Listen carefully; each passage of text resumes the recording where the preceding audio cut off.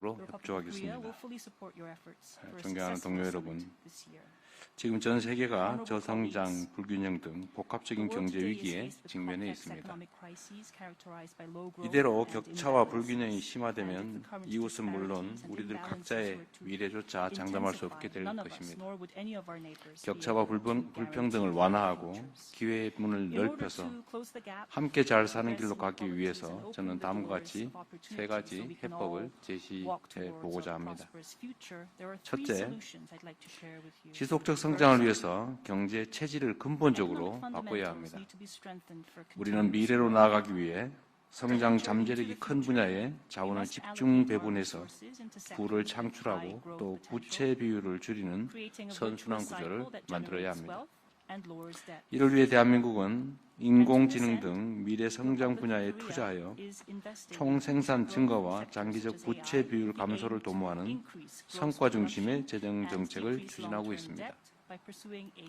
그러나 개도국 경제는 과도한 부채 부담 때문에 성장을 위한 투자 여력이 제한되어 지속 가능한 성장 동력이 약화되고 있습니다. 개도국들이 당면한 이 문제를 해결하기 위해 부채의 지속 가능성 강화를 위한 노력을 멈추지 말아야 합니다. 앙골라 대통령께서 말씀하셨던 지적이 타당합니다. 우리 대한민국은 이를 위해서 아프리카 협력 프레임워크 이행 등 G20의 다양한 노력에 적극 동참할 계획입니다. 두 번째로, 성장 잠재력 제고를 위해서 예측 가능한 무역 투자 환경을 조성해야 합니다. 세계 무역기구의 기능 회복은 우리 모두의 이익에 부합합니다. 대한민국은 내년 아프리카에서 개최되는 WTO 강요회의의 성공을 위해서 적극 협력할 것입니다. 또한 대한민국이 선도해온 투자 원활화 협정이 내년 WTO 강요회의에서 공식 협정으로 채택될 수 있도록 노력하겠습니다. 세 번째로, 개도국 성장을 위해서 개발 협력의 효과를 더욱 강화해야 합니다. 우리 대한민국은 부산 글로벌 파트너십 포럼을 통해 개발 효과성 제고 방안을 지속 발전시켜 왔습니다. 대한민국이 다자개발은행 개혁 로드맵 평가 보고 체계 채택도 주도했던 만큼 앞으로도 다자개발은행 개혁 노력에 적극적으로 동참하겠습니다. 대한민국은 앞으로도 개도국에 더 많은 혜택이 돌아갈 수 있도록 회원국과 긴밀히 협력할 것입니다. 동료 여러분, 지금 우리는 지속 가능한 미래로 함께 나아가기 위해 연대해야 합니다. 대한민국은 G20 구성원의 일원으로서 책임과 역할을 다할 것입니다. 모두가 기회를 함께 누리는 포용 성장을 추구하여 소외되는 국가가 최소화될 수 있도록 최선을 다하겠습니다. 고맙습니다.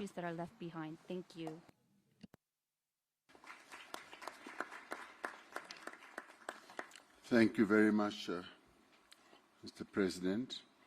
I now wish to call upon His Excellency, the President of the Republic of Turkey, Mr. Recep Tayyip Erdogan, to take the floor.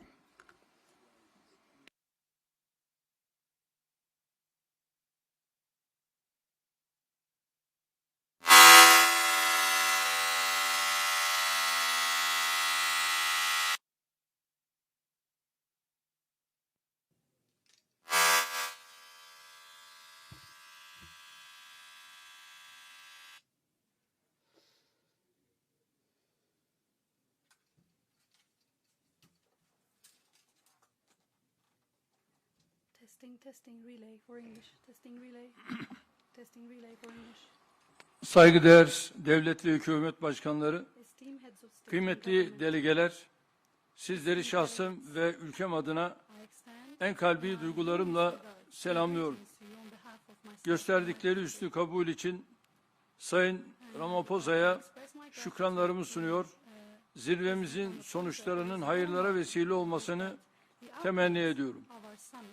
Artan korumacılık, yüksek küresel borçluluk, hızla yaşanan nüfus, rekabet baskısı ve jeopolitik gerilimler küresel büyüme görünümünü zayıflatıyor. Bu nedenle G20'nin sürdürülebilir kalkınmayı destekleyen ve kapsayıcılığı güçlendiren bir anlayışla işbirliğini daha da derinleştirmesi gerekiyor.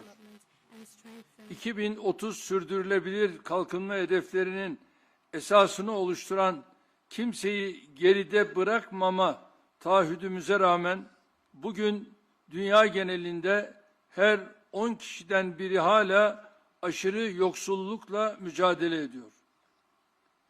2024 yılında %9 azalan toplam küresel kalkınma yardımlarının 2025'te %17'lere varan düşüşleri görmesi bekleniyor. Bu durum maalesef Afrika kıtası için çok büyük kayıplara işaret ediyor. Komşusu açken tok yatmayan bir anlayışın temsilcisi olarak üzerimize düşen sorumluluğu her türlü menfi koşula rağmen yapmaya devam ediyoruz. Resmi kalkınma yardımlarımızı 2023'te 6,8 milyar dolar seviyesinden 2024 yılında 7,4 milyar dolara çıkarttık. Ancak bu yardımlarla hedeflenen menzile ulaşmak imkansızdır. Özellikle en az gelişmiş ülkelerde yerel kaynakların harekete geçirilmesi suretiyle sürdürülebilir kalkınma için finansman modelleri geliştirilmesi önemsiyoruz. Bakınız, karşı karşıya olduğumuz sınamalar sadece en az gelişmiş ülkeleri değil, tüm ekonomileri etkisi altına almıştır.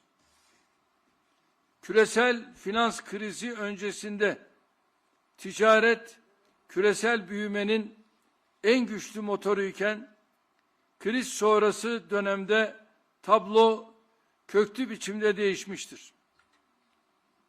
1987-2007 döneminde dünya ticareti yıllık ortalama %7 oranında artarken 2008-2024 döneminde %3'lere gerilemiş, küresel büyümeye katkısı belirgin şekilde zayıflamıştır. Bugün küresel ticaretin yeniden canlanması için daha köklü bir uluslararası işbirliğine, yeni politika araçlarına ve sürdürülebilir tedarik zincirlerine ihtiyaç duyuyoruz. Uluslararası ticaret kurallarının kalkınmayı destekleyecek biçimde güçlendirilmesini ve bilhassa Dünya Ticaret Örgütü'nün özel ve lehte muamele ilkesine bağlılığımızın teyit edilmesini mühim görüyorum.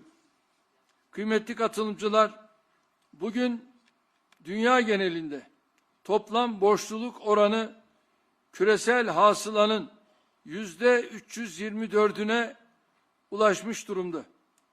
Türkiye'de ise bu oran %89 seviyesinde seyrediyor. Bu görece düşük borçluluk düzeyi bize hem yapısal dönüşümü hızlandırmak hem de yatırımlar için ilave kaynak ayırmak için önemli bir mali alan sağlıyor.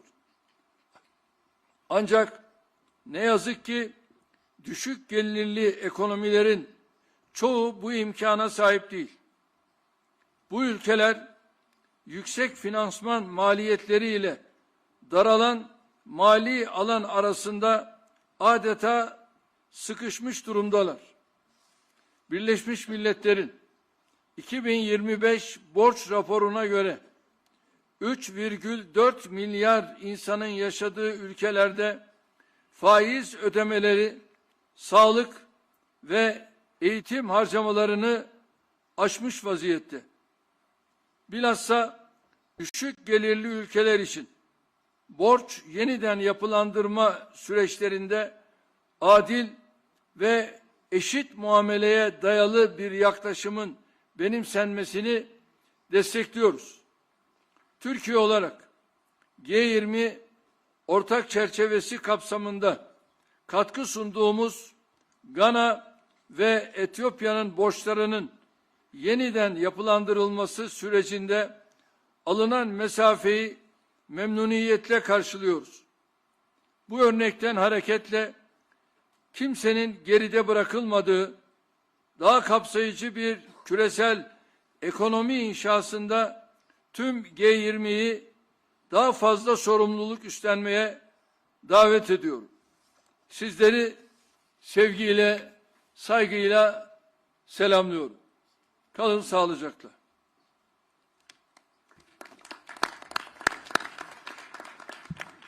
Thank you, President Erdogan. I wish to apologize that there was a system failure, particularly with Channel 11.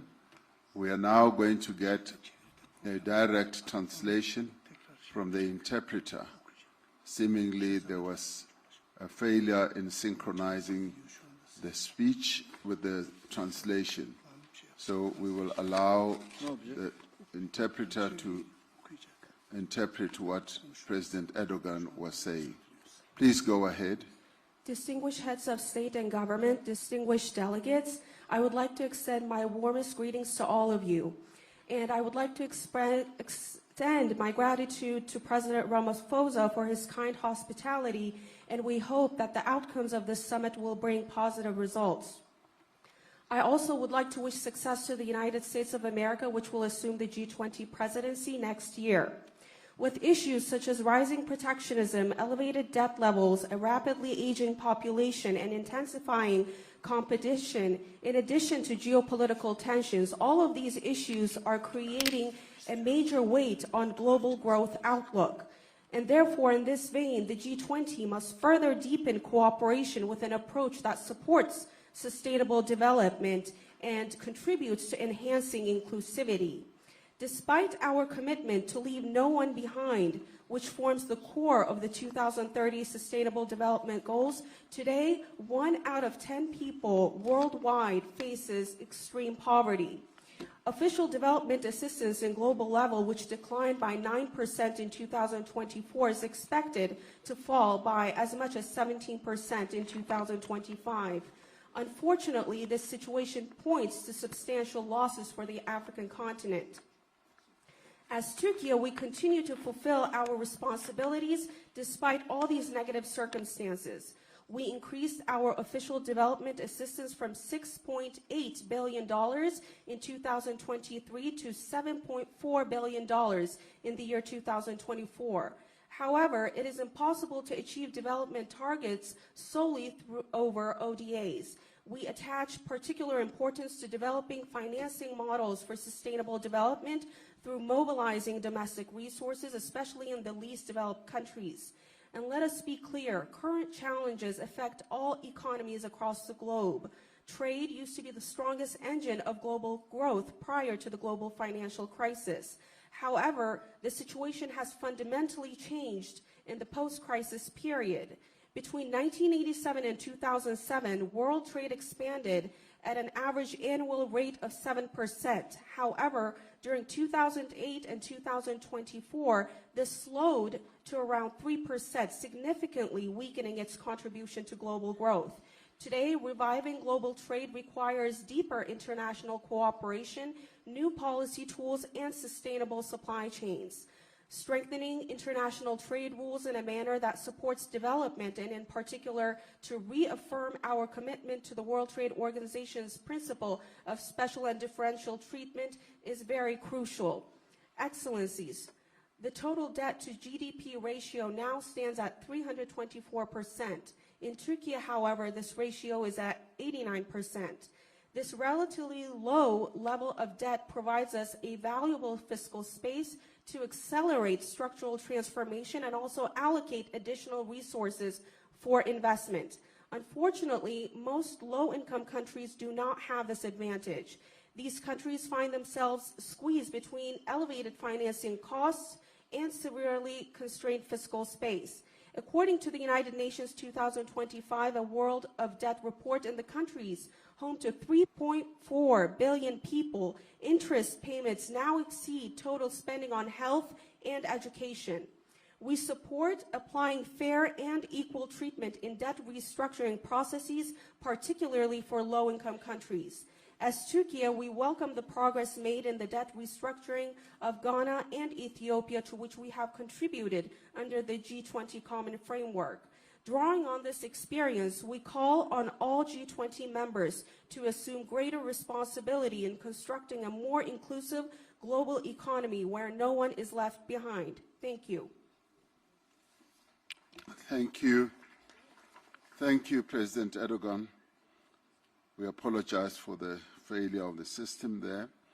I now have the opportunity to call upon His Excellency Sir Keir Starmer, the Prime Minister of the United Kingdom of Great Britain and Northern Ireland.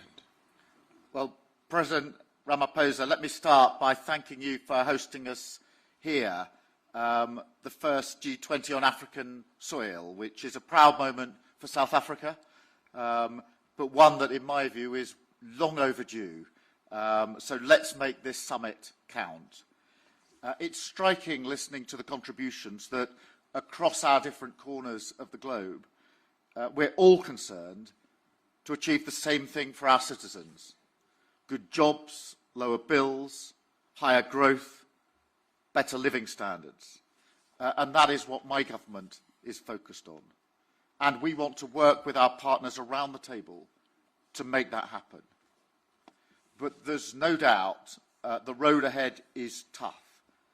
This is a moment of mounting competition and crises around the world. And that, I think, has been mentioned by pretty well every contribution so far. Fragility in the Middle East, rising threats of authoritarianism and fragmentation, as well as Russia's ongoing unjustified war in Ukraine. The shockwaves of that invasion are still reverberating through global markets today.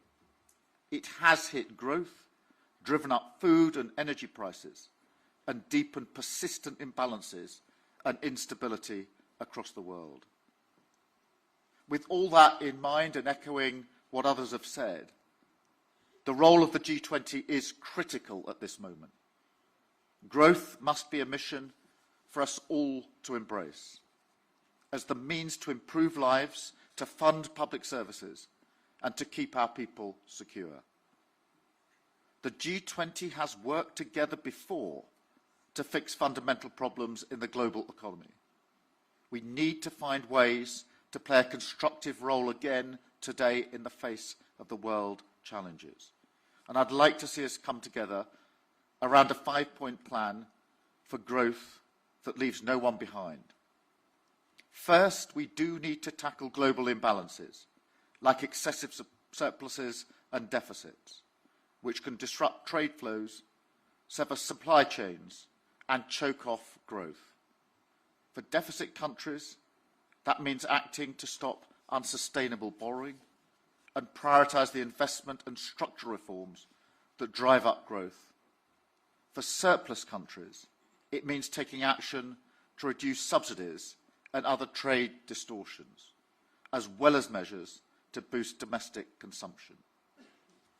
Second, we should promote open and balanced trade, taking steps to liberalise trade where we can, with new agreements that lower tariffs and barriers and return to the stability and certainty that business needs.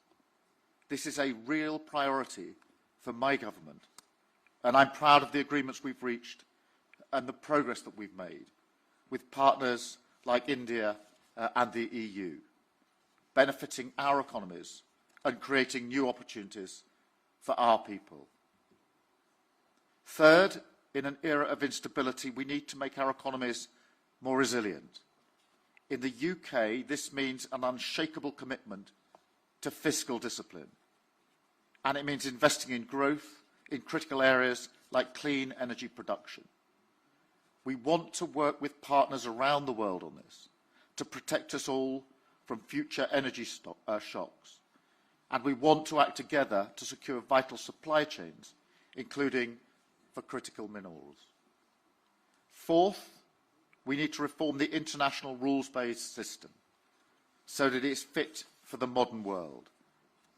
We need to work together to ensure organisations like the WTO are more able to be agile with new rules to meet modern challenges like environmental and digital trade, and better and more flexible decision-making processes so that those who want to make progress can get on and do it.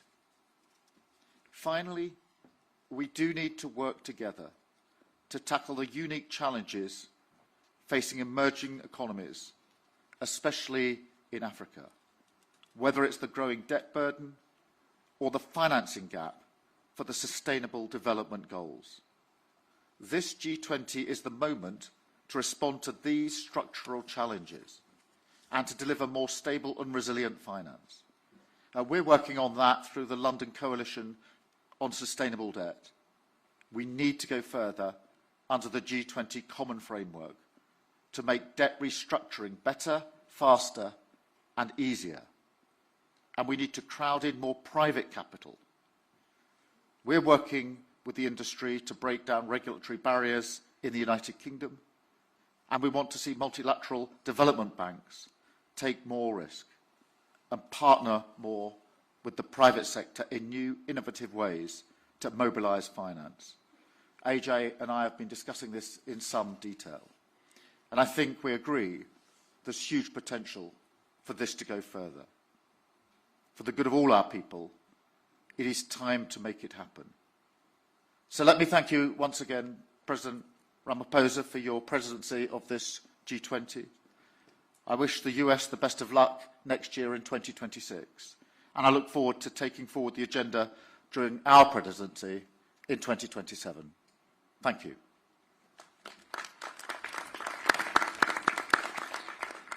Thank you very much, Prime Minister Sama. I now have the opportunity to call upon the Vice President of the Republic of Indonesia, His Excellency, Mr. Gibrian Rakabamung Raka, to take the floor. Your Excellency, President Ramaphosa, Excellencies, leaders of G20 countries, let me begin by conveying warm greetings from President Prabowo to President Ramaphosa. Also deep appreciation to the government of South Africa for the warm hospitality and excellent arrangement. We commend South Africa's leadership in steering the G20 through a challenging year. This is a historic G20 summit, the first being held on African soil. This milestone marks a profound shift where the Global South is no longer a bystander, but a co-driver of Global South. Excellencies, Indonesia believes that global growth must not only be strong, but also fair and inclusive to uplift each and every nation. Indonesia welcomes the G20's focus on sustainable finance, yet ambition must go further to close gaps and to pursue adaptation, mitigation, and transition that is just and fair. The world needs financing that is more accessible, predictable, and equal, especially for developing nations, through debt relief, innovative financing, blended finance, and green transition mechanism. Indonesia allocates more than half of our national climate budget, around $2.5 billion annually, to support green MSMEs, agricultural insurance, and climate-resilient infrastructure. Indonesia also promotes financial inclusion. Our national CRIS digital payment system demonstrates how a simple and a low-cost digital solution can push participation in the economy and minimize inequality. Emerging technologies such as crypto asset, digital tokens, including Bitcoin, may create both opportunities and risks. Therefore, Indonesia proposes that the G20 initiate dialogue on intelligence economy. Indonesia believes that every country is entitled to chart its own development path because there is no single model that fits all. There is no such thing called the best method. Cooperation must empower, not dictate. Cooperation must uplift, not create dependency. Thank you.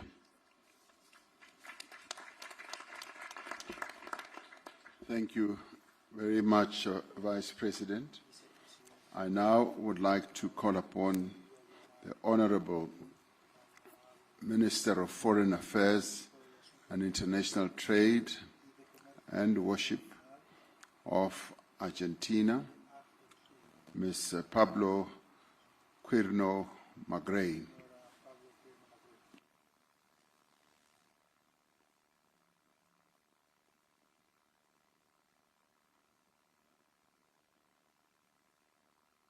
Oh, Mr. Thank you.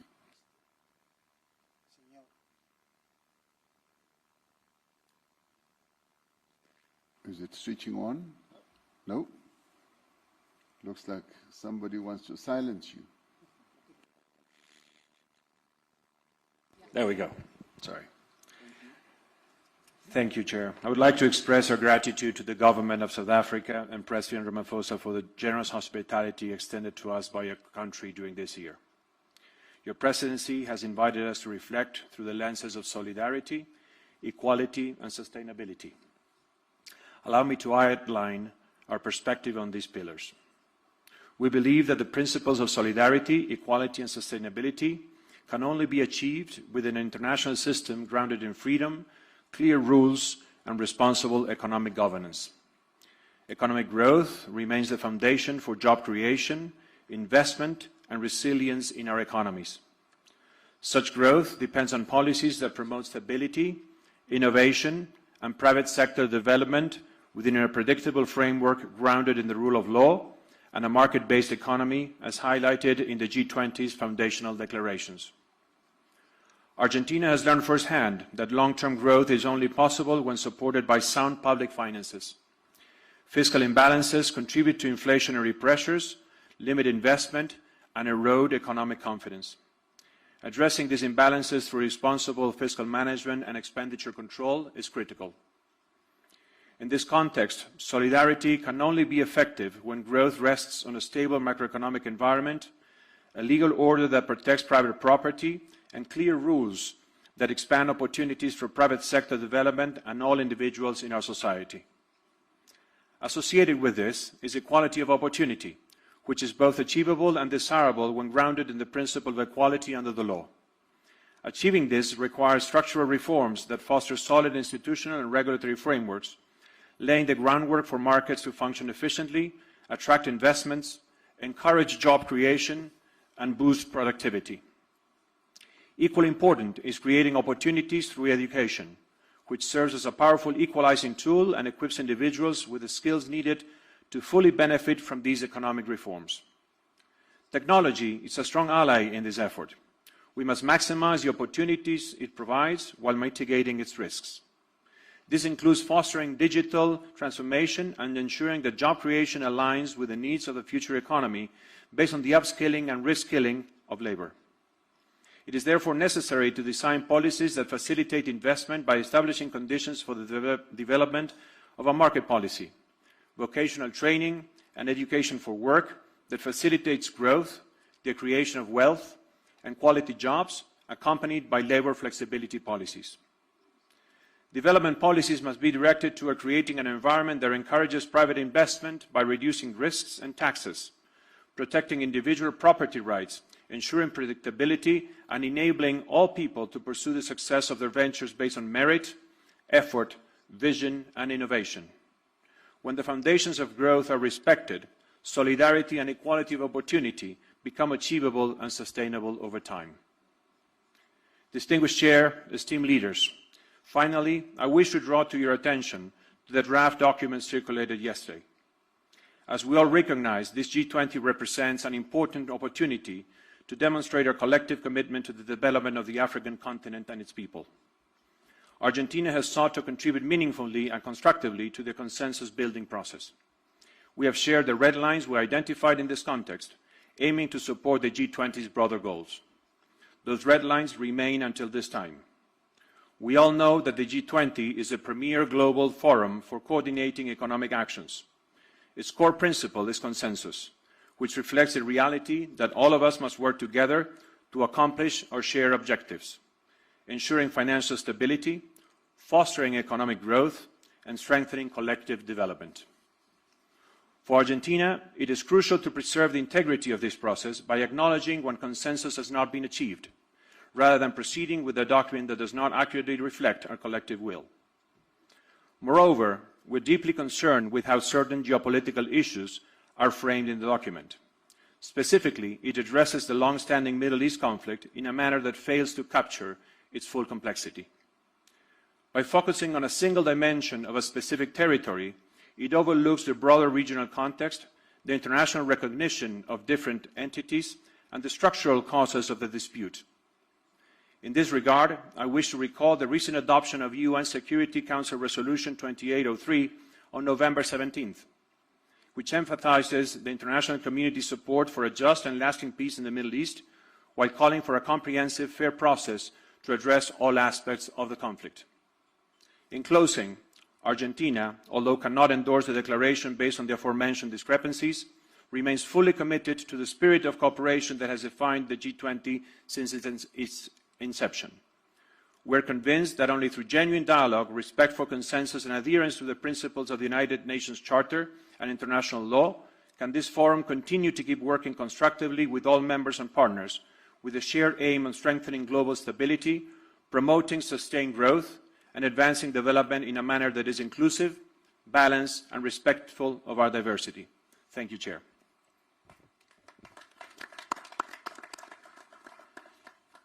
Thank you very much, Minister. We note with deep respect the views expressed by Argentina.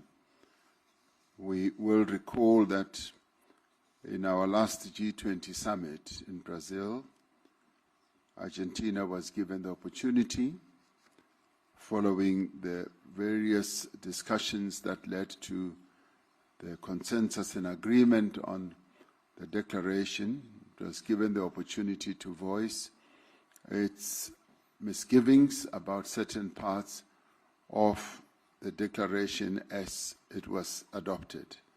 And similarly, we have given Argentina the same opportunity, that they should, in their presentation, be able to raise issues that they are concerned about.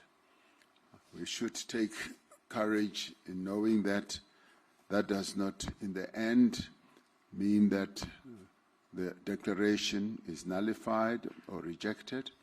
It is a declaration that has been adopted by all of us here present.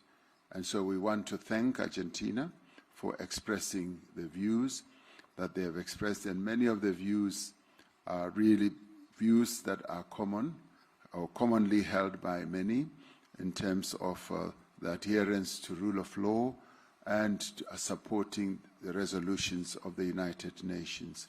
So we thank you, Minister, for putting Argentina's position forward, and we will, with great respect, move ahead with a declared, with the accepted declaration as the G20. Thank you very much. We then move on and ask His Excellency Mr. Edgar Amador Zamora, Minister of Finance and Public Credit of the United Mexican States. Please go ahead, Minister. Thank you, Your Excellency. Distinguished leaders of the G20 and invited countries, heads of international organizations. On behalf of the President of Mexico, Claudia Sheinbaum, I wish to extend our sincere congratulations to President Cyril Ramaphosa and to the South Africa team for an outstanding leadership of the G20 this year, and for convening the historic Leaders Summit, the first ever held in African soil. Mexico is a country deeply involved in the promotion of peace as a basis for justice, fair trade, social equity, gender equality, cooperation for development, and respect for human rights. Economic welfare and cooperation for development are shared responsibility among nations. In a world defined by interdependence, no country can isolate itself or prosper at the expense of others. Choosing cooperation is, in essence, choosing a common future grounded in justice. The expansion of trade can drive employment, raise incomes, and reduce poverty, all core dimensions of sustainable development.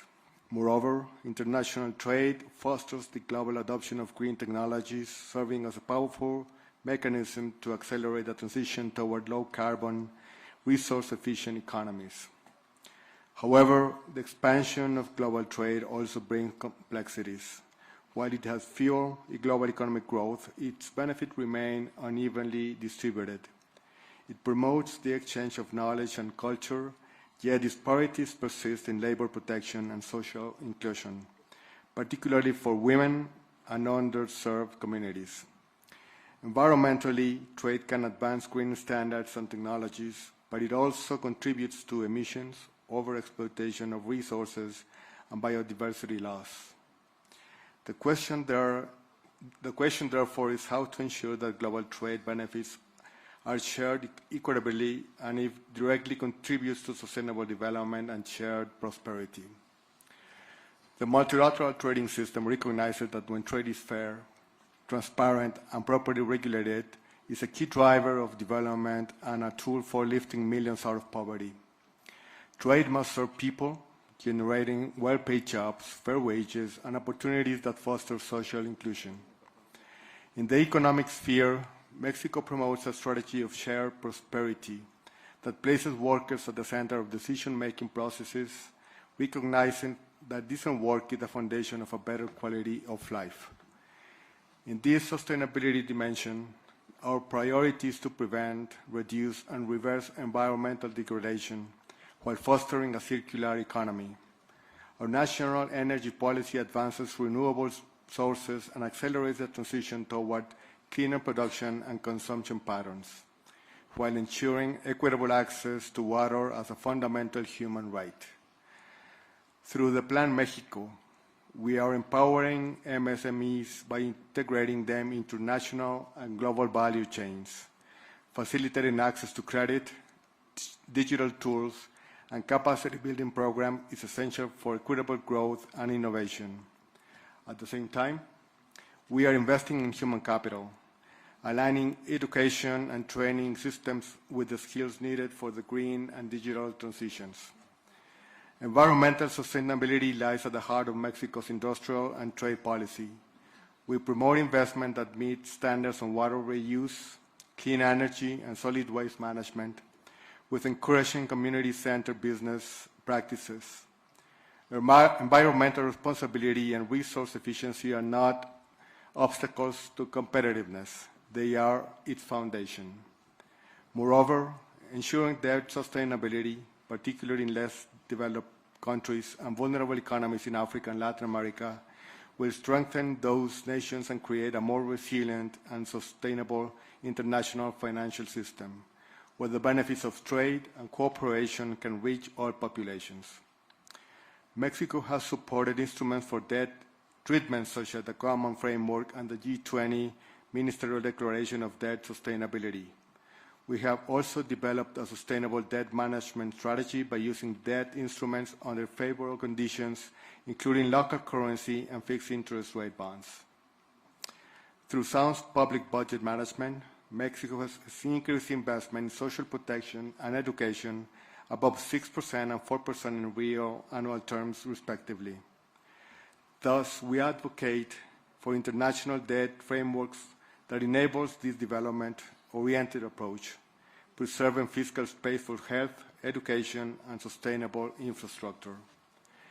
The G20 must lead by example in implementing the Sevilla Commitment, strengthening the common framework, and expanding it to include middle-income and climate-vulnerable countries is both a moral and economic necessity. The G20, the United Nations, and international financial institutions must act in coherence. Mexico calls for an advancement of its synergies between the Sevilla Action Platform, the Pact for the Future, and G20 financial track.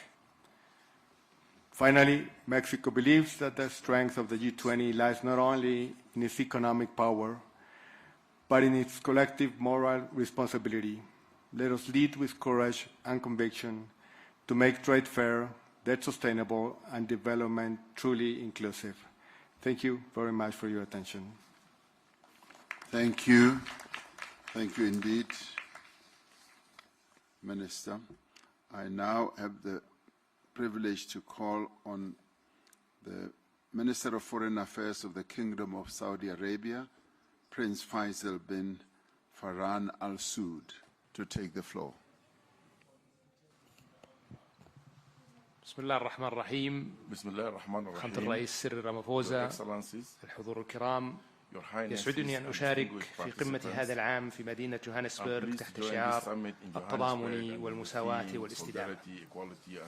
ويسرني أن أستهل كلمتي بنقل تحيات خادم الحرمين الشريفين وسمو العهد حفظهم الله وتمنياتهم الصادقة بنجاح مساعي رئاسة جنوب أفريقيا التي تستضيف أعمال مجموعة العشرين ولأول مرة في القارة الأفريقية، ومساعي الدول الأعضاء بتعزيز التعاون الاقتصادي وتحقيق التنمية المستدامة على الصعيد العالمي.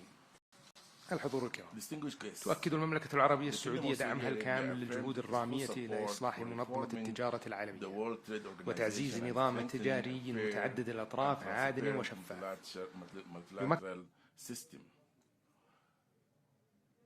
يمكن كافة الدول من الانخراط بفاعلية في الاقتصاد العالمي ويحقق العدالة بين الدول الأعضاء. وترى المملكة أن التجارة الدولية ليست مجرد أداة للنمو الاقتصادي، بل هي ركيزة أساسية لتحقيق التنمية الشاملة ووسيلة لتعزيز الاستقرار الاقتصادي العالمي وضمان استفادة الجميع من منافع النظام التجاري الدولي بشكل متوازن.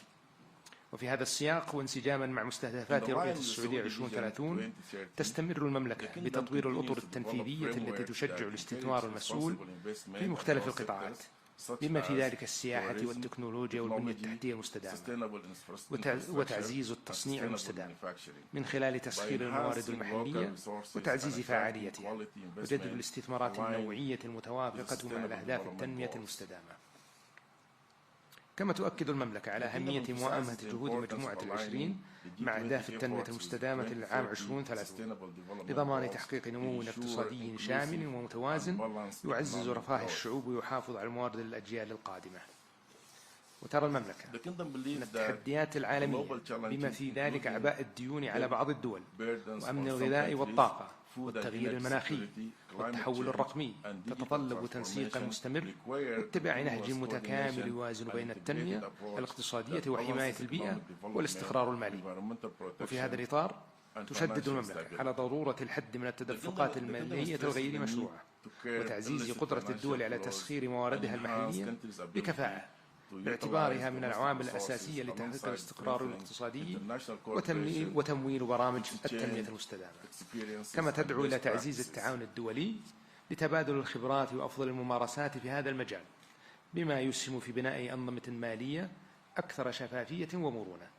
الحضور الكرام، لقد أثبتت السنوات الأخيرة أن التحديات التي تواجه عالمنا لا تعترف بالحدود وأن معالجتها تتطلب تضامنا دوليا صادقا وتعاونا متعدد الأطراف يقوم على المسؤولية المشتركة. فالعالم اليوم يواجه مستويات متزايدة من عدم المساواة واضطرابات اقتصادية عالمية تركت آثارها العميقة على حياة الملايين وأدت إلى التصاعد في حدة التوترات الإقليمية والدولية. هذه جميعها قضايا تهدد استقرار النظام الدولي برمته وتعرقل مسيرة التنمية المستدامة. وبالرغم من تلك التحديات وحالة عدم اليقين التي يشهدها الاقتصاد العالمي، فإن المملكة ماضية في العمل على بناء اقتصاد عالمي أكثر تكاملا واستدامة من خلال شراكاتها الفاعلة على المستوى الدولي بما يضمن مستقبلا مزدهرا وآمنا للأجيال القادمة.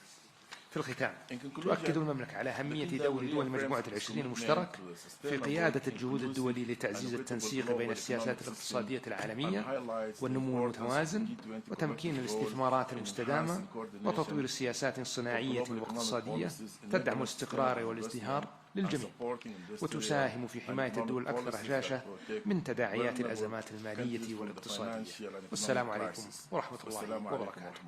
Peace, mercy, and blessings of Allah be upon you.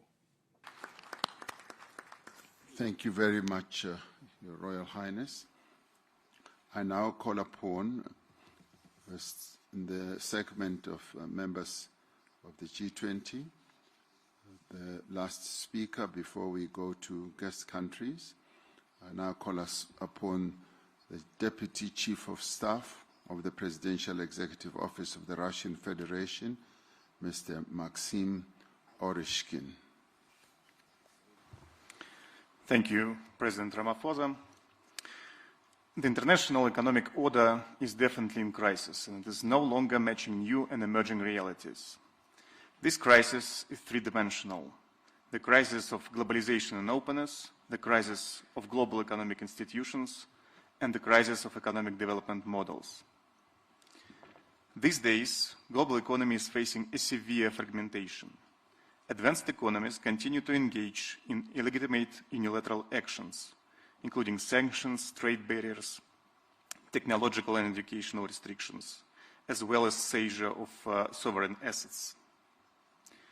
These methods of unfair competition destabilize the global economic architecture, disrupt supply chains, discourage long-term investments, hold back the global growth, and undermine progress in achieving the Sustainable Development Goals. Today, we are here in Africa, a region that urgently needs strong economic growth to meet the needs of its fast-growing population. We should talk today about access of Africa and the Global South to new technologies, healthcare, education, and most importantly, financing. We're concerned that financial flows to developing countries are simply not enough. Even the official development assistance came to a steep decline in 2024 of 7.1% and is projected to fall further. While Africa is in dire need of capital inflow, total net borrowings by G7 governments, according to the IMF data, will reach almost $3 trillion this year. By the way, it equals to total GDP of the whole African continent. Mounting sovereign debt of several G7 countries pushes them to the verge of fiscal collapse. Artificially inflated financial bubbles may trigger a knockdown to the global economy. If we look at the international financial institutions, they are currently deviating from development finance to military expenditures. Thus, financing goes back to the Western economies, and in many cases through the corruption schemes in Ukraine. The World Bank, for example, has provided Ukraine with more aid in 3 years than to all African countries combined. Moreover, African economies face biased rejections and complicated procedures of funding from the World Bank and the IMF. Definitely, all these institutions should be reformed to benefit the Global South. Dear colleagues, global economy and its growth structure has already changed. BRICS and countries of the Global South now form the dominant driver of global growth. We have the talent, the resources, the technology, and the capacity to drive growth and improve the lives of our people. Unlike in previous decades, the Global South economies are ready this time to move forward with their own platform for economic growth, based on their own solutions. In technology and education, in trade and connectivity, in finance and investments. The rise of this emerging platform of growth becomes more evident with each passing year. The fact that growth in the 21st century will come mainly from the Global South is indisputable. We call the G20 to get back to the fundamentals of sustainable development. It means poverty reduction, social inclusion, and environmental sustainability. This should be based on sound economic development, which includes fighting protectionist and illegitimate unilateral measures, including sanctions, tariffs, technological and educational restrictions. To fulfill this mandate, the G20 should stay a multilateral platform for coordinated action acting in solidarity, equality, and sustainability. Russia is ready to play an important role in this process. Thank you. Thank you. Thank you very much.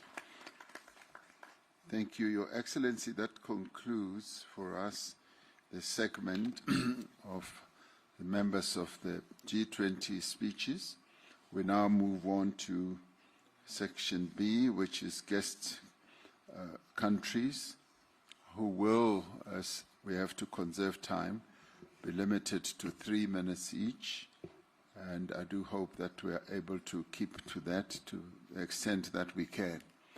I now call upon His Excellency, Dr. Abiy Ahmed Ali, the Prime Minister of the Federal Democratic Republic of Ethiopia. Your Excellency Cyril Ramaphosa, Your Excellencies, Heads of State and Government, distinguished delegates, let me begin by extending my appreciation to President Cyril Ramaphosa for his extraordinary leadership. I also would like to acknowledge Johannesburg, a city of opportunity and progress. Excellencies, it is with humility and hope that I address you on African soil at this historic G20 summit. Humility because Ethiopia's journey is still unfolding. Hope because our story, like that of many nations here, shows that transformation is possible even in difficult circumstances. Ethiopia is a land of ancient civilization, defined by resilience and prospects still being written. Our homeland has sheltered faiths. Our people have built lasting societies. From this legacy comes Maddamar, a philosophy of unity in diversity, of synergetic collaboration that multiplies potential and of progress shared by all. Guided by this spirit, Ethiopia is moving toward inclusive growth. Our cities are becoming hubs of innovation. Industrial parks reshape economies. Farmers use tools their parents could never imagine. Young entrepreneurs and building businesses that were impossible to dream of a generation ago. For too long, countries like ours have been labeled fragile or poor. Yet our story is a quiet revolution of bold actions rewriting what is possible. Because growth is the achievement of people who refuse to be left behind. In Ethiopia, we have learned that inclusivity is not charity, it is efficiency. When every farmer, entrepreneur, and innovator shares in progress, the economy becomes self-sustaining. Our journey has been tested by drought, conflict, and global shocks. Yet from those tests emerges transformative renewal. We are investing in renewable energy that powers both homes and hope, digital infrastructures that connect citizens, and green agriculture turning smallholder farmers into climate champions. Excellencies, we're not here to speak of despair.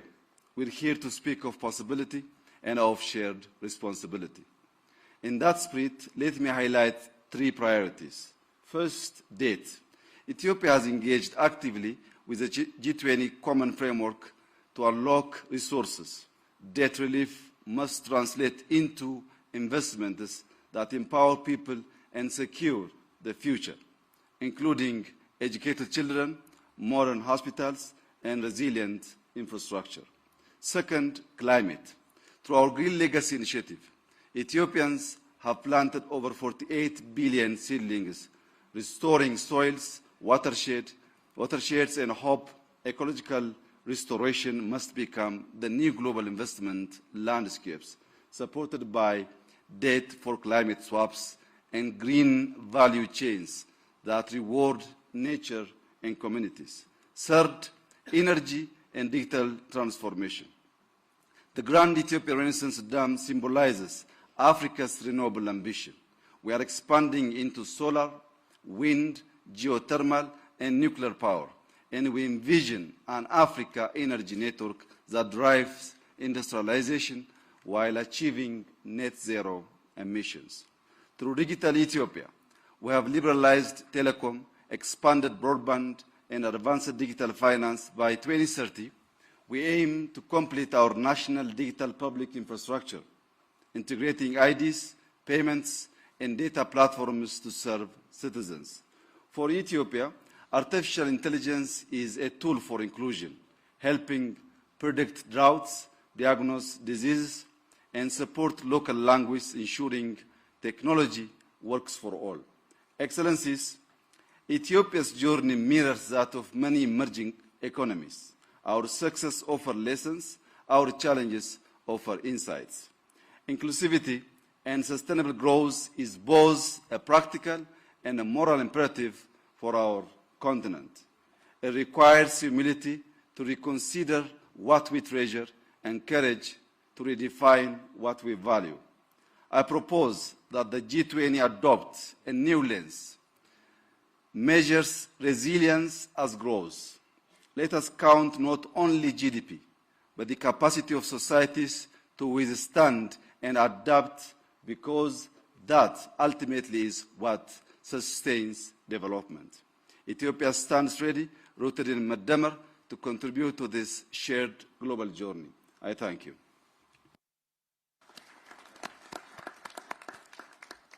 Thank you, Prime Minister Ahmed Ali. I now have the privilege to call upon His Excellency Mr. Teodoro Obiang Nguema Basogo, the President of the Republic of Equatorial Guinea and the President of the Economic Community of Central African States, to address us.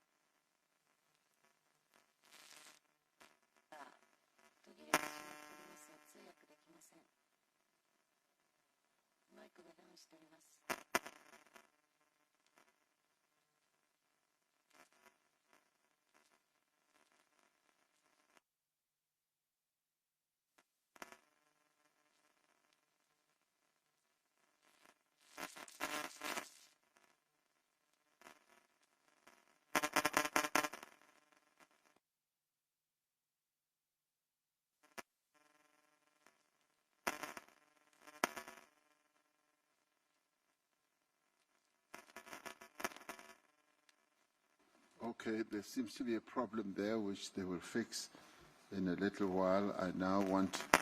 I will come back to President Basogo.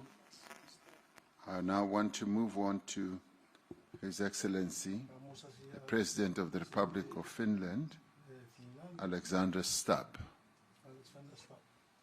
Thank you very much, Cyril, and thank you for the invitation. You know that Finns are famous for two things. One, they speak very shortly, and two, they love rules. And I hope I will stick to both. It's a great privilege to be here for the first time representing Finland. We've never been at a G20 meeting before, and we really appreciate the invitation. Jonas Störe and I both come from Nordic countries, and we once calculated that the Nordics would be G10, so perhaps I'll speak in that spirit. Cyril, for me, this meeting is very much a symbol of multilateralism. And what you are trying to do here is to bring a group of key countries together that have both demography and economy on their side. And you are doing it at a time when there clearly is a change in the world order, where I believe personally that the nexus of power is moving eastbound and southbound. And now I think all of us pretty much have a choice. And the choice is between multilateralism, which you are representing, and multipolarity. And these two things are very different. For me, multilateralism is about cooperation, it's about rules, it's about norms, and it's about institutions. I like these rules because they are the ones that bring exactly the thing that you have up there on the board: solidarity, equality, and sustainability. My big worry right now is that the world is moving more in a multipolar direction. And multipolarity, though it gives power to nation states as such, is problematic because it's more transactional. It's more about deals, and therefore it's more prone to conflict. There have been many excellent interventions here today about rules on trade, rules on the way in which we engage with each other. My biggest worry right now is that we are not seeing enough multilateralism in three key conflicts that have been raging around the world. One, Russia's war of aggression in Ukraine. Two, the situation in Gaza. And three, the situation in Sudan. So I hope that we lean towards multilateralism. And let me say, coming from a small country, what I believe the West should do in this. I think the West should understand that the multilateral institutions that were created after World War II and that were upheld after the Cold War, the power structure of them is right now unfair. It needs to be changed. We need to distribute power in a world that exists today, not the world that existed in 1945. That is the best way for us to drive multilateralism and get it back on track. Thank you very much. 3 minutes and 12 seconds.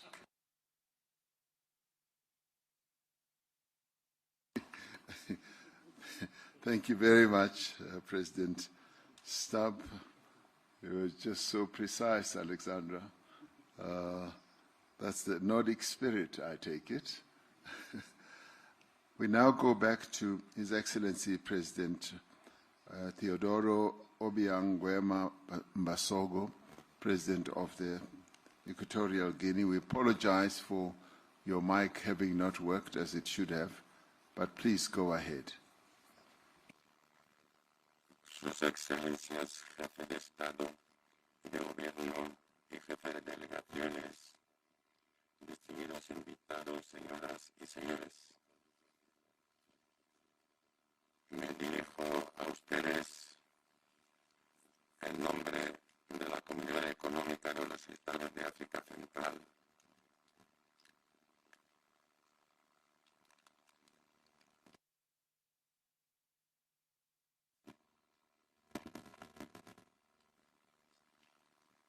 There is still a problem for President Basogo.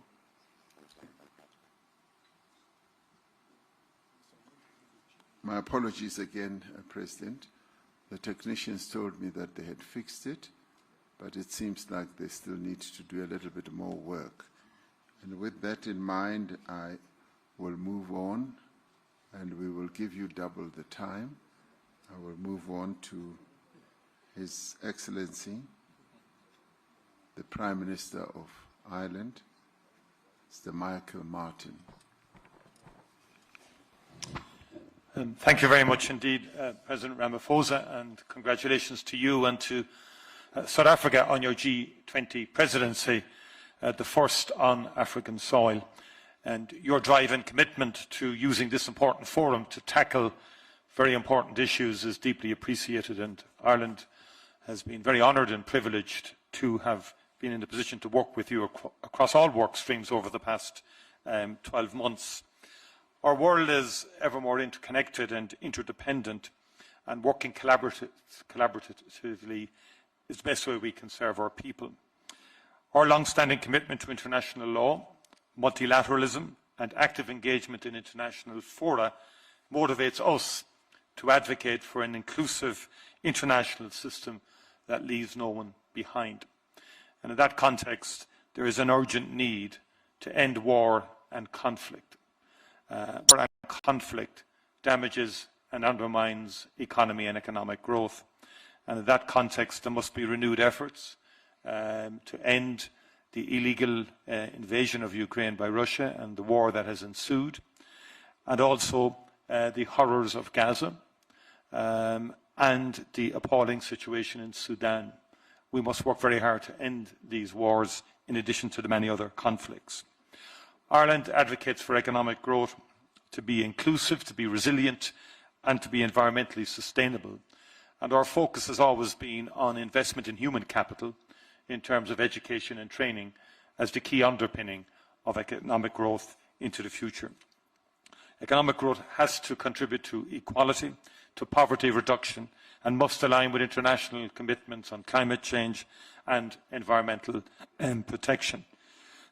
Ireland welcomes the G20 efforts that support inclusive growth on the African continent and beyond, seeing this as an endorsement of the Agenda 2030 commitment to reach the furthest behind first.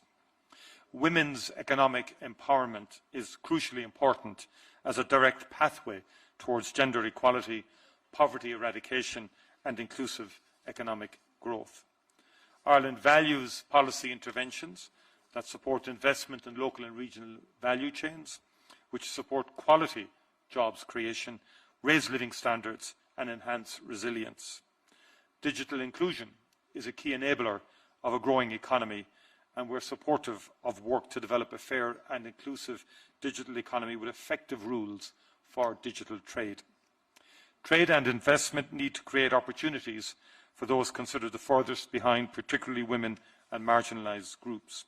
And Ireland, along with the European Union, is committed to an open and rules-based multilateral trading system with a modernised WTO at its core.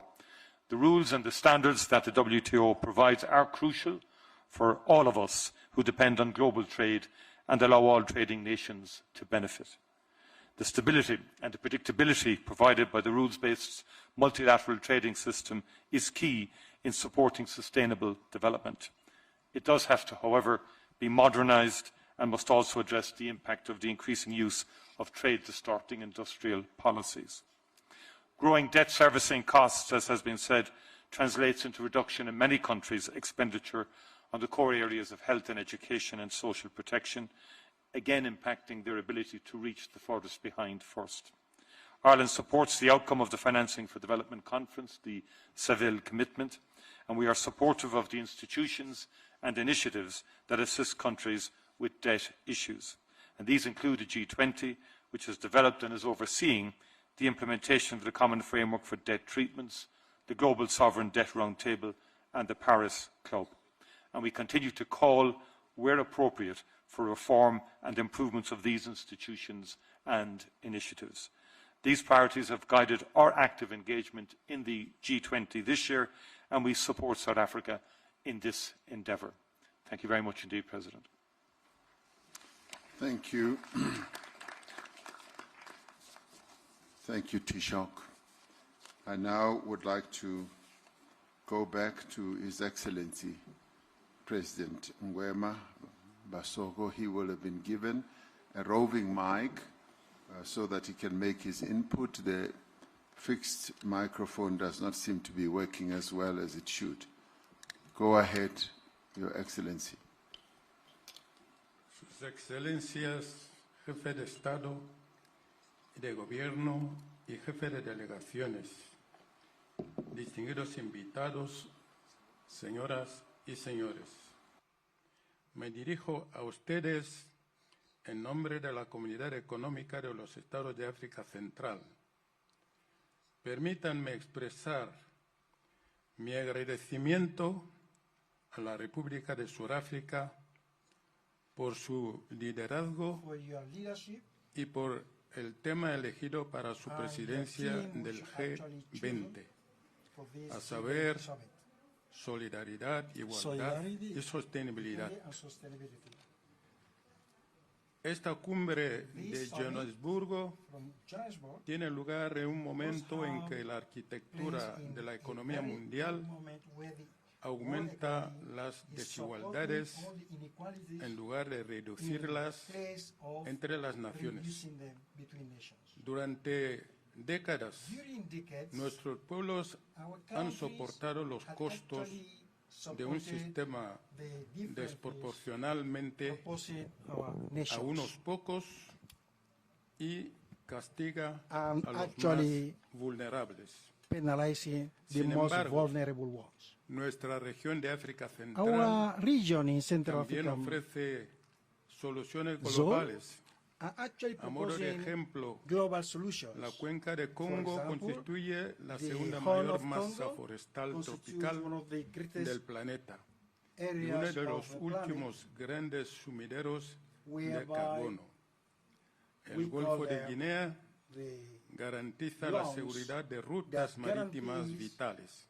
the routes of Nuestros suelos y already minerales marginalized críticos sections. desempeñan un papel They clave do have a wonderful en la and transición key energética y nuestra role juventud in the representa un energetic motor and de it is innovación, siempre y the cuando indication logremos liberar of a todo possible su solution potencial. if we are able to liberate Nos reunimos hoy all that we do need to do. en el We are G20, joined here today at the un G20 foro que forum, pretende ser a el forum espacio which donde definitely pretends to las be economías the más platform influyentes del whereby planeta the most dialogan successful sobre el economies futuro are global. Sin present, embargo, but permítanme recordar nevertheless allow me to que ese remind futuro no puede that constituirse future ignorando cannot be achieved las voces del if sur we are global, ignoring the voices, ni repitiendo las fórmulas nor repeating que han the perpetuado las formulas desigualdades which actually are entre las perpetuating naciones. the inequalities of the past. Para que el crecimiento económico For sea the inclusivo growth, y economic sostenible growth, which we are y actually que no hoping deje for, nadie atrás and that nobody should be left en nuestra behind comunidad, in our community, quisiera ofrecer I would like to propose a esta cumbre to this particular forum unas soluciones certain que solutions pueden ayudar that might be para helpful los más necesitados. for the most Primero, needful. hacer que First la of all, arquitectura to ensure that the financiera mundial architecture of sea the más world justo. economy Esto be significa facilitar el acceso equal al capital and that para las access to economías en capital for the desarrollo, economies establecer that needed such un marco support. de solución de la We deuda, have the facility to reformar access los this bancos solution multilaterales framework to del the desarrollo multilateral y promover banks, la justicia and, fiscal. therefore, La development CAC apoya la propuesta de Sudáfrica de crear una comisión sobre el costo del capital del G20, con el fin de diagnosticar y corregir las deficiencias estructurales en la evaluación y fijación de riesgo soberano. Segundo, transformar los minerales críticos en prosperidad compartida mediante la creación de valor en origen. Esto implica claramente desarrollar cadenas de valor locales, establecer normas que generen oportunidades, dividendos comunitarios y que garanticen la integridad ambiental, así como el vínculo entre lo humanitario, el desarrollo y la paz. La transición energética no debe reproducir los antiguos modelos extractivos. Tercero, garantizar la seguridad alimentaria y nutricional mediante inversiones desde la producción hasta la distribución. La CAC necesita socios para apoyar la agricultura climáticamente inteligente, el sistema de riesgo y la producción regional de fertilizantes para reducir la dependencia de las importaciones y la volatilidad de los precios. Invertir en el almacenamiento de cadenas de frío y servicios de asesoría digital dirigidos a los pequeños productores, sobre todo las mujeres y los jóvenes. Asimismo, Abogamos por la creación de una reserva alimentaria general y de un sistema de alerta temprana. Solicitamos el apoyo financiero del G20 para promover una seguridad alimentaria basada en la cadena de valor para ser autosuficientes. Cuarto, reconocer y recompensar los bienes públicos mundiales, en particular la cuenca del Congo, cuyas selvas absorben miles de millones de toneladas de carbono y protegen los regímenes de lluvias más allá de nuestra región. En efecto, proponemos la creación de una ventana de financiamiento específica basada en los resultados complementarios al Fondo de Pérdidas y Daños. Invitamos al G20 a contribuir en la creación de mecanismos automáticos de desembolso rápido para la reconstrucción post-desastre. Quinto y último, poner al ser humano en el centro de la transición digital y de la inteligencia artificial. Esto debería impulsarnos a la inversión en infraestructuras digitales públicas y en la innovación inclusiva. Proponemos, por tanto, establecer un mecanismo de G20 para ampliar el acceso a la conectividad y al conjunto de datos abiertos para la inteligencia artificial de interés público, priorizando las lenguas y los contextos del sur global.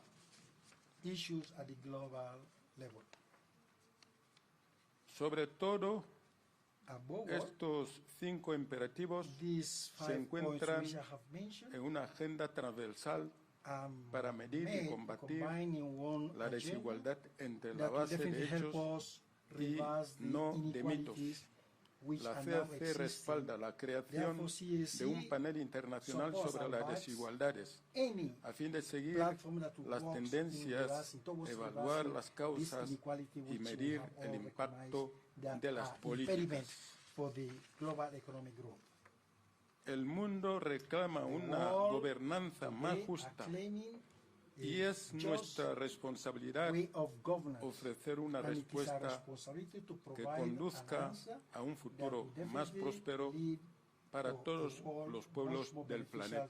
Muchas gracias.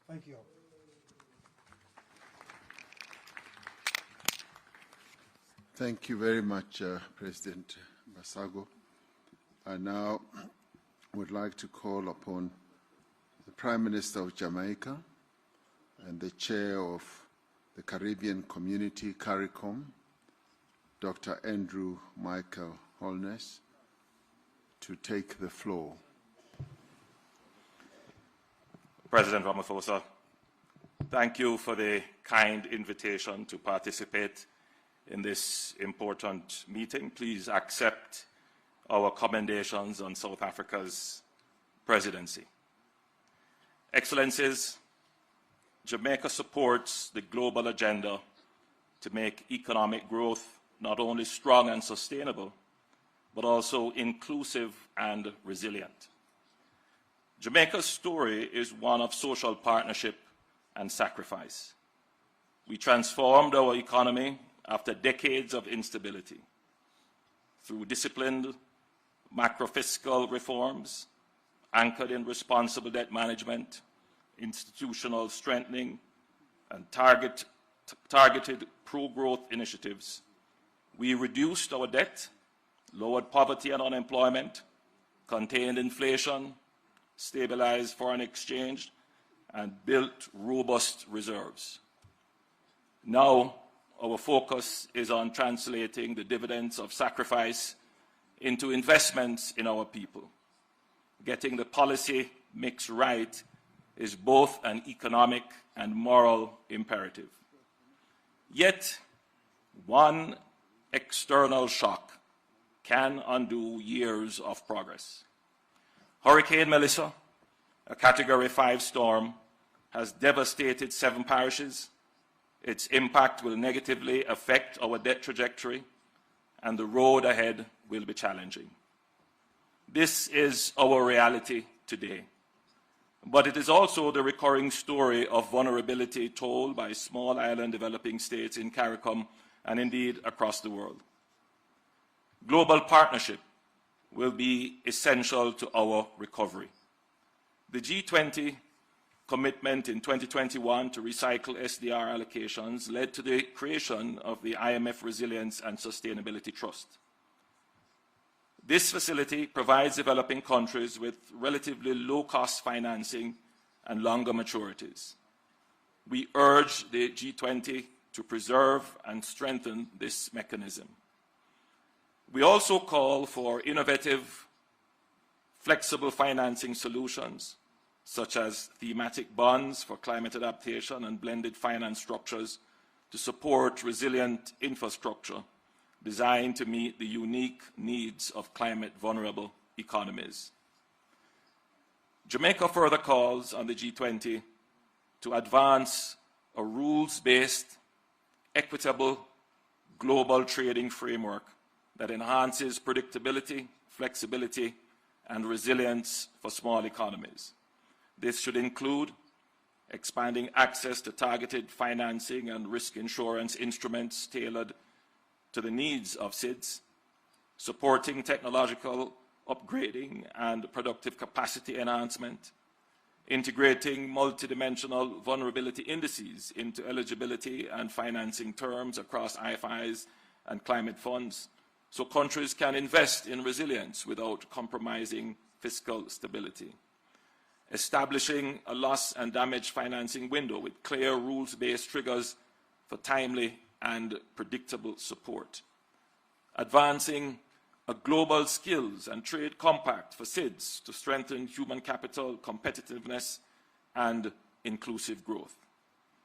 Excellencies, through these actions, the G20 can ensure that global trade and financial systems become more than engines of growth. They can become forces for shared prosperity, resilience, and sustainability, leaving no nation behind.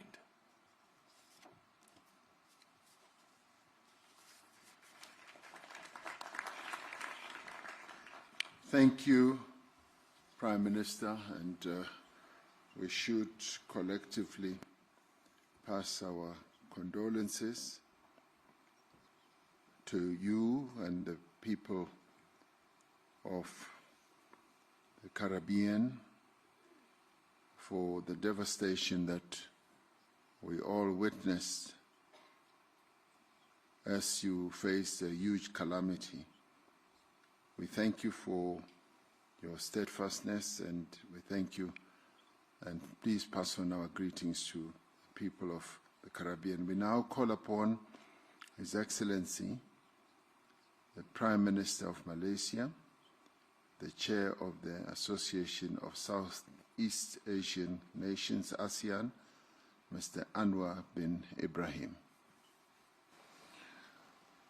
I thank President Cyril Ramaphosa for his leadership and for South Africa for inviting Malaysia and as ASEAN chair to this summit. We meet in a country and continent that has endured the most dehumanizing aspect of apartheid and colonization. The expectations from countries in the South is for G20 to pursue an agenda that is just and fair, to be unequivocal on our resolve to end the atrocities and colonization in Gaza, and the civil strife in the Sudan, and achieve an amicable resolution to the war in Ukraine. Malaysia has worked with our Asian neighbors in particular to manage political conflicts, tariff shocks, supply chain pressures, and rapid technological change.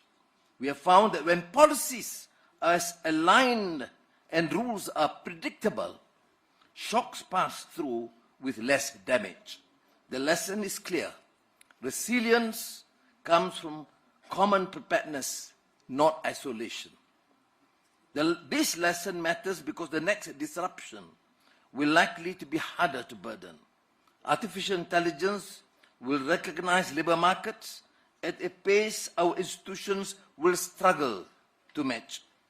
Without early investment in transitions, workers, especially the young and women, will face these shifts alone. We have seen the consequences before when societies were unprepared for globalization.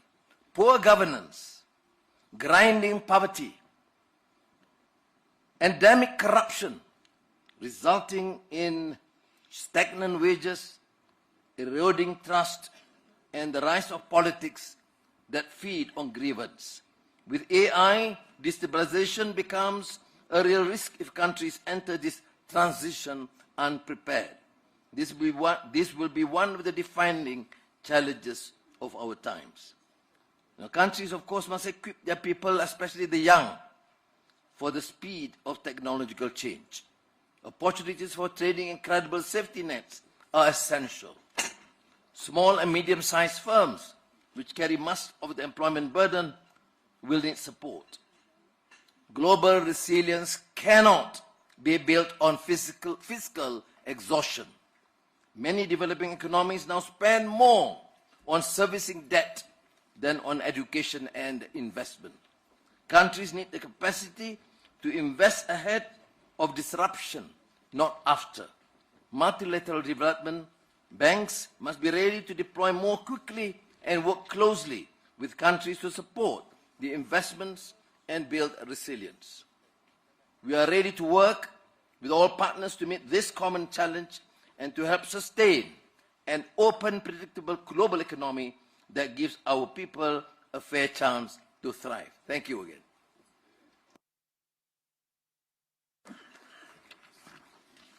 Thank you, Prime Minister.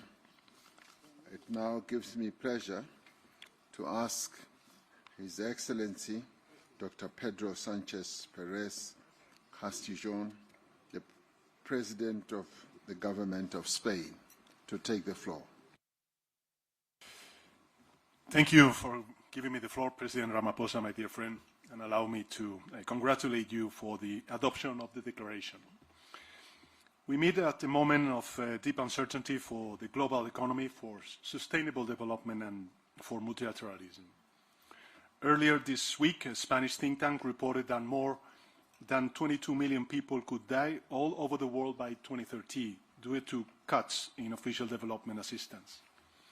Those figures are truly horrifying and only one example of the tragic, real-world consequences of the trends we are witnessing.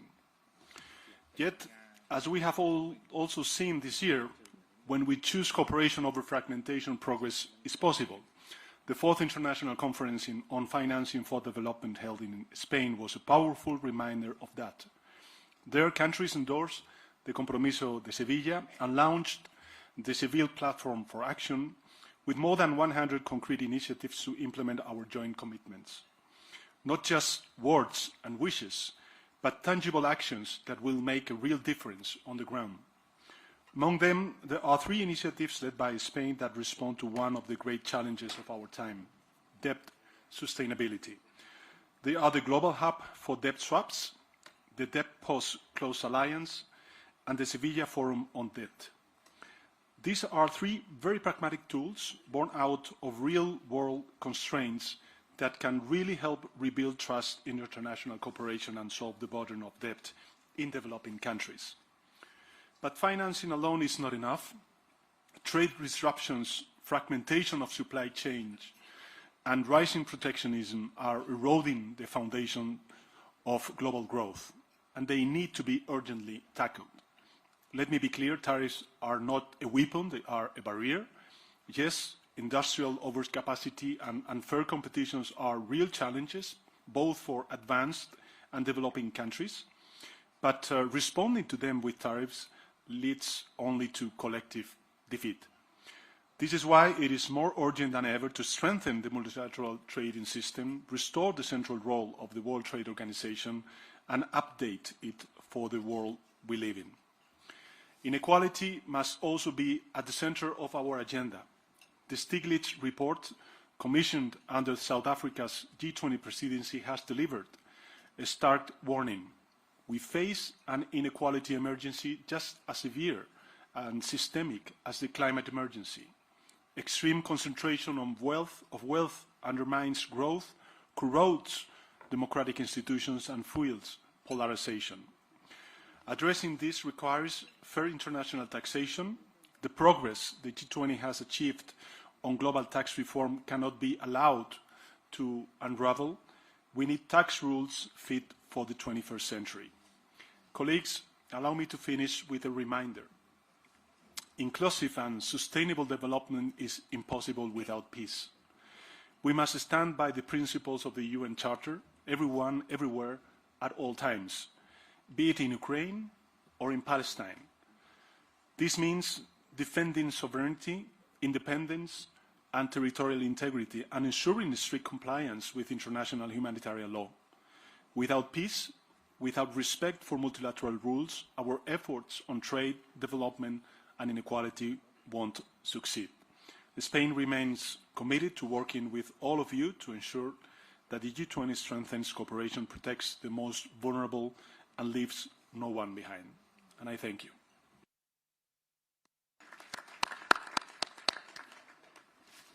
Thank you, my good friend, President Sanchez. I now call upon Her Excellency Dr. Nedumbu Nandi-Ndaitwah, the President of the Republic of Namibia. Thank you, Your Excellencies. Namibia thank and congratulate Your Excellency President Ramaphosa, the government and the people of South Africa for bringing G20 to Africa, placing Africa's concern in the agenda of the summit, and for the kind invitation extended to my country. Guided by the African Union Agenda 2063 and the UN Agenda 2030 for Sustainable Development, the importance of addressing development priority from the African perspective cannot be overemphasized.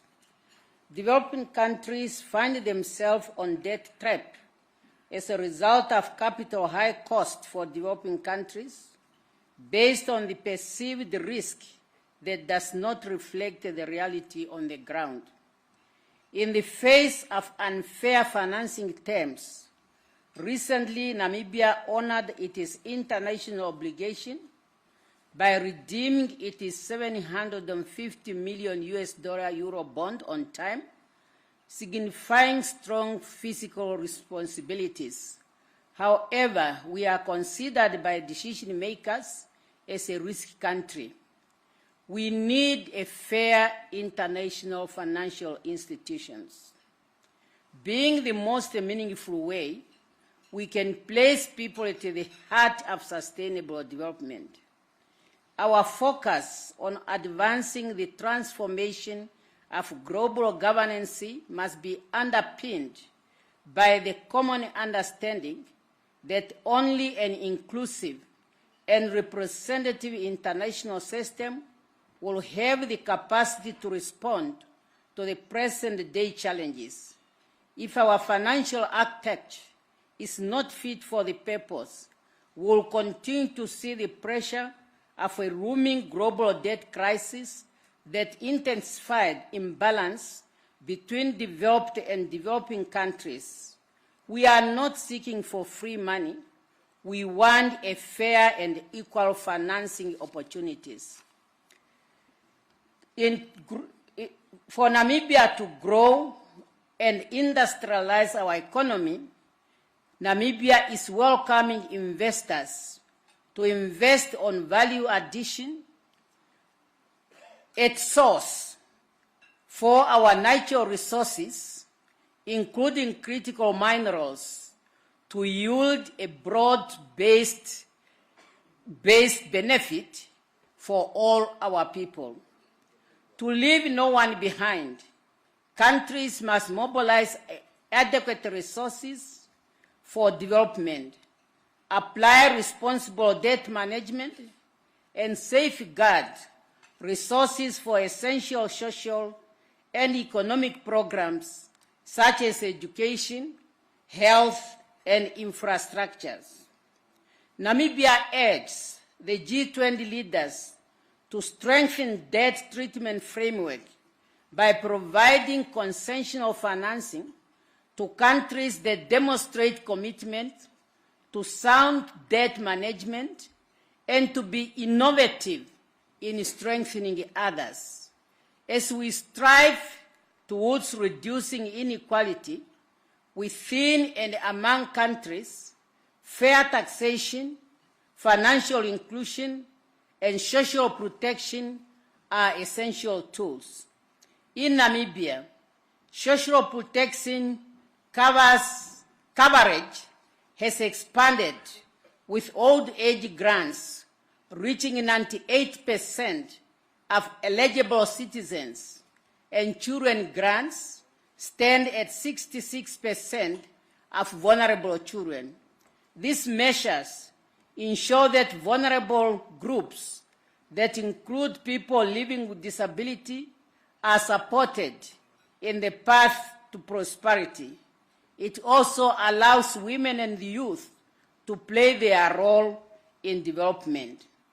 As I conclude, I can say let us reaffirm our shared commitment to inclusive and sustainable economic growth guided by the SDGs by focusing on 3 pillars. 1, strengthen trade-drive economies. 2, securing financial for development, while responsible managing debts and reducing inequality through inclusive policies. And all these are talking to the theme of this conference, which we really very much welcome, namely solidarity, equality, and sustainability. Thank you for your kind attention. Thank you, President Nandi Ndaitwah, President of the Republic of Namibia. I now call upon His Excellency, Mr. Dick Schoof, the Prime Minister of the Kingdom of the Netherlands, to take the floor. Thank you, Mr. Chair. And as Minister of Finance, I will speak on behalf of the Netherlands. And I think it's important to emphasize this since I still have to fly back home with my Prime Minister. First of all, let me say how much I appreciate your hosting this first G20 on the African continent. We know what a challenge it is to organize a major international conference, and this summit reflects the growing importance of your country and Africa as a whole on the global stage. And I think I can speak on behalf of everybody that you have been a fantastic host, so thank you for that. In the run-up to this summit, the Netherlands was pleased to work with you on key themes of your presidency: solidarity, equality, and sustainability. And as the world's 18th largest economy, we greatly appreciate the opportunity to be part of the G20 again this year. I would like to make some brief remarks on 3 topics that all feed into one another: economic growth, debt sustainability, and private capital mobilization. First, it's clear that we need economic growth in order to achieve inclusive and sustainable development. However, the most straightforward and direct way to unlock economic growth is to immediately end Russia's unjust and unprovoked war in Ukraine. Not only is it causing unbearable human suffering, it also continues to have significant negative global economic spillover effects. And it's the real reason scarce resources have to be invested in Ukraine. Only a just and lasting peace can put an end to all this and can guarantee the security of Ukraine and Europe. Second, on debt sustainability, it's a fact that high debt levels stand in the way of growth. Every dollar spent on interest cannot be spent on investing in a stronger economy. So that's why the Netherlands strongly supports the G20's work on debt sustainability. Specifically, we think it's important to continue working on transparency, because that transparency can help boost investors' confidence in borrowing countries, which in turn will stimulate financing for development. And third, we know there are insufficient public funds to tackle the enormous needs of developing countries. So therefore, we need private capital mobilization as well. So I applaud the finance track for the excellent job it has done this year, mapping out new ways to unlock institutional capital for investment in emerging markets. And this includes innovative approaches in the Netherlands to mobilize pension fund capital. It is important that the G20 continues this path. So my appeal, Mr. Chair, is for more international economic cooperation, more transparency, and more private funding, especially when they benefit the world's most vulnerable people. And we realize it's easier said than done. But if the G20 continues to show leadership in this endeavor, I assure you the Dutch government and the Dutch investors stand ready to work with you. Thank you very much. Thank you. Thank you indeed. And now I would like to call upon His Excellency, the Prime Minister of the Kingdom of Norway, Mr. Jonas Støre, to take the floor. Thank you very much. I'm his Chief of Staff and will speak on his behalf. Dear President Ramaphosa, it has been a privilege for Norway to be an invited country during South Africa's G20 presidency. And it's also an honor to attend this first G20 summit here in Africa, under the able leadership of you, President Ramaphosa. I commend South Africa for placing a special emphasis on the issue of inequality. And I thank Professor Stiglitz for providing important input to our discussion, including the crucial observation that inequality is not a given. Inequality is the result of policy choices. As such, it can be fought, including with a progressive taxation system, an effective welfare system covering everyone, and not least, measures that ensure equal opportunities for women and men. Norway invests in equality because it's the best antidote to exclusion, to resettlement, to conflict, and democratic backsliding. And we invest in equality because it improves the lives of our citizens and makes our economy stronger. Let me give an example from my country. Research shows that increase in women's participation in the workforce from the 1970s and onwards has mattered just as much to our economy as our revenues from oil and gas. Rising inequality is a global challenge. It is a factor in almost any issue we are dealing with, from war and climate change to poverty and health. Inequality hampers development. Therefore, we fully support the objectives outlined for the International Panel on Inequality. And we support the central message in the report. Reducing inequality requires more international cooperation. And let me point out 3 priorities. Number 1, we must implement the Compromiso de Sevilla. The comprehensive framework was agreed at the 4th Financing for Development Conference. It provides a roadmap to address many of the issues also raised in the report by Professor Stiglitz. Secondly, we have to make progress on the WTO reform. Rule-based trades is crucial for economic growth and development. Multilateralism matters. It's on us to make sure that the next year's WTO ministerial meeting delivers and that Director General Ngozi has the backing she needs. Third, we should continue to strengthen multilateral development banks. Going forward, they will be the main source of development finance. The G20 plays a special role in making sure that they are fit for the task. Excellencies, Norway is a long-standing friend of Africa. We support the development aspirations of the people of this continent as spelled out by Travel Manual in his presentation. I'm therefore pleased to announce that Norway intends to contribute approximately $300 million to the African Development Fund replenishment for the period 2026 to 2028. I also urge others to present generous pledges to this very important fund.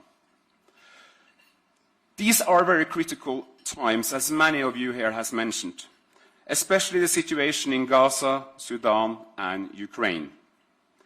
We support peace in Ukraine, and no one wants peace more than the Ukrainians themselves.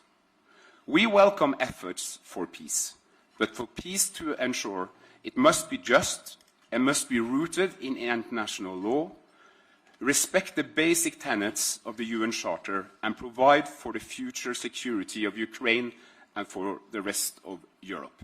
Thank you so much for your attention.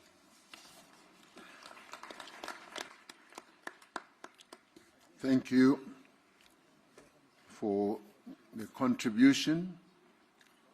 We always are grateful for contributions that are made for the development of our continent. So please pass on our gratitude. We now go ahead and call His Highness Sheikh Tamim bin Hamad Al Thani, the Emir of the State of Qatar.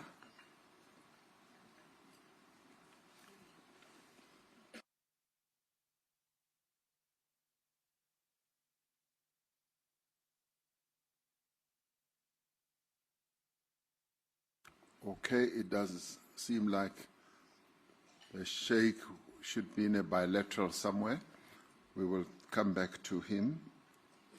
I now move on to ask His Excellency, Dr. Julius Maada Bio, the President of the Republic of Sierra Leone and the Chairperson of the Economic Community of West African States, ECOWAS, to take the floor. Thank you very much, Mr. Chair. Your Excellencies, distinguished leaders, ladies and gentlemen, I want to start by congratulating our host for being a great host, especially for the warmth and hospitality that he has extended to us. I now bring you warm greetings from the Economic Community of West African States, ECOWAS. The region is currently celebrating its golden anniversary in recognition of various achievements, but also reflecting on the future of the community. We gather here to make important decisions on trade, finance for development, and the existential debt burden. Excellencies, ladies and gentlemen, trade is not just about goods crossing borders, but about creating opportunities in Africa for over 1.4 billion people and providing opportunities to create employment and wealth. In Africa, we are committed to boosting intra-African trade through effective implementation of the African Continental Free Trade Area, a system that empowers small businesses, connects landlocked communities, and unlocks regional value chains. However, we cannot do it alone. We call on G20 to 1. Reform global trade rules to ensure fair access for African exports. 2. Invest in trade facilitation, digital corridors, and green logistics. 3.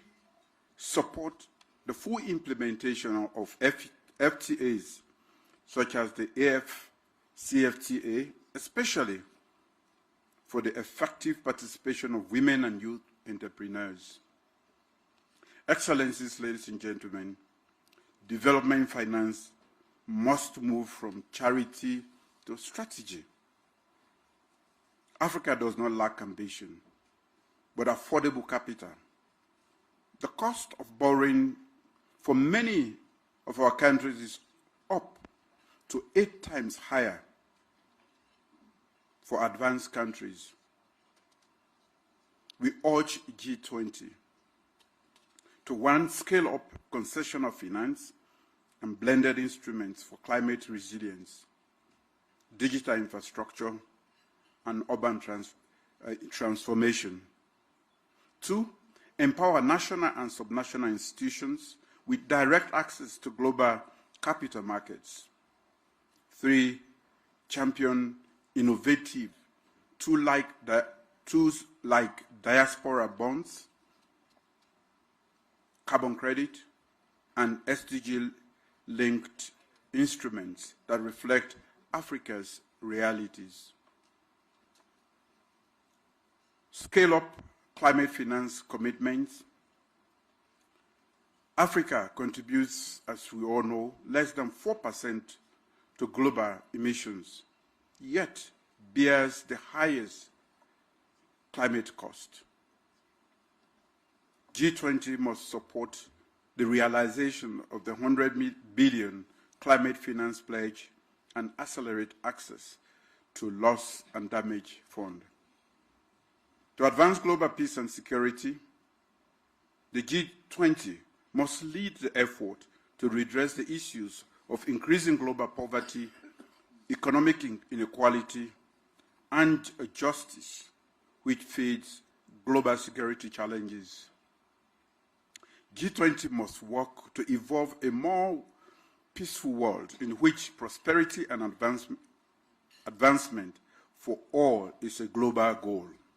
Excellencies, ladies and gentlemen, today over 20 African countries face high risk of debt distress, not necessarily due to reckless borrowing, but because we borrow in a structurally unjust system.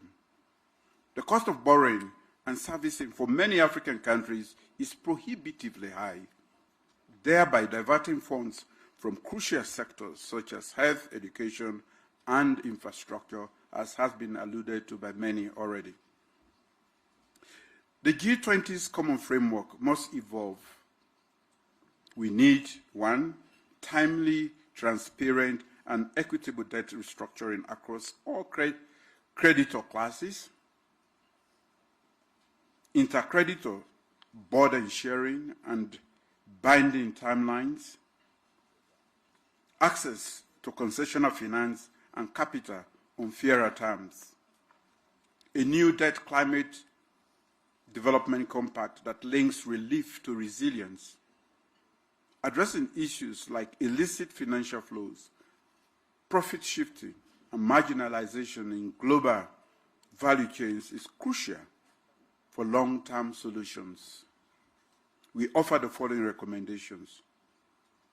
We propose the establishment of a task force on trade and finance for structural transformation.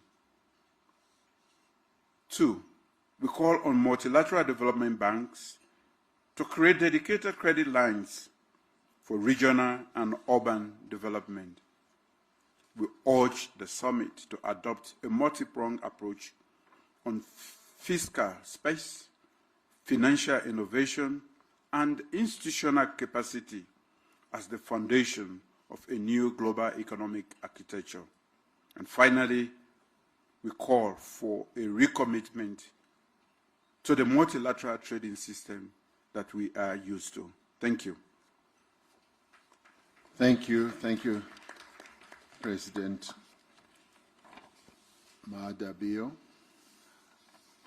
Your Excellencies, I'd like to announce that we will be taking a family photo in about half an hour and 30 minutes. When we have finished the guest country speakers list, which we will finish shortly. Thereafter, we will take a family photo and stretch our legs before we come to listen to the inputs from international organizations. I now call upon His Excellency, Prime Minister and Minister of Finance of the Republic of Singapore, Mr. Lawrence Wong, to take the floor. Thank you, President Ramaphosa. Excellencies, I start by thanking President Ramaphosa and the South African government for the excellent arrangements and for inviting Singapore to this historic G20 summit, the first time on African soil. The agenda today is on growth and growth can only be sustained in a stable global environment. For decades, the rules-based multilateral system anchored by the WTO provided this stability. But the system is now under severe strain. One reason is that the system has been optimized for efficiency in a different era, and it has not caught up with the realities of today's world, realities like digital trade, as well as the fact that interdependencies are increasingly being seen as vulnerabilities and are open to being weaponized or used as leverage in moments of dispute. Understandably, countries are taking actions to protect themselves and to prioritize resilience and security. Yet, if every nation goes its own way, the global system will unravel even more quickly. And when that happens, everyone will be worse off. And the heaviest burden will fall on the developing nations.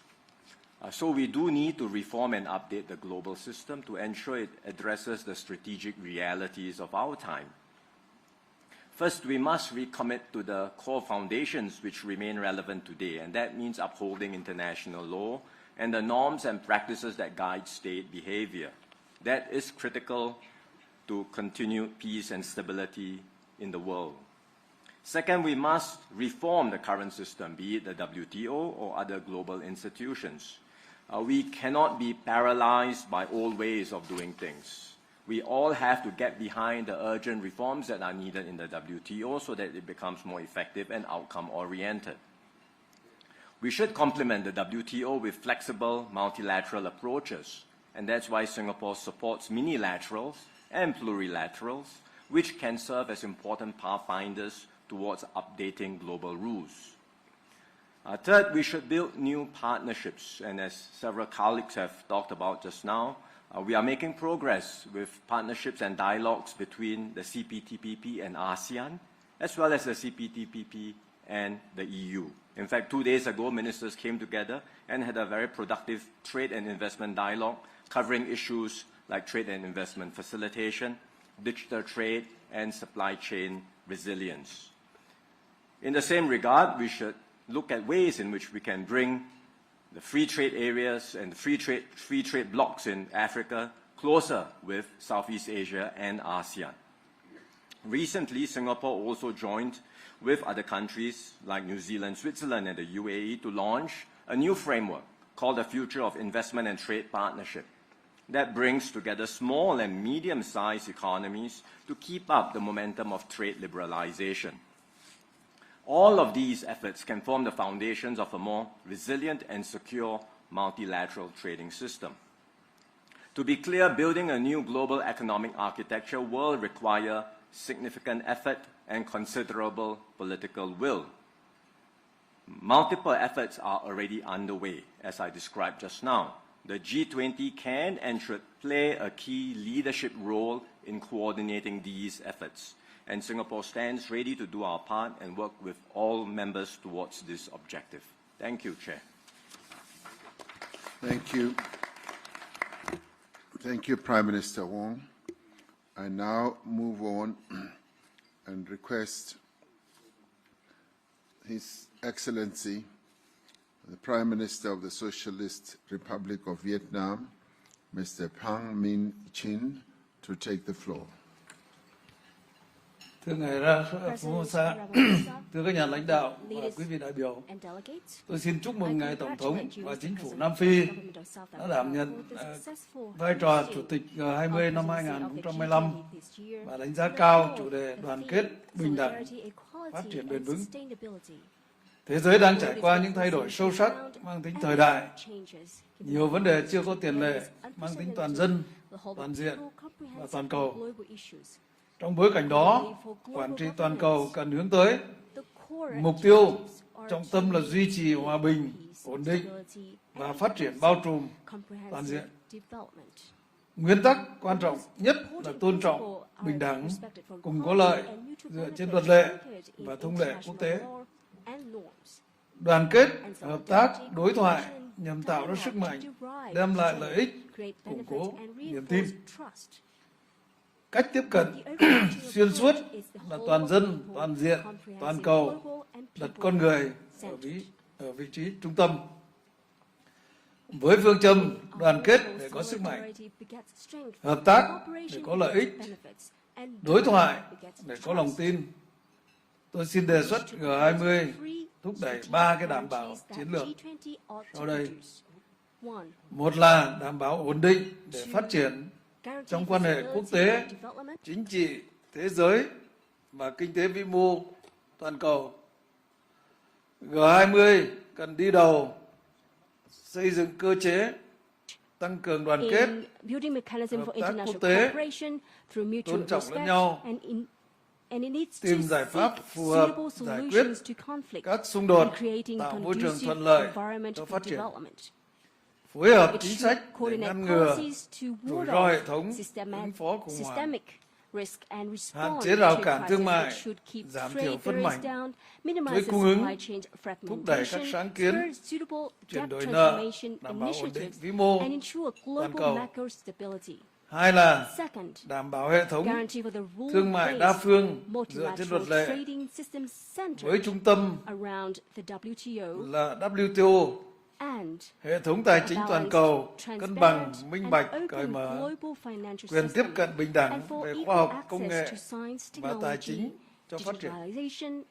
Tôi đề nghị G20 tăng cường hợp tác, đấu tranh không chính trị hóa khoa học và thương mại, hỗ trợ các nước đang phát triển bằng cách chính sách thương mại công bằng, hài hòa lợi ích, phát triển hệ thống tài chính hiệu quả và nâng cao năng lực chuyển đổi số, đáp ứng tốt hơn yêu cầu phát triển nhanh và bền vững của các quốc gia, thúc đẩy cải tổ toàn diện WTO để hoạt động tích cực, hiệu quả hơn.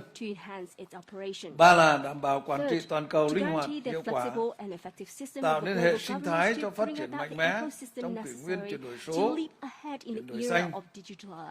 Tôi mong G20 cùng các cơ chế đa phương tăng cường đối thoại, xây dựng khuôn khổ quản trị toàn cầu, hài hòa giữa kinh tế, xã hội và môi trường, giữa hiện tại và tương lai, công bằng, cân bằng lợi ích giữa các nền kinh tế với nhau, thúc đẩy hợp tác về trí tuệ nhân tạo, biến đổi khí hậu, phòng chống thiên tai, dịch bệnh.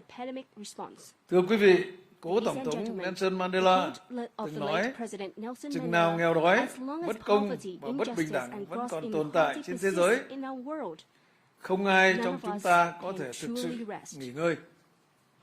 Việt Nam sẵn sàng hợp tác tích cực, bình đẳng, cùng có lợi với các nước G20 và cộng đồng quốc tế vì một thế giới hòa bình, văn minh, thịnh vượng, phát triển bền vững và bao trùm, không để ai bị bỏ lại phía sau, để mọi người dân đều được hưởng từ thành quả của phát triển và hội nhập quốc tế sâu rộng, thực chất và hiệu quả.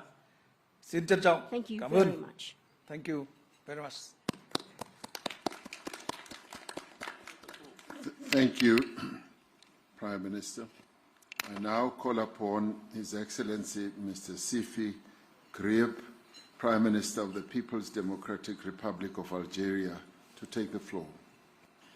شكرا سيد الرئيس سيريل رامافوزا. اسمحوا لي أولا أن أنقل إليكم تحيات رئيس الجمهورية السيد عبد المجيد تبون الذي شرفني بإلقاء الكلمة التي يوجهها لهذه القمة. هذا نصها. فخامة الرئيس سيريل رامافوزا رئيس جمهورية جنوب أفريقيا، أصحاب الفخامة رؤساء الدول والحكومات، السيدات والسادة الحضور الكريم، يسعدني بداية أن أعرب عن خالص شكري لفخامة الرئيس سيريل رامافوزا على دعوته الكريمة لبلدي للمشاركة في هذه القمة الهامة التي نفخر بانعقادها لأول مرة في أرض إفريقية، مشيدا عاليا بالأولويات والمواضيع المقترحة خلال جلساتها، بما يعكس إدراكا ووعيا كبيرين بحجم التحديات المعقدة التي تواجه عالمنا اليوم على الصعيدين السياسي الاقتصادي. وتؤثر أيما تأثير على التجانس العالمي إن لم يتم التكفل بها بشكل جدي جماعي وسريع. السيد الرئيس، فيما يخص الأولويات المطروحة على طاولة اجتماعنا هذا، اسمحوا لي بالتطرق إلى النقاط التالية. أولا، تجدد الجزائر الدعوة إلى معالجة عاجلة لمسألة ثقل المديونية وخدماتها على الدول النامية والأكثر فقرا من خلال مقاربة تتضمن مسح جانب منها أو تحويلها إلى استثمارات مباشرة ومجدية في هذه الدول، مع مراعاة ضرورة تصحيح التعقيدات التقنية لمسألة تقييم المخاطر من خلال إصلاحات عميقة تسمح بإيجاد مخرج للدول التي تئن تحت وطأة الديون السيادية. ثانيا، تضم الجزائر صوتها إلى أصوات الدول الداعية إلى إصلاح المنظمات المالية الدولية ضمن مقاربة حوكمة اقتصادية ومالية راشدة من خلال مراجعة آليات اتخاذ القرار بشكل يضمن تمثيلا عادلا ومنصفا وشفافا للدول النامية والقارة الإفريقية في هيئات تسيير هذه المؤسسات. ثالثا، إن الجزائر التي ما فتئت ترافع من أجل تعبئة التمويلات الدولية وحشد الموارد لدعم الجهود العالمية لتمكين الدول النامية والدول الأكثر فقرا من وسائل وتكنولوجيات الانتقال نحو استعمال الطاقة الخضراء، تدعو من هذا المنبر إلى تجسيد شراكات ثنائية ودولية في هذا المجال. رابعا، تؤيد الجزائر جميع المبادرات الرامية إلى الرفع من حجم التمويلات المخصصة للوقاية من المخاطر الكبرى والاستجابة السريعة للكوارث، وتدعو إلى حث المؤسسات المالية والبنوك الدولية للتفكير في آلية تمويل تفعل في حال ما إذا طلبت إحدى البلدان المتضررة ذلك. السيد الرئيس، لقد شهد العالم قرابة عامين متتاليين الجرائم الشنعاء التي ارتكبت في حق الشعب الفلسطيني الأعزل، وعاين حجم الدمار الذي خلفته هذه الحرب الهمجية، الأمر الذي يدفعنا للإعراب عن أملنا في أن تبادر دول مجموعة ال20 بإطلاق تعبئة عامة قصد بناء غد أفضل للشعب الفلسطيني، مؤكدا التزام بلادي بإعلان انضمامها إلى كل خطوة قد تتخذها بهذا الصدد. أشكركم على حسن الإصغاء.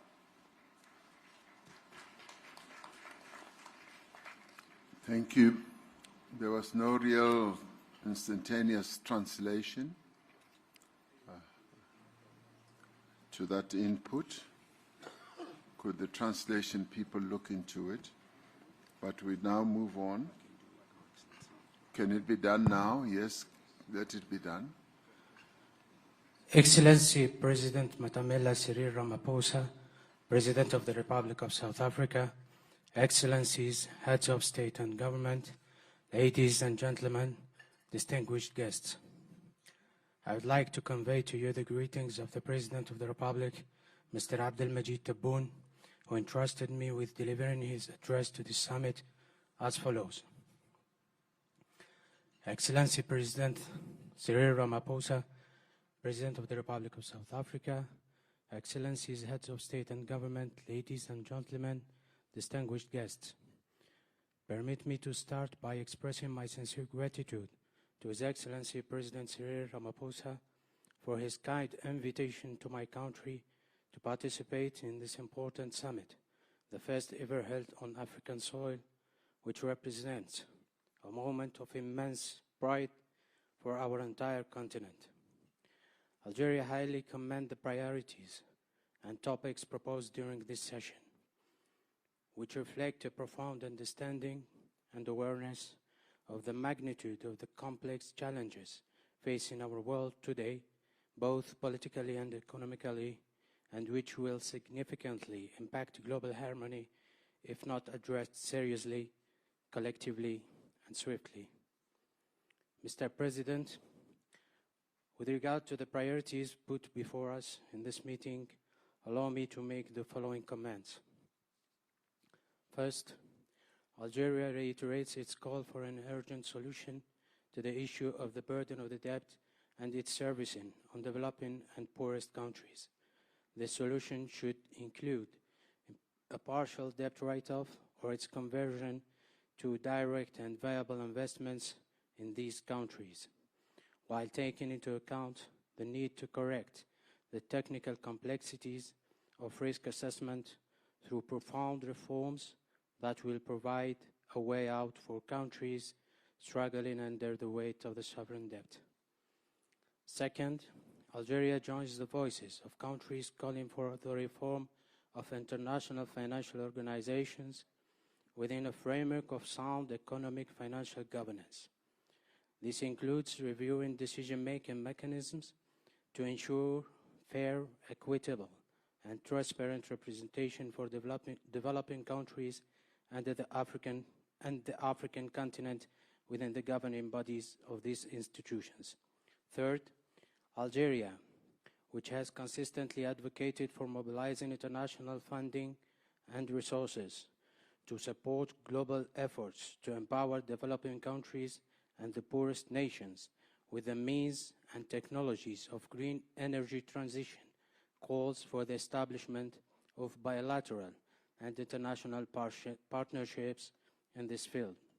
Fourth, Algeria supports all initiatives aimed at increasing funding allocated to major risk prevention and rapid disaster response, and calls for urging international financial institutions and banks to consider a financing mechanism that can be activated should an affected country request it. Mr. President, for nearly 2 consecutive years, the world has witnessed the heinous crimes committed against the defenseless Palestinian people and has seen the extent of the devastation wrought by this war. This compels us to express our hope that the G20 countries would launch a comprehensive mobilization to build a better future for the Palestinian people, and I reaffirm my country's commitment to supporting any step they may take in this regard. Thank you for your kind attention. Thank you. I'd now like to call upon the Prime Minister of the Arab Republic of Egypt, Dr. Mustafa Medboli, to take the floor. His Excellency Cyril Ramaphosa, President of the Republic of South Africa, Excellencies, Heads of the States and Government, ladies and gentlemen.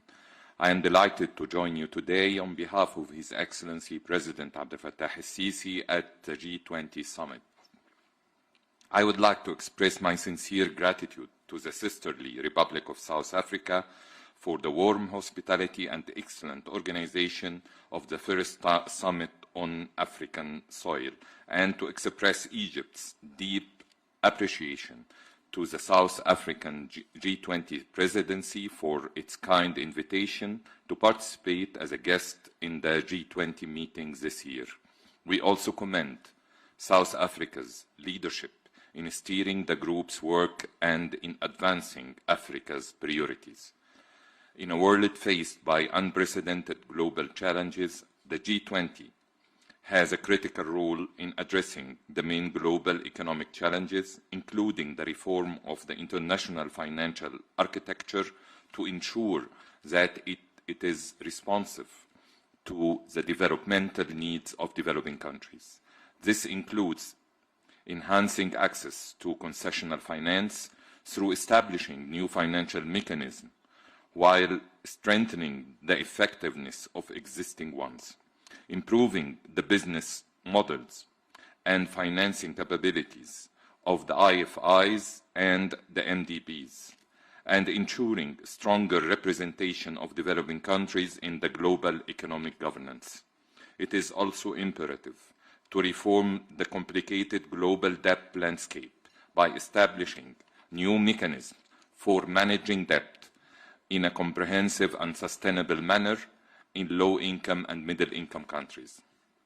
We also aspire to reinvigorate the global commitment of multilateralism, including the rule-based multilateral trading system with the WTO at its core, to promote trade as engine of sustainable development and inclusive growth.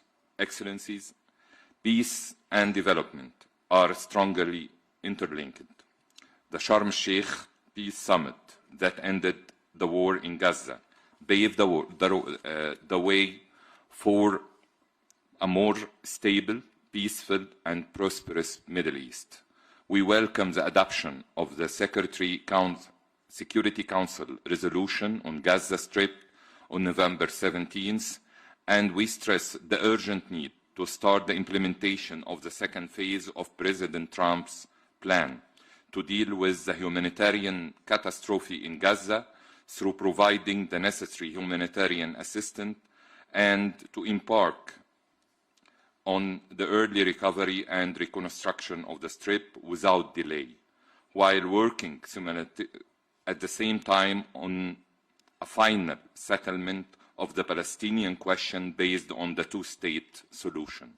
Egypt will host an international conference on the early recovery and reconstruction in Gaza, and I invite your countries to participate in it. In conclusion, I look forward to achieving constructive outcomes out of this summit to fulfill the aspiration of our peoples for a better world. Thank you very much. Thank you, Prime Minister. I now would like to request the Vice President of the Federal Republic of Nigeria, Vice President Kashim Shettima, to take the floor and address us. Mr. President, Heads of State and Government, Excellencies, let me at the outset express appreciation to His Excellency President Matameta Cyril Ramaphosa for the warm reception in this beautiful city of Johannesburg. May I further use this opportunity to congratulate him on the successes of the South Africa G20 presidency, including his purposeful leadership in steering the affairs of the group in a number of processes and negotiations which will culminate in a leader's declaration. Nigeria, as one of the invited guest countries of this year's G20 summit, commends the concerted efforts of the group in mobilizing action towards accelerated attainment of inclusive sustainable growth, where financing for development is guaranteed and no one or country is left behind.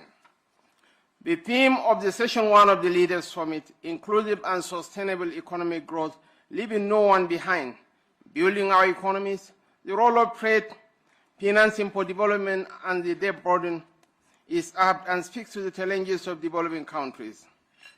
The current multilateral framework do not adequately reflect the realities of today's world. Many developing nations continue to face systematic barriers to economic growth, trade, and financial inclusivity. For trade to be truly inclusive, the G20 must take bold steps towards reforming the international financial architecture and global institutions. Only a more equitable and effective system can fairly manage global financial flows, address recurring debt crises, and respond to the needs of all nations, especially those in the global south. Africa cannot realize the positive paradigm shift we seek in its development trajectory without a collective resolve of the G20. Together, we must confront the persistent regional challenges before us, most notably the urgent need for sustainable financing to ensure effective implementation of our developmental priorities. Across many regions, rising debt burdens continue to constrain economic progress and transform local challenges into global vulnerabilities.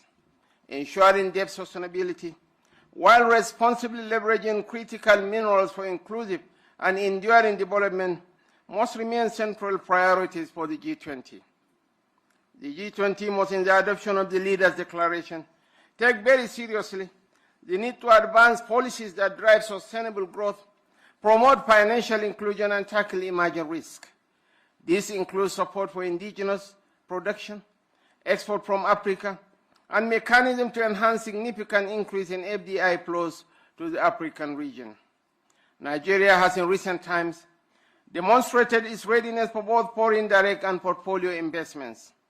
This progress is driven in part by the fiscal policies introduced by the present administration, all aimed at enhancing the ease of doing business in Nigeria.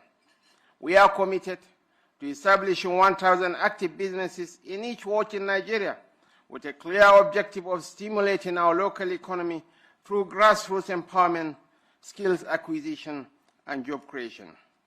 We commend the efforts of the World Trade Organization and its leadership for providing technical assistance to boost fair trade, including through the Women Exporters in the Digital Economy Fund launched in 2024. This initiative has provided grants and technical support to women entrepreneurs and strengthened their digital capabilities and access to global markets. Mr. President, as I conclude, I reaffirm Nigeria's unalloyed commitment to the G20. Let us continue to work side by side, shaping an economic future that uplifts every nation and leaves no one or country behind. I thank you. Thank you very much, Vice President.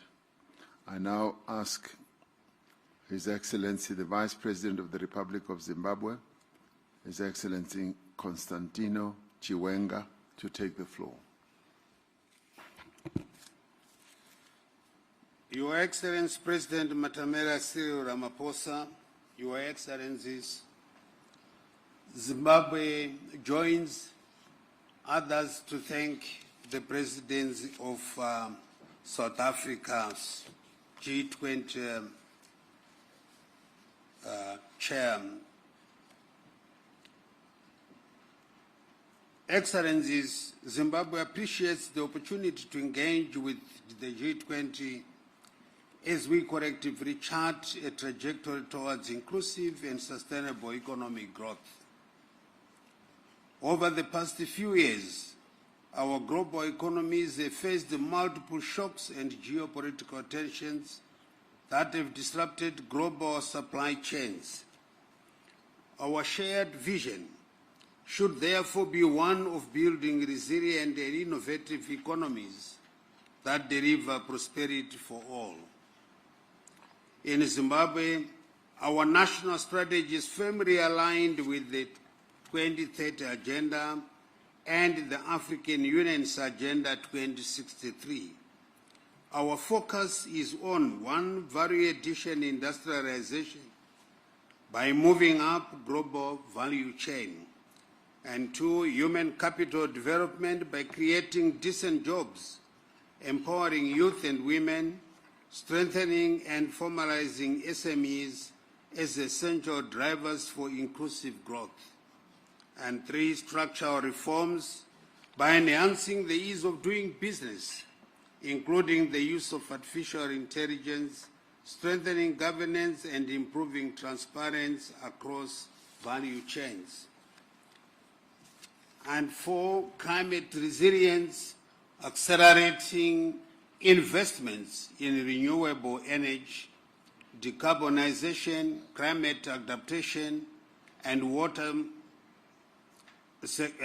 security to safeguard our development trajectory from systematic shocks. Excellencies, the G20 must reinforce a fair and transparent multilateral trading system under the World Trade Organization. Equally critical is addressing the major challenge of assessing affordable and sustainable finance. We welcome efforts to reform the international financial system and propose recapitalization of multilateral development banks to expand concessional and climate finance. 2, promotion of innovative financing through active re-promotion of mechanisms such as the green bonds, blended finance, and diaspora investments. And third, curbing illicit flows and by strengthening efforts against illicit financial flows, tax evasion, and profit shifting to enhance domestic resource mobilization in developing countries. The growing debt burden continues to constrain development. Many nations are forced to choose between servicing debt and funding essential social services. We urgently need a comprehensive and equitable debt resolution approach. We encourage innovative solutions such as debt for climate, debt for development swaps. These measures are crucial to restoring debt sustainability while supporting long-term growth and resilience. Furthermore, the G20 Common Framework for Debt Treatments requires significant strengthening. In view of this, Zimbabwe seeks inclusion and active participation in an improved G20 Common Framework for the debt treatment process. We are ready to engage constructively to that end. The journey for inclusive and sustainable growth demands political will and an unwavering commitment to equitable development. Let us reaffirm our collective commitment to building a stronger, fairer, greener, and more humane global economy that truly leaves no one behind. I thank you.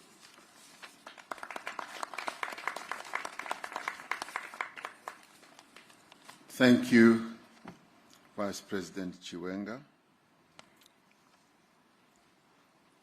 I now have my last two speakers before we take a leg stretch break in order to go and take the family picture. Soon we will be able to stretch our legs. I now ask His Highness Sheikh Khaled bin Al Nahyan, the Crown Prince of Abu Dhabi, the United Arab Emirates. Please take your floor. شكرا فخامة الرئيس. فخامة سيريل رامافوزا رئيس جمهورية جنوب أفريقيا الصديقة، أصحاب الجلالة والفخامة والسمو، أصحاب المعالي والسعادة، الحضور الكريم، يسعدني في البداية أن أنقل إليكم تحيات صاحب السمو الشيخ محمد بن زايد آل نهيان رئيس الدولة حفظه الله، وتمنياته بالنجاح أعمال قمة مجموعة العشرين. وتقدم بخالص الشكر إلى فخامة الرئيس سيريل رامافوزا على دعوته الكريمة لدولة الإمارات للمشاركة في أعمال مجموعة العشرين لهذا العام. وكذلك عن تقديرنا للجهود التي تبذلها رئاسة جنوب أفريقيا في استضافة القمة لأول مرة في قارة الأفريقية. السيدات والسادة، يأتي اجتماعنا اليوم ليجسد روح الشراكة العالمية ويدعم ترابط الأسواق والتكامل الاقتصادي بين الدول and to express the UAE's appreciation for the efforts undertaken by the South African presidency in hosting the summit for the first time in Africa. مع شركائها على تعزيز مسار التعاون الاقتصادي العالمي وترسيخ نظام تجاري دولي متوازن وشفاف بما يتيح مشاركة شاملة وفعالة للدول النامية في صياغة مستقبل النظام التجاري العالمي مما يعزز الوصول إلى أفضل الحلول التمويلية لتطوير المشاريع التنموية والاستثمارية في مجالات التكنولوجيا المتقدمة والطاقة والصحة والزراعة، مع تركيزنا المستمر على بناء القدرات ونقل المعرفة وتمكين المجتمعات. In addition to advanced development, ويسرني also اليوم investment projects across أن critical أعلن sectors, including عن إطلاق advanced مبادرة دولة technology, الإمارات energy, health and الذكاء agriculture. الاصطناعي In من أجل addition, the التنمية UAE continues to prioritize building التي capabilities, تخصص transferring مليار knowledge دولار and empowering أمريكي communities. لتمويل مشاريع الذكاء Today, الاصطناعي I'm pleased to announce the launch في of the الدول UAE الأفريقية initiative, AI for Development, بهدف which دعم التنمية allocates $1 الاقتصادية billion والاجتماعية to من خلال finance artificial تعزيز intelligence منظومة projects البنية in التحتية African الرقمية nations. This والارتقاء initiative will strengthen digital بالخدمات infrastructure الحكومية to support social and لرفع economic الإنتاجية development, enhancing وتحسين government جودة services الحياة. to boost productivity and الحضور improving الكريم، quality of life. نجدد اليوم تأكيد التزام دولة الإمارات العربية المتحدة بالعمل مع جميع شركائها في مجموعة العشرين لترسيخ مسيرة التنمية والازدهار في العالم أجمع. شكرا لكم.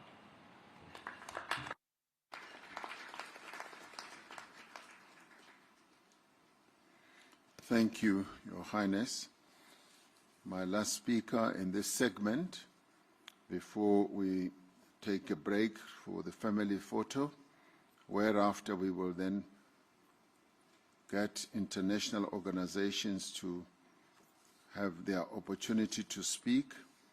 I now ask His Excellency Mr. Lee Kinyanjao, the Minister of Investment, Trade and Industry in the Republic of Kenya, who are also chairpersons of the East African Community. Please go ahead. Thank you, Excellency. I talk on behalf of His Excellency Lee Kenyajui, the Minister of Trade and Industry. I wish to take this opportunity to thank you for the invitation and the warm reception.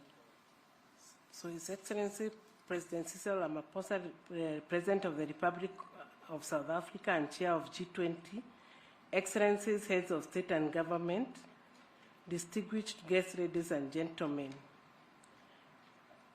we wish to record our profound appreciation to the South African presidency of the G20 for its diligent stewardship and unwavering commitment to advancing a more equitable global economic order.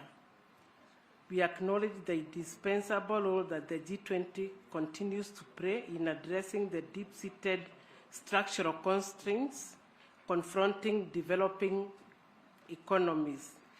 This summit presents an excellent opportunity for us to examine the current state of play in the global economy as we devise the best trajectory towards achieving sustainable, inclusive, and transformative development. In this regard, we wish to express our support for the call to reform the international financial architecture so that it may deliver more substantial, more accessible, and more equitable development financing.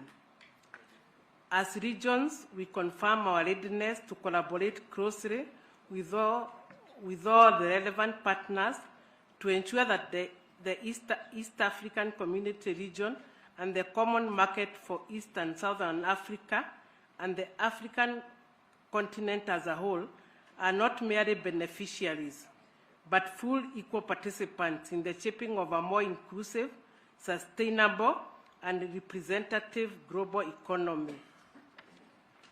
Excellencies, ladies and gentlemen, we welcome G20 efforts to advance global disaster risk financing, investment in early warning systems for all, and strengthen capacity building across developing regions. We further support stronger G20 leadership in delivering predictable, adequate, and accessible climate finance for both adaptation and mitigation.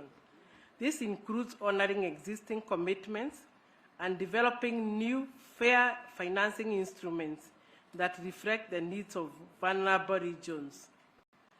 The East African Community and COMESA remain committed to transforming food systems to become more productive, climate resilient, nutrition sensitive, and inclusive, especially for smallholder farmers, women, and youth.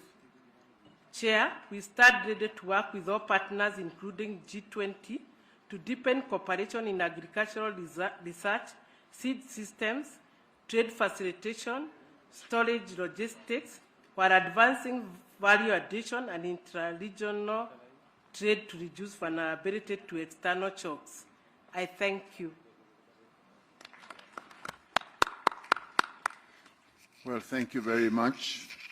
We will now get the announcements of how the family photo will be taken in the various segments, and thereafter we will be able to come back, and I'd like to give us 20 minutes to have the photo taken and thereafter come back so that we can resume the whole process of getting our international organizations to take the platform.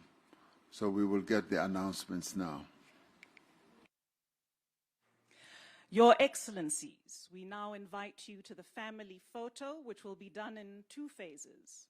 The first photo will only include G20 members. Thereafter, for the second photo, we will invite every other invited guest and international organization on the family photo stage. Kindly note that in the first row will be G20 members, the second guest countries, and the third international organizations. Excellences, nous vous invitons à la photo de famille qui aura lieu en 2 étapes. En premier lieu, les pays membres seulement. En deuxième, tous les autres participants seront invités à rejoindre les pays membres. Au premier rang, les pays membres du G20. Au deuxième, les pays invités. Au troisième, les organisations internationales. Je vous remercie.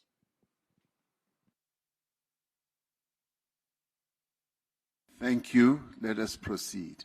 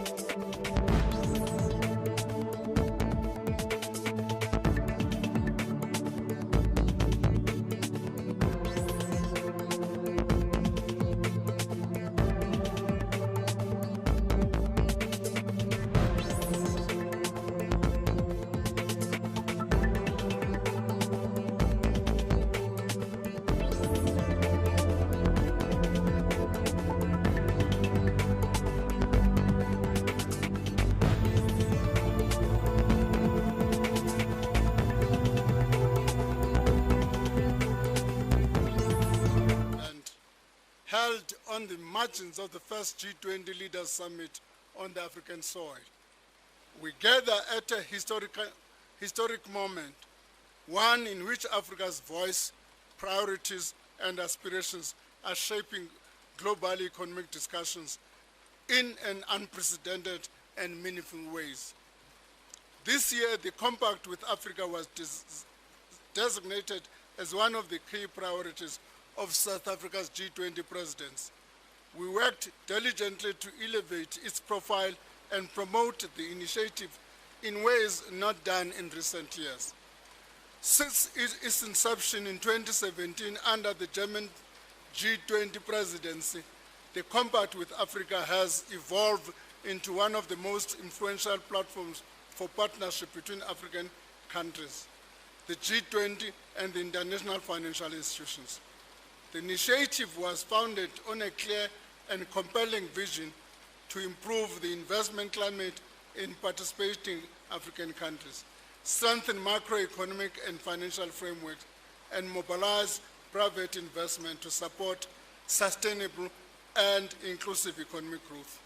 The Compact rests on three core pillars: macroeconomic stability, predictable financing frameworks, and sound business environments.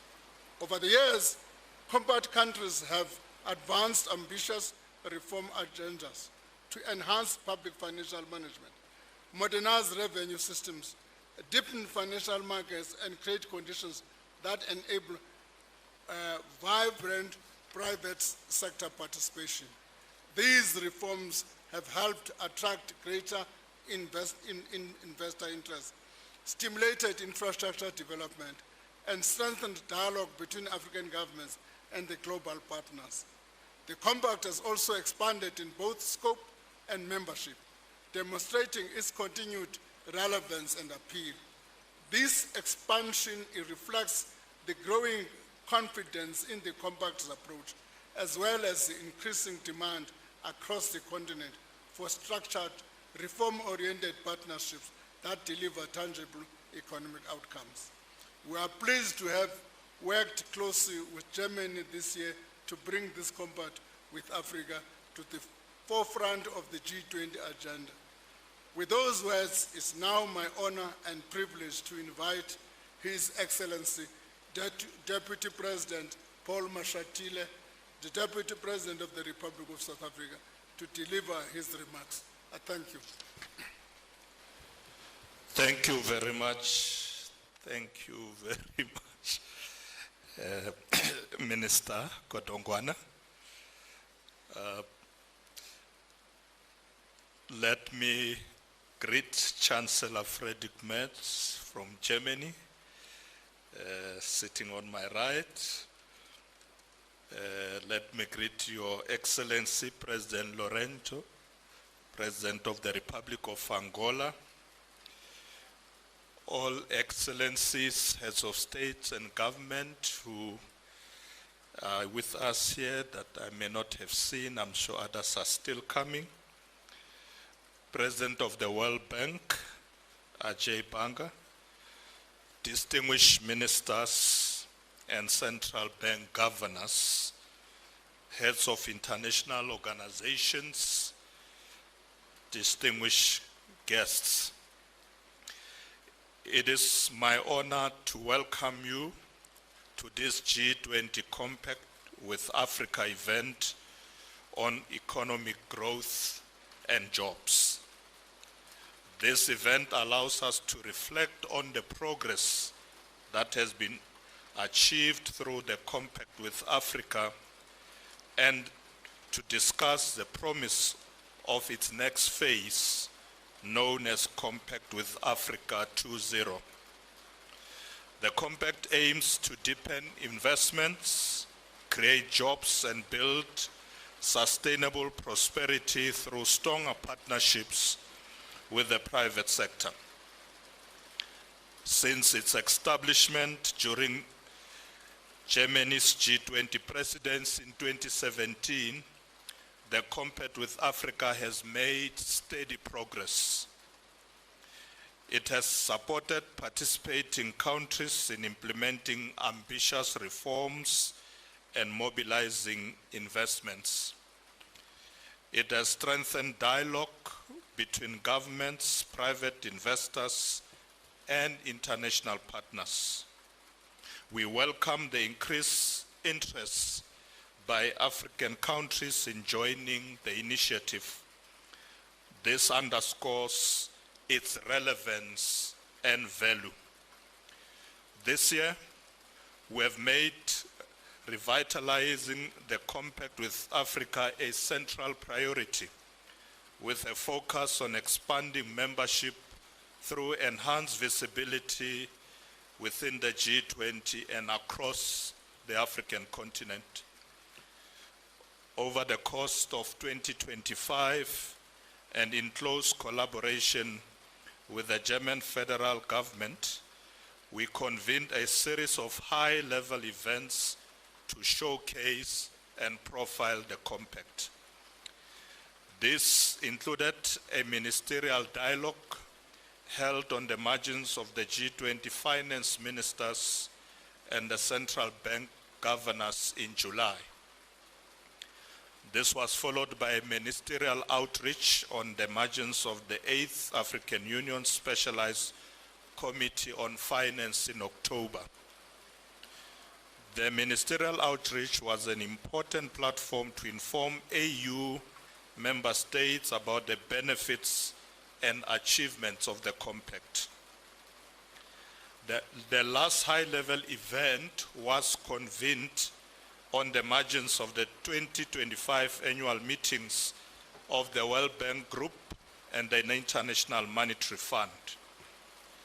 Supported by the World Bank, this event marked the official launch of the new multi-donor trust fund designed to support the next phase of reforms and investment within the Compact with Africa framework.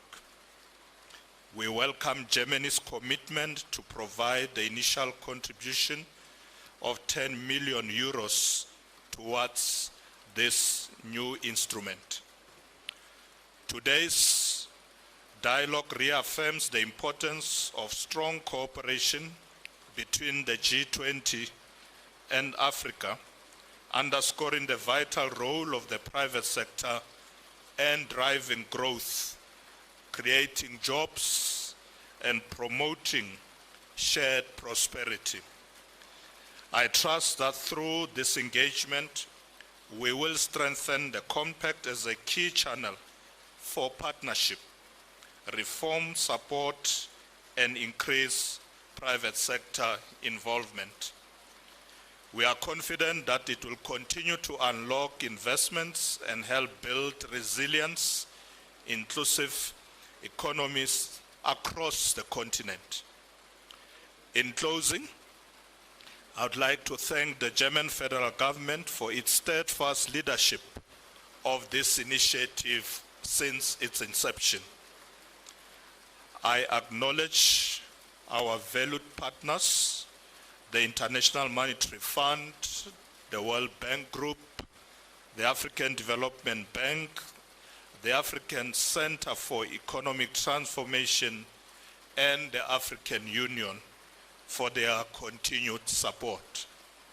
Lastly, we recognize the compact countries for their efforts in reforming their economies and ensuring that investment flows in Africa. Let us move forward with renewed partnerships and new investments. Let us work together to secure growth, jobs, and shared prosperity for all Africans. I now invite Chancellor Merz to deliver his remarks. Thank you very much. So thank you so much, Mr. Vice President, for your kind introduction. I'm really happy to be here and to be here for the first time when the G20 summit takes place for the first time in Africa. So I'm feeling very much welcomed, and I would like to say that there is no better place than Johannesburg to talk about Africa's economic future. And Mr. Vice President, I know what I'm speaking about because during my education as a lawyer, I spent a couple of months in this beautiful country, and since then I know the huge potential of this beautiful country in the southern part of the African continent. So many thanks for inviting us, many thanks for being together in this group, and it's really my great pleasure to welcome all of you to this side event on the G20 meeting with the Compact with Africa group. Africa is, as I said, a continent of opportunity. Africa is a continent of huge opportunities. Africa is a young, dynamic continent. And Africa is a continent with huge economic potential, therefore. And our partnership can unlock much more of this potential in the future. The G20 Compact with Africa builds exactly these partnerships between G20 members and African countries, between governments and the private sector, and between entrepreneurs and investors. Compact countries are pushing reforms. With support from the World Bank, from you, dear Ajay, and from many partners in the world. They are all creating conditions that attract private investment. This is good for Africa's growth, this is good for the people on the continent, and this is good for global growth. Now we see many success stories in many compact countries already. More investment, more jobs. But our task is, today and from now on, to scale this up. I would call it a new phase, or let's name it Compact 2.0. With Zambia and Angola joining this year, the Compact is now a group of 15. Congratulations, President Lorenzo. Welcome on board of this group.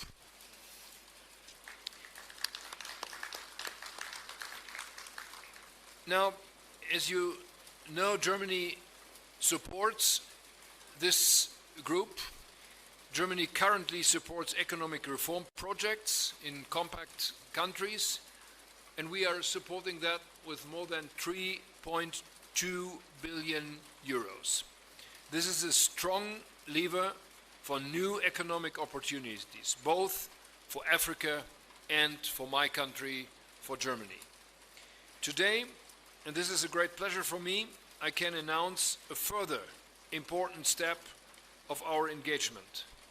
Germany will become a shareholder of the African Trade and Investment Development Insurance through our development bank, which is called KfW, Kreditanstalt für Wiederaufbau.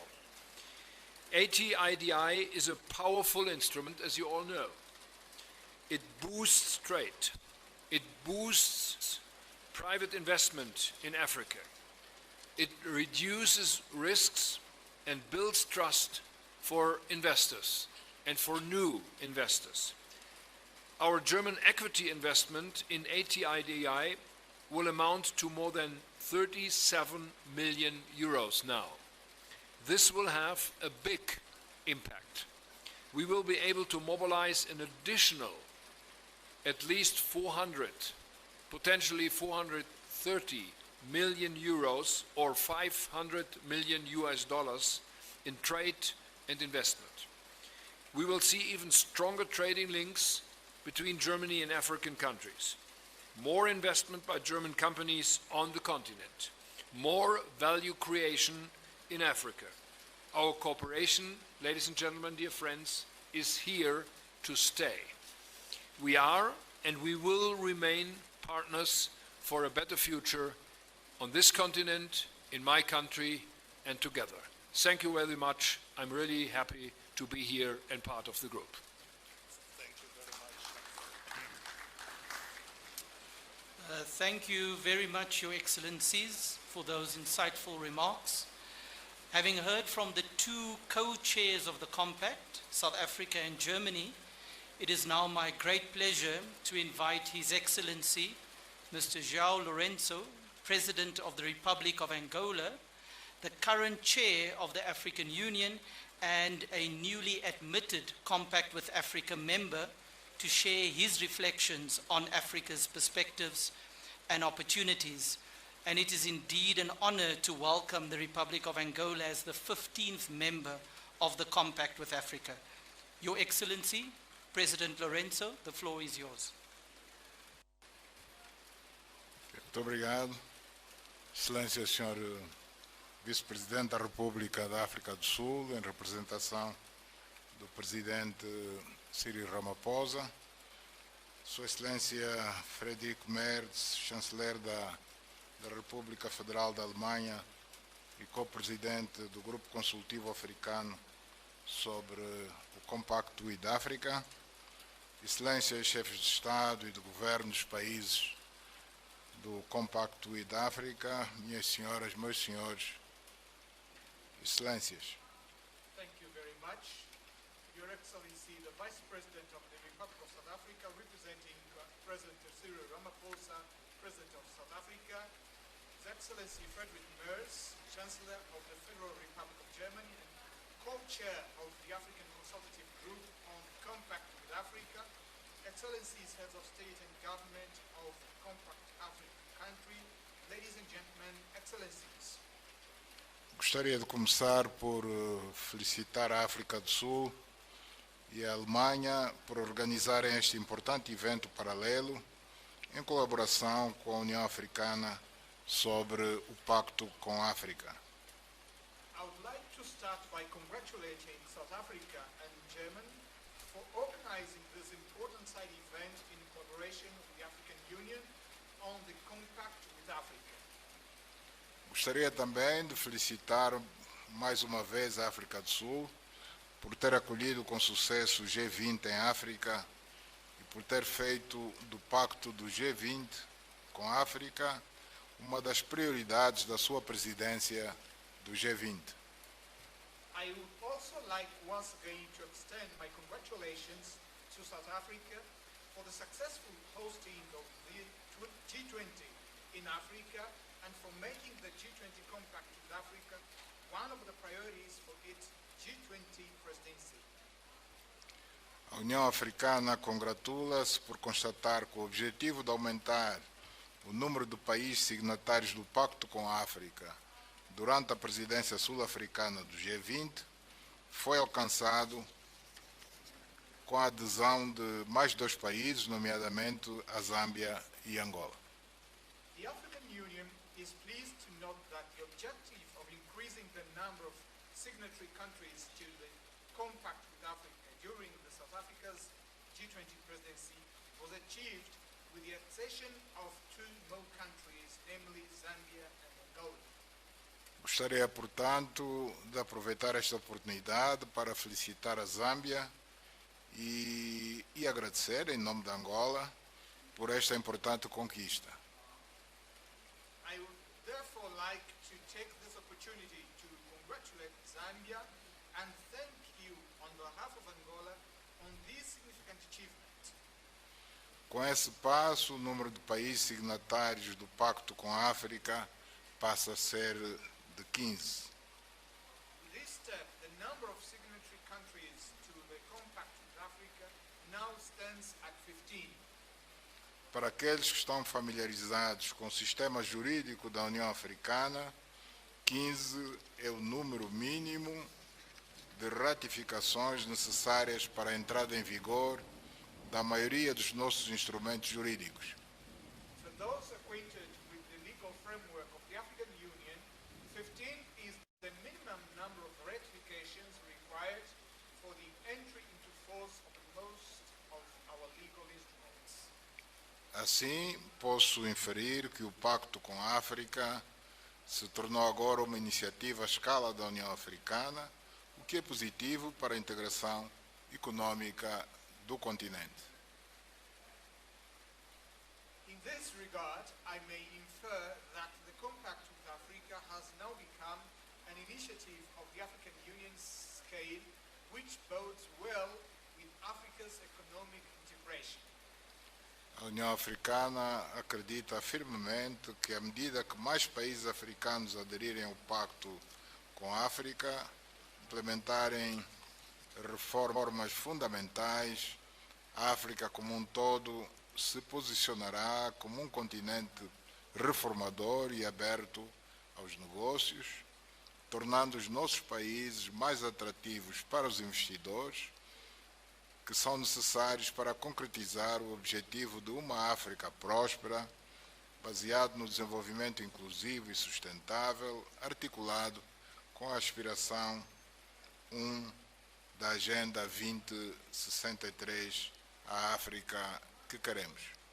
The African Union firmly believes that as more African countries join the compact with Africa and implement fundamental reforms, Africa as a whole will position itself as a reform-oriented continent, open for business, thereby rendering our countries more attractive to investors who are essential for the realization of a prosperous Africa, one based on inclusive and sustainable development, as articulated in Aspiration 1 of the 2063 Agenda, Africa We Want.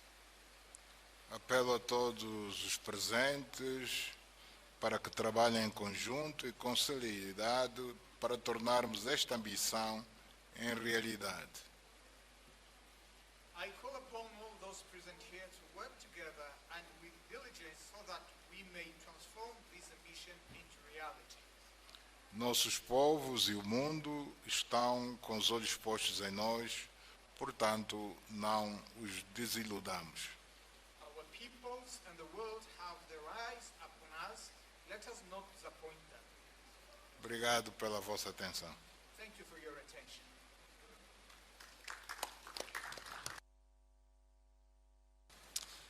Thank you, Your Excellency, President Lorenzo. I will now invite Mr. Mahmoud Yusuf, Chairperson of the African Union Commission, to take the floor. Your Excellency. Thank you very much. Your Excellency, Mr. President, Your Excellency, Mr. Chancellor, Your Excellencies, Heads of State and Governments, ladies and gentlemen. Building on the statement by His Excellency, Mr. João Manuel Gonçalves Lourenço, President of the Republic of Angola and Chair of the African Union, let me highlight three main opportunities for the sake of complementarity between the G20 Compact with Africa and key African Union strategies and programs. The first key element is the African Continental Free Trade Area. The intra-African trade and investment needs to be boosted in order to achieve the objective of an inclusive growth and a sustainable development. Now, the issue is that Africa's trade potential remains largely unrealized, mainly due to the continent's weak productive sector, deficient logistic links, and trade-related infrastructure. In order to address these challenges, Africa needs huge investments, both domestic and foreign, estimated at around $130 billion to $170 billion per year.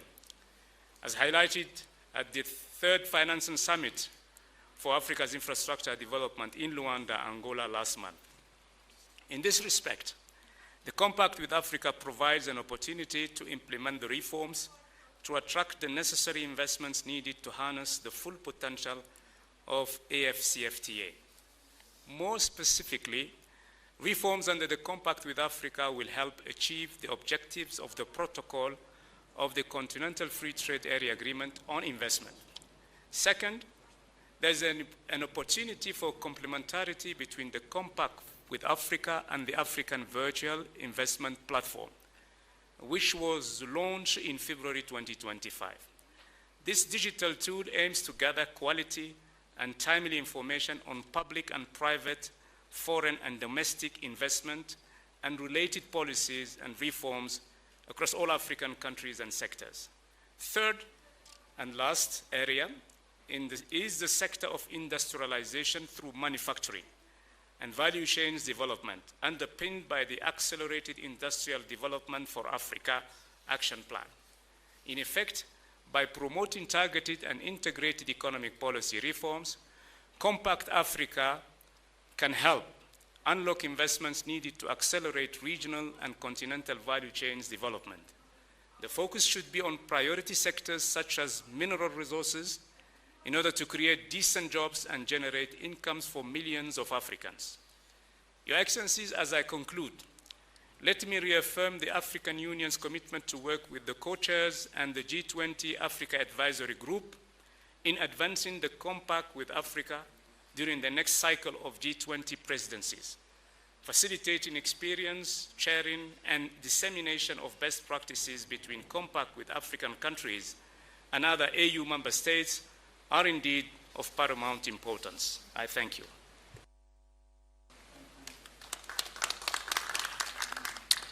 Thank you, Chairperson Yusuf.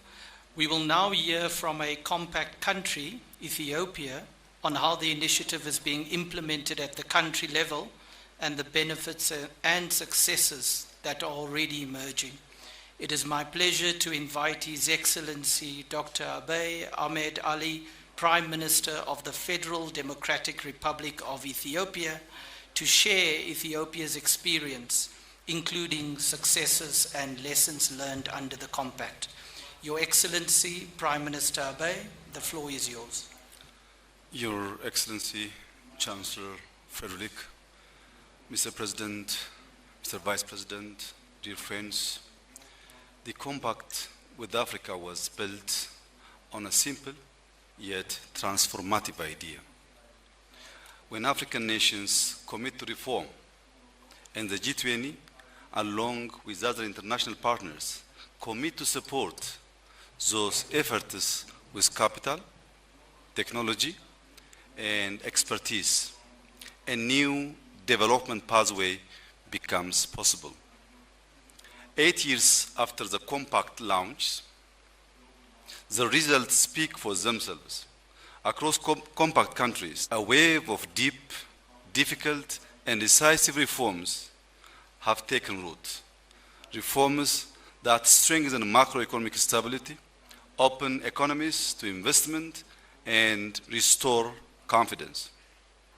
In Ethiopia, we have undertaken historic change, modernizing our macroeconomic framework, reforming our monetary and financial systems, opening up our financial sector, expanding financial inclusion, and in one of our most consequential reforms, liberalizing our foreign exchange regime. This reform takes place in Ethiopia after 5 decades. These are not abstract achievements. They are the foundations of a modern, resilient economy capable of attracting long-term private capital. We have tackled long-standing barriers to enterprise and job creation by opening telecom markets, reforming state-owned enterprises, improving trade facilitation, advancing renewable energy investment, and strengthening regulatory frameworks for long-term finance and capital market. Though demanding political courage, these reforms have made our economies more competitive. Africa's economic rise is underway, taking shape in our cities, farmers, factories, and digital ecosystems. To unlock its full potential, reform must drive investment, and investment must drive shared growth. The world today is far more complex than when the compact began. It must now focus on accelerating transformation at scale. The G20 must match ambition with action through genuine partnership grounded in investment, innovation, and shared prosperity. It must strengthen the Compact with Africa 2.0 Trust Fund, expand guarantees, and blend finance to unlock private capital, advance timely and predictable debt relief under the common framework, support deeper capital markets, and improved credit ratings. And also champion African integration from African Continental Free Trade Area, corridors to cross-border infrastructure and digital connectivity. The next decade must be even more ambitious. Let Compact with Africa 2.0 be a platform for Africa and global prosperity. I thank you. Thank you, Your Excellency Prime Minister Abiy, for those valuable insights into Ethiopia's reform efforts, as well as highlighting the concrete benefits of the compact.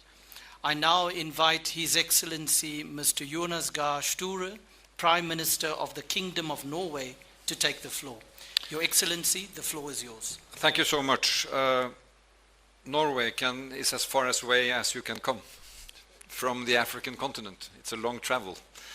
But I'm happy that we have been part of the compact since 2017. I'd like to salute South Africa and Germany for launching it and for expanding on it. And I hear from my colleague from Ethiopia that it is gaining also relevance in one of the most thriving economies.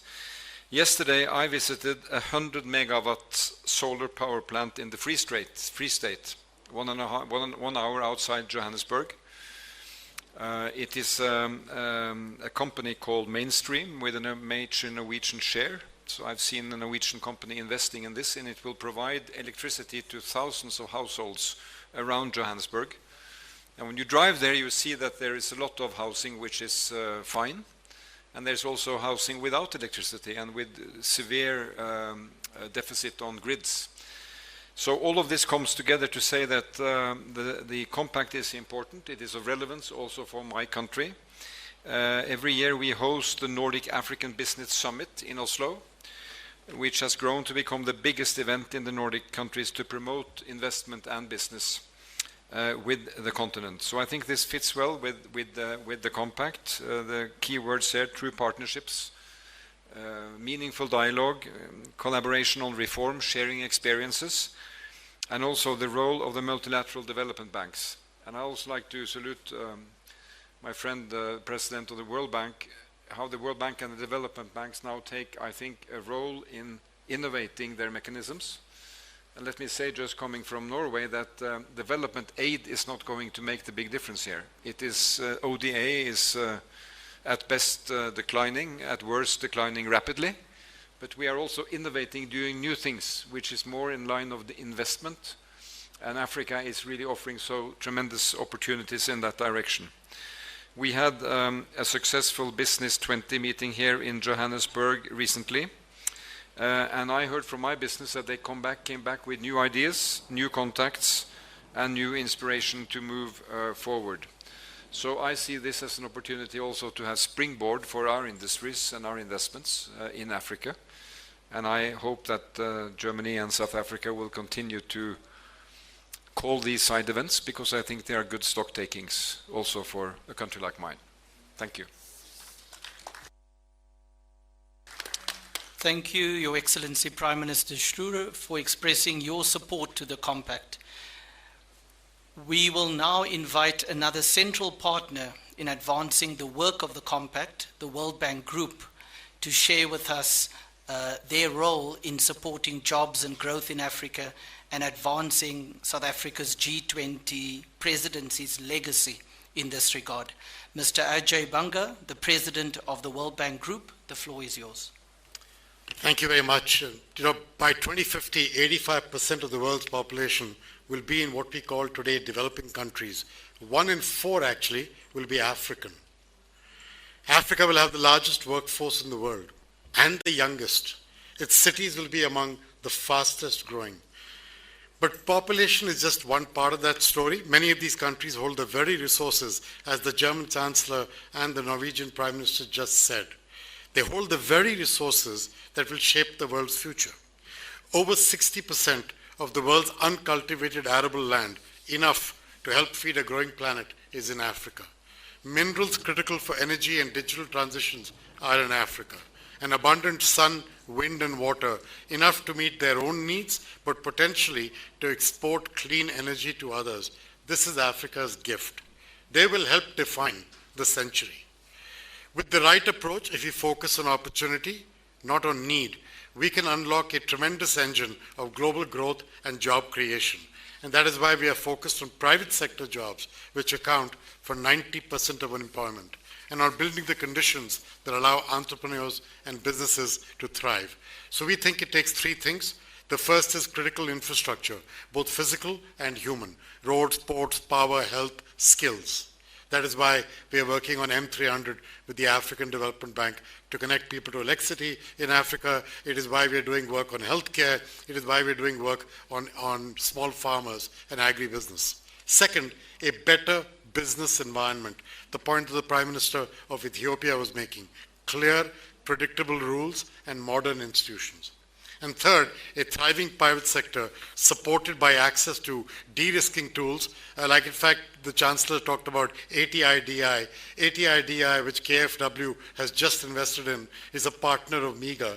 And so I'm really glad to see this, because I think KfW bringing their capital to the table is a sign of great belief in ATIDI. Now the thing is, this is not about shifting jobs across borders. I'm convinced this is about creating opportunity where people live by building a middle class that drives demand, including for goods and services from developed economies. Because development is not a zero-sum game, it's an investment in our shared future, as you can see both the European leaders saying with great clarity. Germany understands that, Norway understands that. They are playing a catalytic role through the Compact with Africa. The first phase was focused on business environment, 13 countries. We worked with them to modernize customs, tax systems, and reform commercial laws. That's how the foundation for investment happened in Ethiopia, in Tunisia, in Morocco. Momentum is building, and thanks to the President of Angola, Angola and Zambia have also joined this year. We're now into the second phase, one that it's all about scale, as the Chancellor said. We will have a new trust fund that is benefiting from Germany's generosity.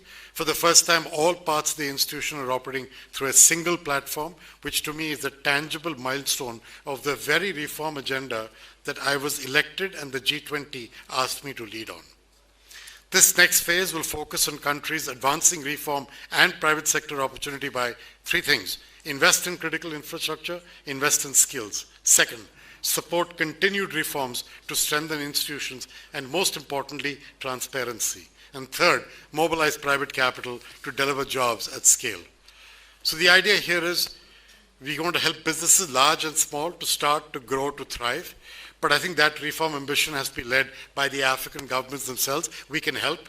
The World Bank can help. The IMF can help. The African Development Bank can help. Other partners, but by help. But eventually, it is for African countries and leaders to seize the moment. Thank you to Germany, thank you to South Africa for your continued leadership, and thanks to all of you for your generosity in having us as a part of this group. I really appreciate that. Thank you very much, President Banga. To formally convey our appreciation and bring this side event to a close, I now have the honor of inviting Mr. Ronald Lamola, Minister of International Relations and Cooperation of the Republic of South Africa, to deliver a word of thanks on behalf of the South African G20 presidency. Minister Lamola, the floor is yours. Thank you very much. In the interest of time, I will stand on existing protocols. It was a distinguished honor to have you all here with us today as we conclude this high-level side event on the G20 Compact with Africa. Allow me to extend our deepest gratitude on behalf of South Africa's G20 presidency to all who contributed to make this important event a success. As was eloquently articulated by the speakers, the Compact with Africa 2.0 aimed to deepen investment, create jobs, build sustainable prosperity through stronger partnerships with the private sector. We hope that this event further highlighted the importance of the Compact in further unlocking the economic potential of the continent. I would like to thank all speakers for conveying one overarching message of the important and key role players in the partnerships. Cooperation and private sector play in enhancing economic growth, decent jobs, prosperity in Africa and beyond. We further note with satisfaction that G20 Leaders Summit recognized the importance of the G20 Compact with Africa and commended South Africa's G20 presidency for strengthening the compact further, including through launch of the second phase 2025 to 2033. supported by the establishment of the World Bank Group Multi-Donor Fund. I would like to convey a special thanks to Your Excellencies President Ramaphosa, here today represented by the Deputy President Paul Mashatile, and the Federal Chancellor of MES, of Germany, Chancellor Merz, for hosting this event and highlighting how cooperation between G20 economies and African economies is vital in boosting private investment in Africa.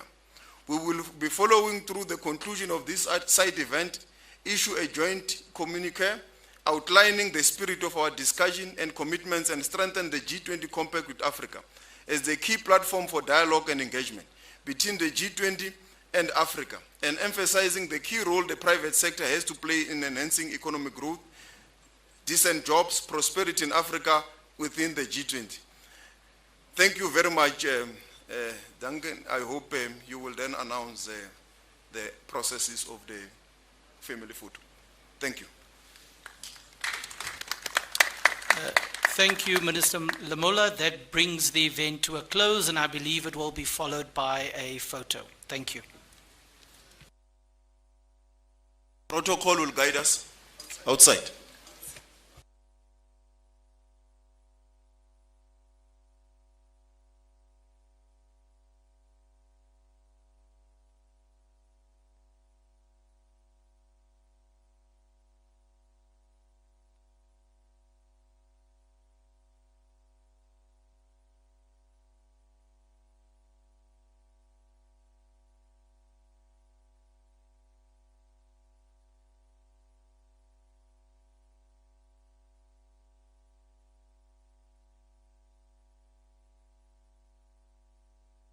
Scientific and Cultural Organization, UNESCO, and the name is Al-Nani Al-Aziz. Mr. President, Your Excellencies, ladies and gentlemen, it's an honor to be with you today, only days after my appointment, and to bring UNESCO's voice to this vital forum held for the first time on my African continent. My warmest thanks go to the South African Presidency for uniting us around a shared ambition: inclusive and sustainable economic growth, a theme fully aligned with UNESCO's 4 strategic objectives: investing in education to transform lives, reconciling humanity with nature, building just, inclusive, and peaceful societies, and fostering innovation and technology. Allow me to briefly highlight 3 areas of close collaboration between UNESCO and the G20 to advance this vision in Africa, one of our 2 global priorities alongside gender equality. First, on artificial intelligence, UNESCO had led the working group established by President Ramaphosa, guided by our 2021 recommendation on ethics of AI. Together with the African Union and the South African G20 presidency, we have launched the AI in Africa initiative, aligned with the African Union's 2024 AI strategy. We'll train around 20,000 civil servants and judicial professionals and 2,000 teachers and students, and support 25 additional African countries integrating AI into national policies. Second, in education, we are championing innovative financing to ensure debt does not hinder learning. In 2023, for instance, we facilitated the agreement between Côte d'Ivoire and France to convert debt into investment in education. Third, in culture, from combating illicit trafficking to supporting culture and the creative industries and safeguarding heritage and traditional knowledge, UNESCO continues to affirm that no sustainable development is possible without culture, as reaffirmed in the Pact for the Future. Excellencies, UNESCO stands ready to deepen its role as an active member of the multilateral system and as a committed partner of the G20. Your priorities resonate with every dimension of our mandate and expertise. Thank you, Mr. President. Thank you very much indeed. I now call upon Her Excellency, Ms. Rebecca Grace-Pan Mayo.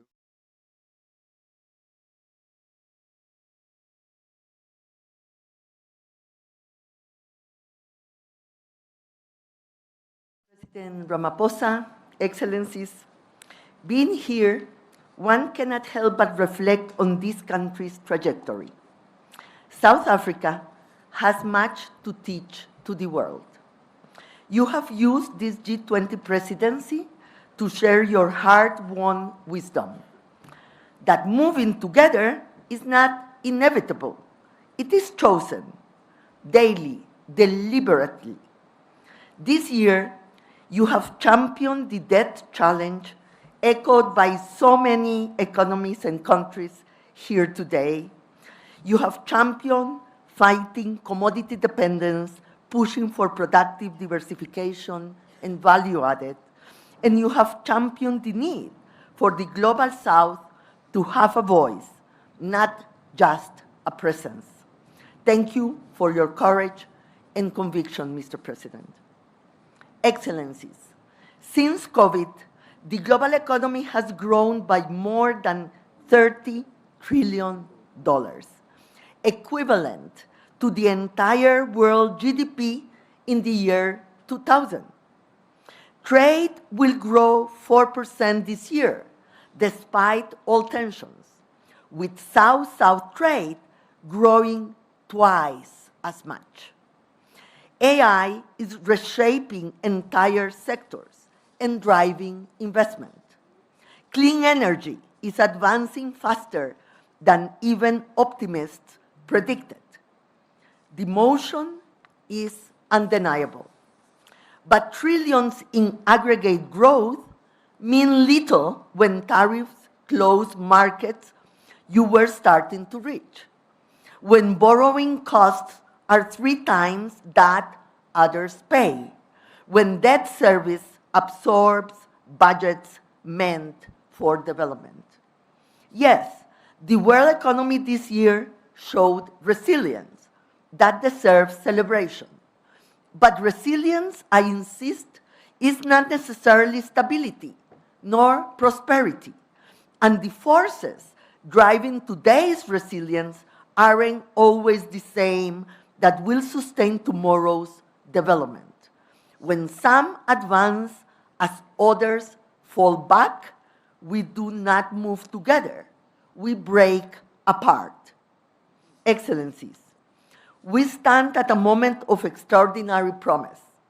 Developing countries want a fair share of that promise. They don't want support, they want a level playing field. The G20 is uniquely placed to strengthen the trade system and build the financial, global, and regional architecture that can give us just that. This is how resilience becomes stability, how motion becomes progress, how we ensure no one gets left behind. I thank you. Thank you indeed. I now would like to call His Excellency Dr. Tedros Adhanom Ghebreyesus, the Director General of the World Health Organization, to take the floor. President Ramaphosa, Excellencies, first, congratulations to President Ramaphosa and South Africa on hosting the first G20 summit in Africa.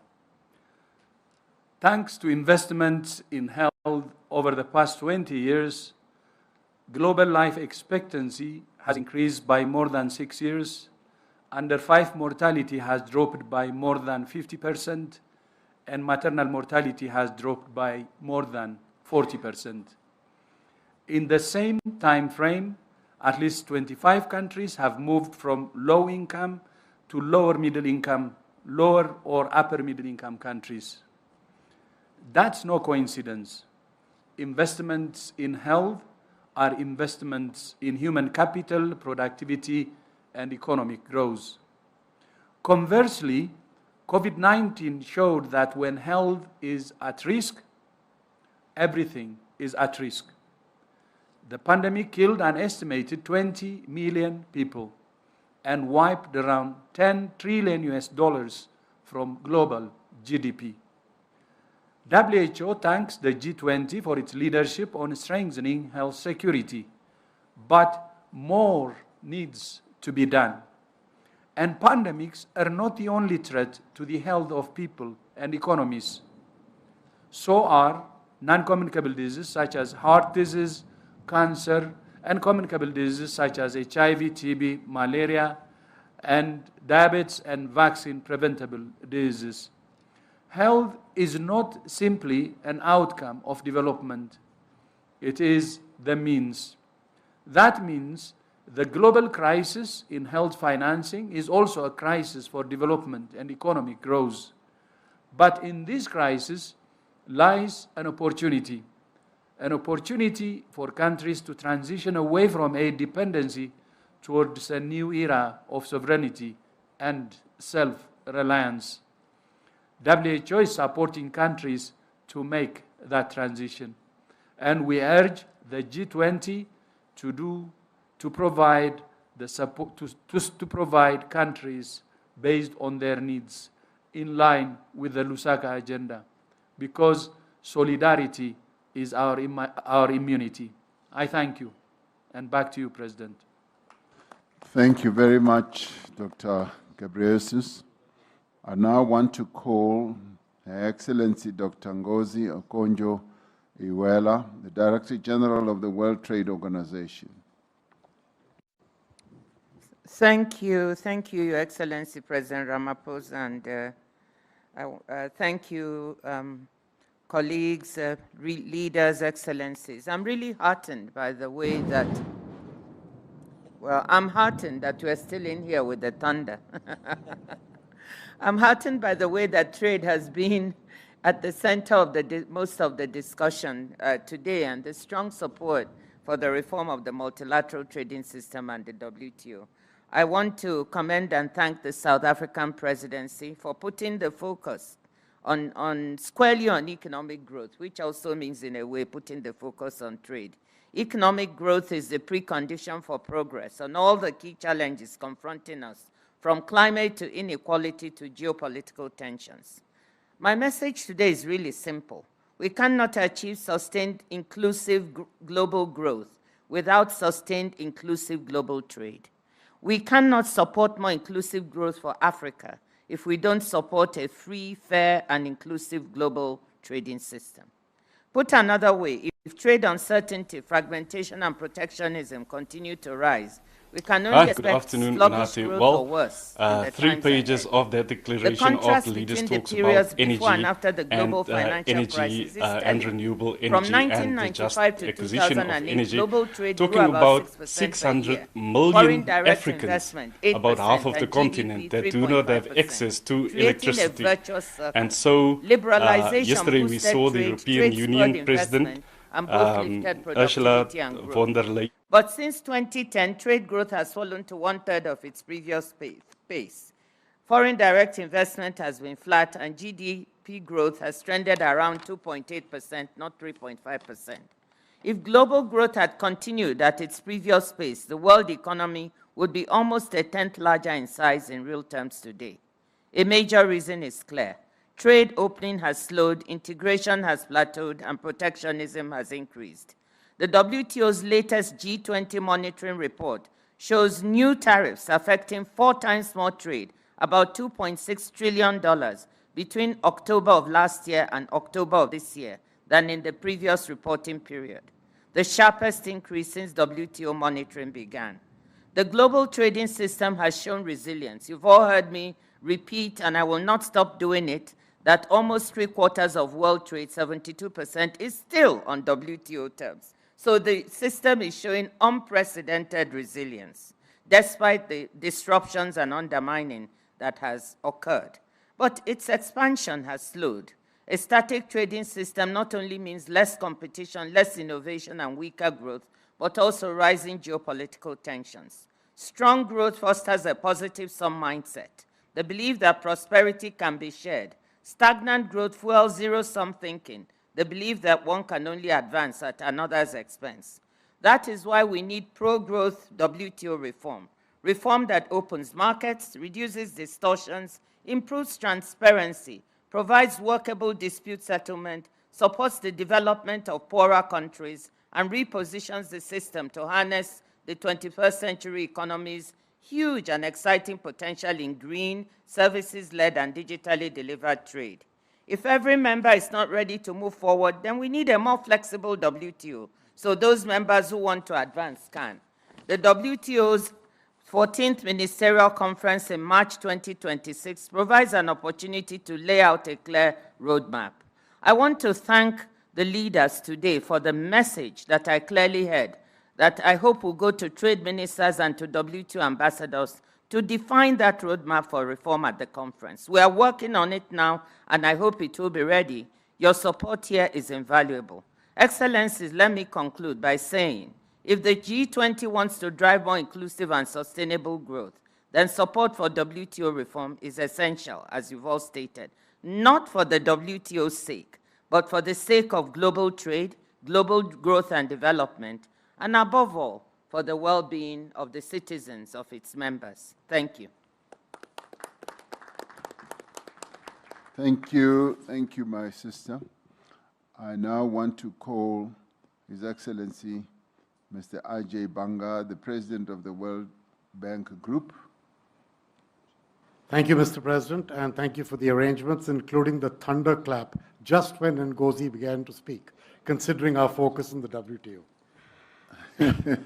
In the next 10 to 15 years, 1.2 billion young people, largely from Africa, by the way, will enter the workforce in the developing economies. They will be competing for about 400 million jobs. That is a large gap. With jobs, this generation will power the economy. Without jobs, this will be a very serious challenge. Therefore, jobs have to be at the center of any development, economic, or security strategy. And for us in the bank, it is at the core of our work going forward. Our three-pillar strategy on jobs focuses on private sector job creation, because that is where 90% of jobs are created, and on fostering entrepreneurship for the young. The first pillar is that our public sector arms help governments to develop essential infrastructure.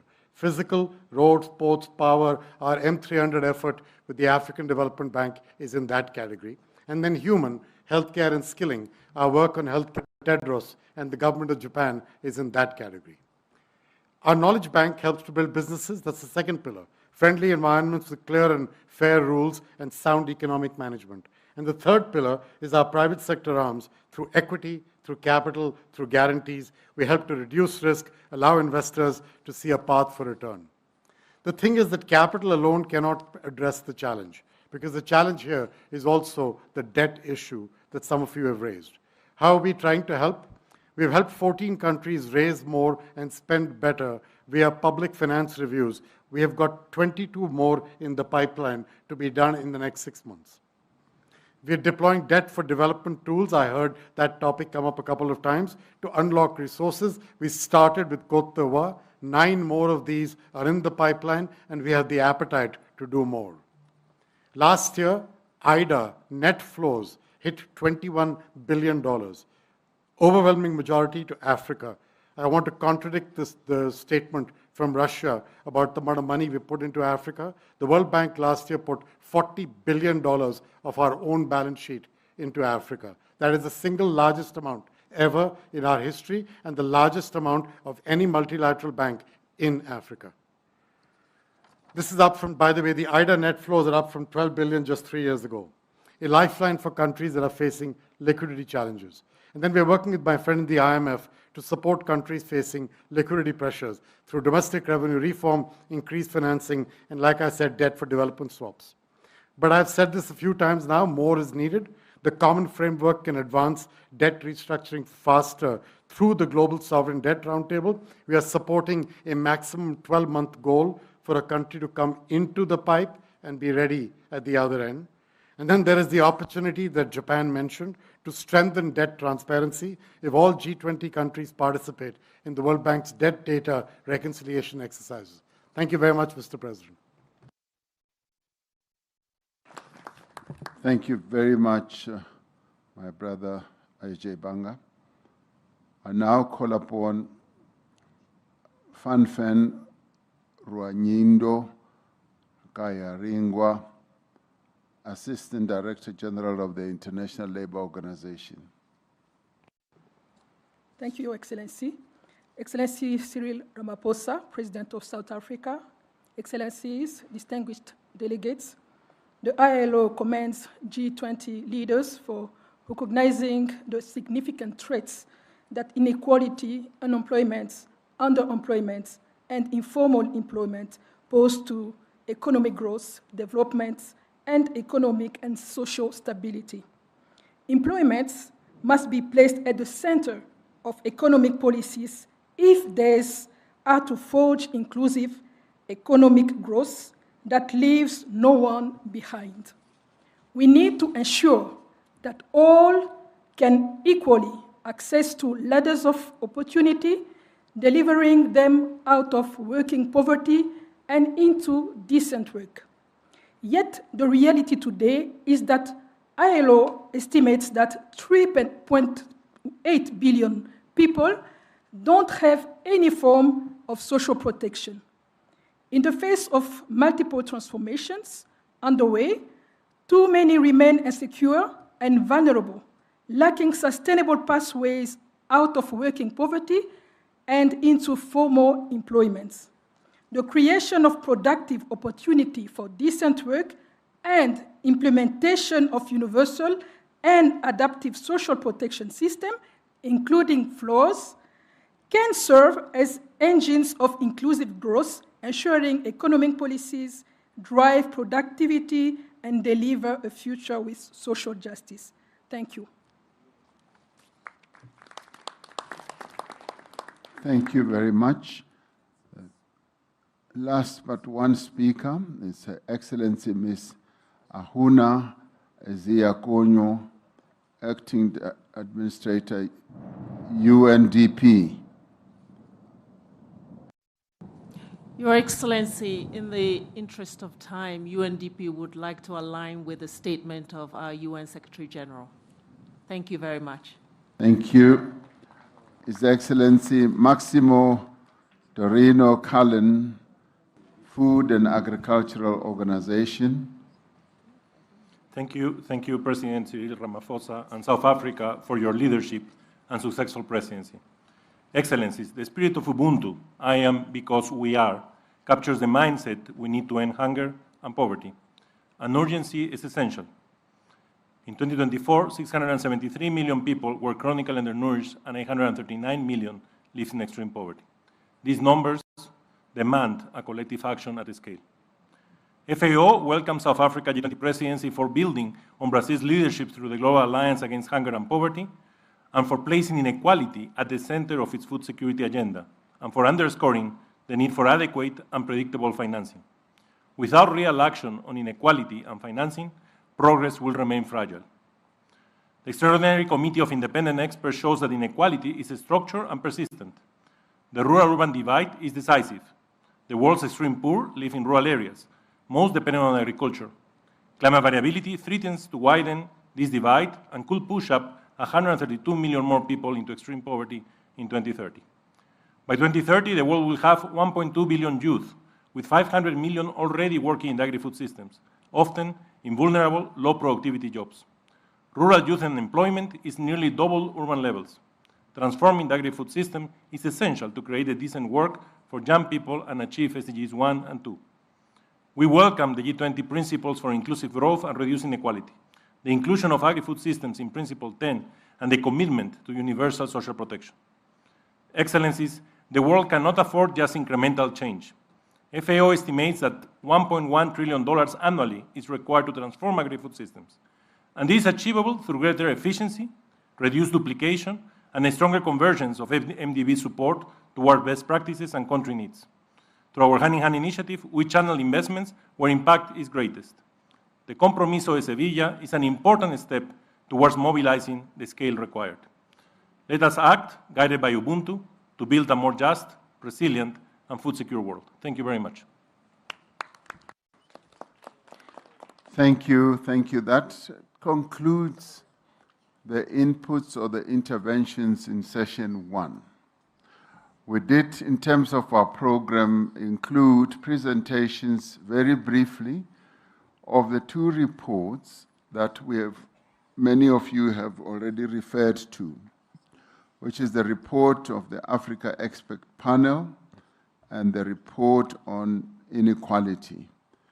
We're going to ask the presenters to take no more than just 3 minutes each, just introducing those reports. The reports are quite substantial, and they will be read at leisure by members, states, and members of various organizations.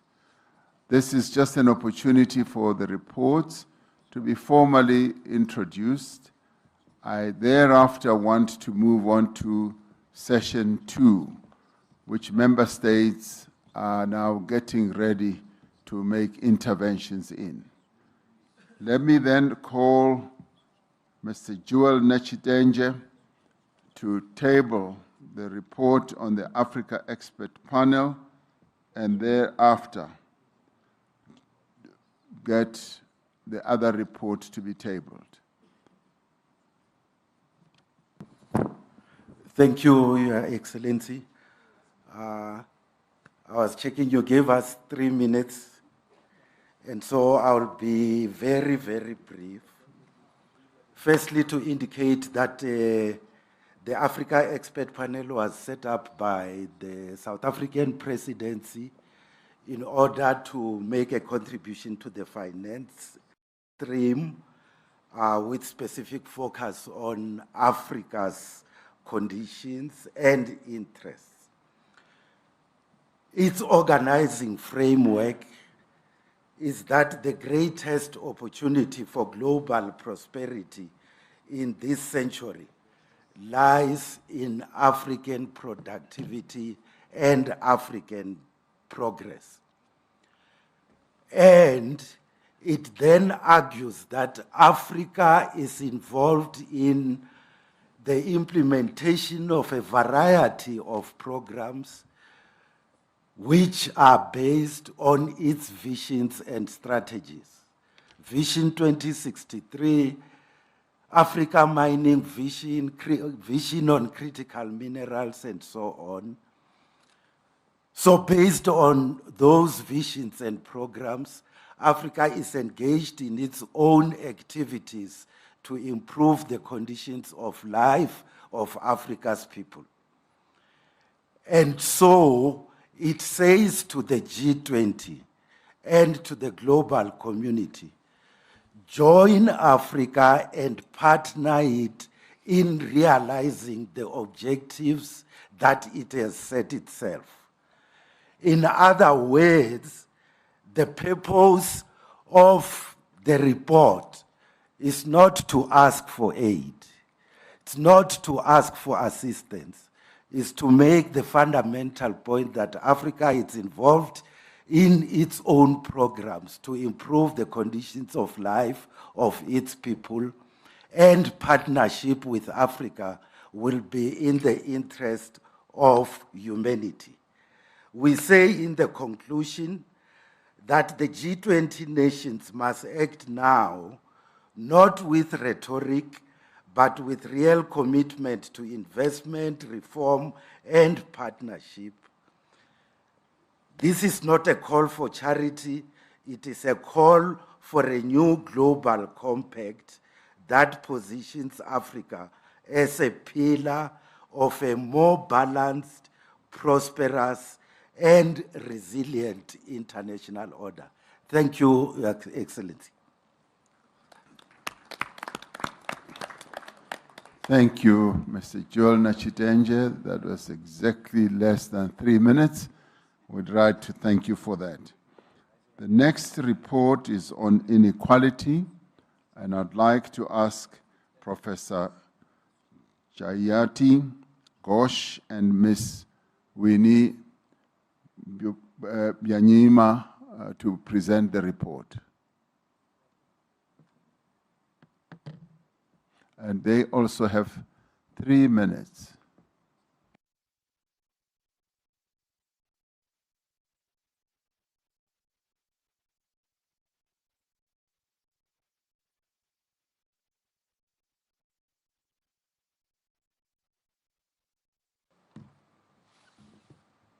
Thank you very much, President Ramaphosa, also for the honor of presenting at all to the G20 meeting.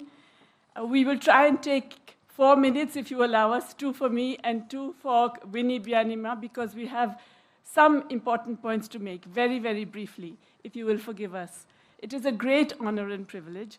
We just want to identify some of the major trends that we found while consulting extensively for this report. And we really would like to emphasize also a proposal that we have, which we believe is ultimately very achievable. First, global inequality remains very high. It did come down slightly since 2000 because of China, but it remains very high, and recent years have seen an increase.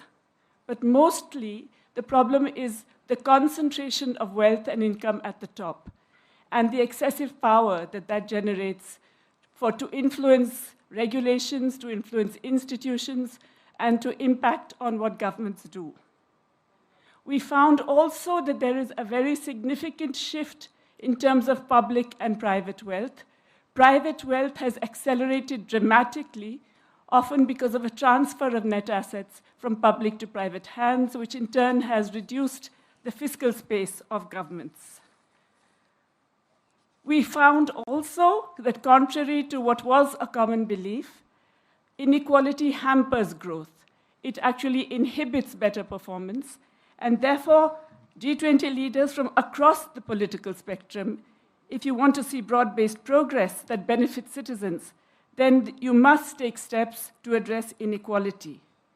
We also found that inequality undermines political stability and democracy, as has already been mentioned, and leads to very adverse social and environmental impacts, particularly through its multidimensional effects. I now pass on to Winnie Byanyima. Thank you, Jayati. Thank you, Excellency the President. I too thank you for commissioning us and for putting this issue of inequality at the very heart of the international agenda. It's historic. Jayati has set out the drivers of inequality. Our report considers different practical, pragmatic, and very possible ways to respond to these drivers of inequality, much of it based on what governments are doing or have done. Your Excellencies, whether it is about reining in corporate concentration and monopolistic behavior, whether it is about reforming intellectual property regimes while fostering innovation, whether it's about governments providing needed fiscal space for developing countries, all these are achievable through international cooperation. So our report looks at ways to achieve this through national or international means. Our main recommendation, the primary recommendation of this report, is the creation of an international panel on inequality. We find that there is a lot of information out there. Knowledge has been collected, many data sets. However, we find the more we know, the less we know. And the more we know, the more we understand the need to have a platform where there is reliable, comprehensive knowledge for all to use. We envisage a globally balanced international body that would provide a technical service to synthesize and provide authoritative and independent assessments and analysis of inequality. It will be available to everyone, policymakers, private sector, civil society, trade unions, and the media. Our recommendation is inspired by the tremendous work of the IPCC, which has helped governments to address climate change, or also the approach of the new scientific panel on artificial intelligence. We do not envisage some big global institution, but a lean body bringing together a network of research institutions and individual scholars and experts.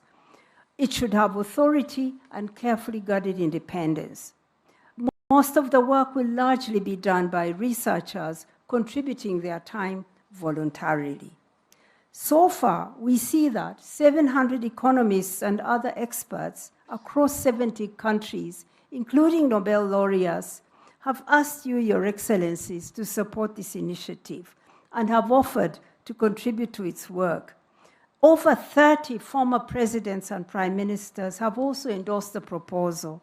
We're pleased to see governments supporting this new body. We are hopeful that many more governments will support it as a practical way to help your own policymakers to address inequality. It would be a game changer at the crossroads of academia, policy, and practice. Thank you, President Ramaphosa, for entrusting us with this important task.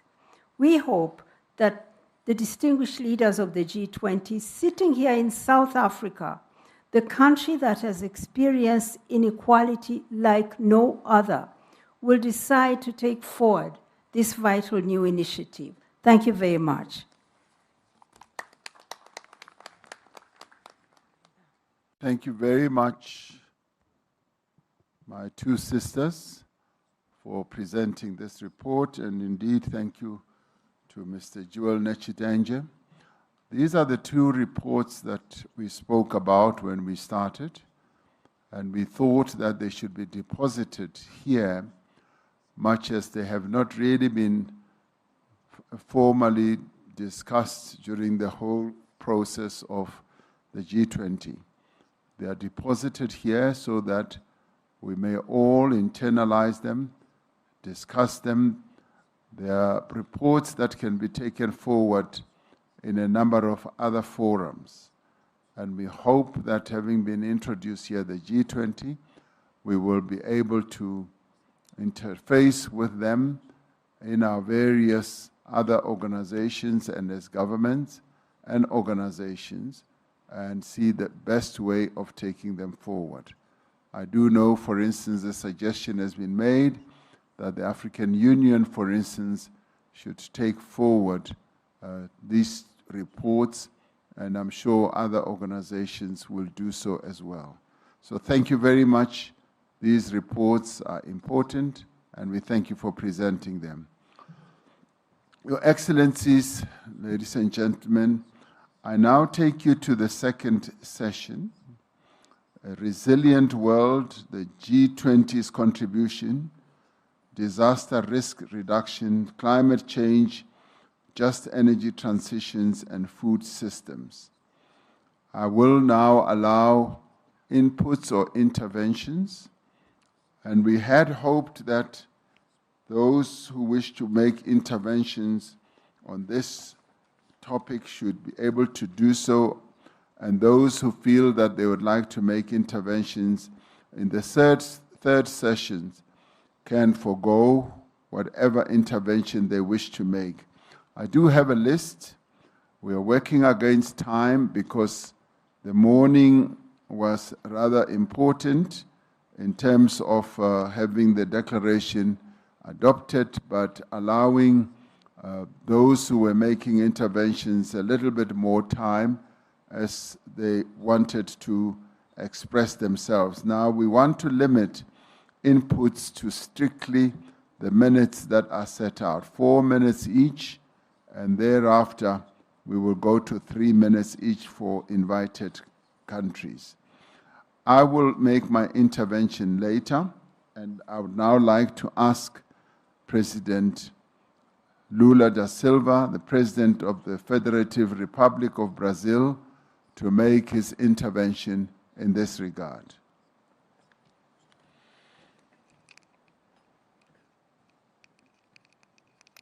Eu quero, mais uma vez, reiterar meus cumprimentos ao presidente Ramaphosa, cumprimentar a presidenta da Namíbia, a senhora Netumbo, e também cumprimentar o Antônio Guterres, secretário-geral das Nações Unidas, por meio de quem eu cumprimento todas as entidades internacionais aqui presentes.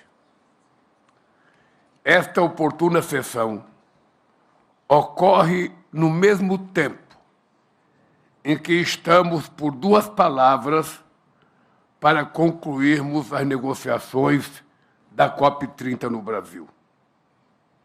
No ano em que o planeta ultrapassou pela primeira vez, e talvez de forma permanente, o limite de 1,5 graus acima dos níveis pré-industriais, a comunidade internacional tinha diante de si uma escolha: continuar ou desistir. Optamos pela primeira alternativa. Na COP da verdade, a ciência prevaleceu.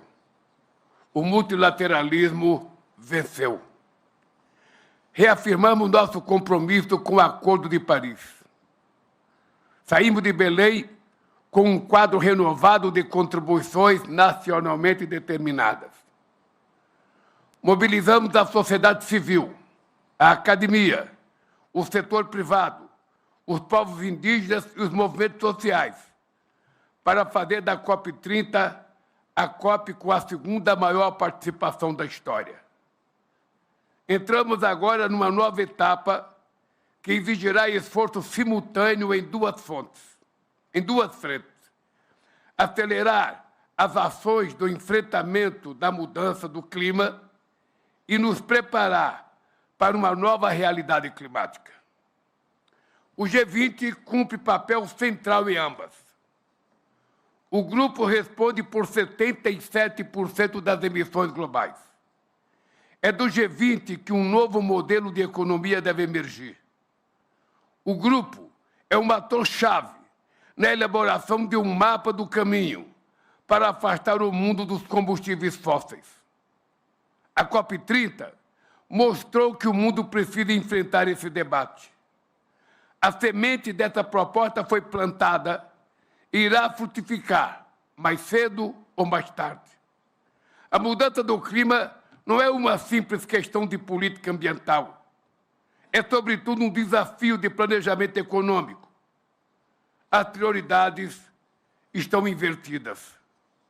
É inconcebível que não sejamos capazes de mobilizar 1,3 trilhão em financiamento climático, enquanto o dobro desse montante é consumido por despesas militares. Fortalecer a capacidade de prevenção e resposta a desastres é uma questão de vida ou morte. Sistema de alerta precoce não bastam. O sistema vai colocar às provas nossas pontes, rodovias, edifícios e linha de transmissão. Vai exigir forma mais eficiente de gerir a água, cultivar alimentos e produzir energia.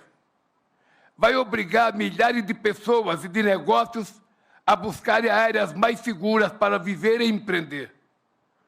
Os princípios voluntários para investir em redução de risco e de desastres, aprovados sob a liderança sul-africana do G20, enfatizam a necessidade de financiamento de longo prazo.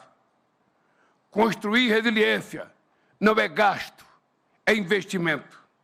Para cada dólar investido em adaptação, ganha-se $4 em prejuízos evitados e outros benefícios sociais e econômicos. Mas um mundo resiliente não se faz apenas com infraestrutura. Quando alguém é atingido por um evento extremo, são as políticas públicas do Estado que ajudam a se reerguer. Contudo, cerca da metade da população mundial não conta com proteção social. Quase 700 milhões de pessoas ainda sofrem com a fome. Vai contra nosso sentido mais elementar de justiça permitir que as maiores vítimas da crise climática sejam aquelas que menos contribuíram para causá-la. O Brasil lançou na COP30 a Declaração de Belém sobre fome, pobreza e ação climática, centrada nas pessoas. Nela, reforçamos 3 compromissos: fortalecer a proteção social, apoiar pequenos produtores e garantir alternativas de vida sustentáveis para comunidades que vivem nas florestas. O G20 pode proteger cadeias alimentares por meio de medidas como compras públicas e seguros rurais. Também pode remunerar quem preserva as florestas por meio do Fundo Florestas Tropicais para Sempre, lançado na COP30. Só haverá transição justa se o G20 liderar o caminho. Como nos ensinou Nelson Mandela, tudo parece impossível até que seja feito. A hora de fazer é agora. Muito obrigado.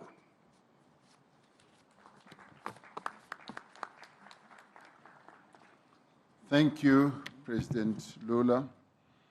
I'd now like to ask His Excellency President João Manuel Lourenço, the President of the Republic of Angola and the Chairperson of the African Union, to take the floor. Muito obrigado.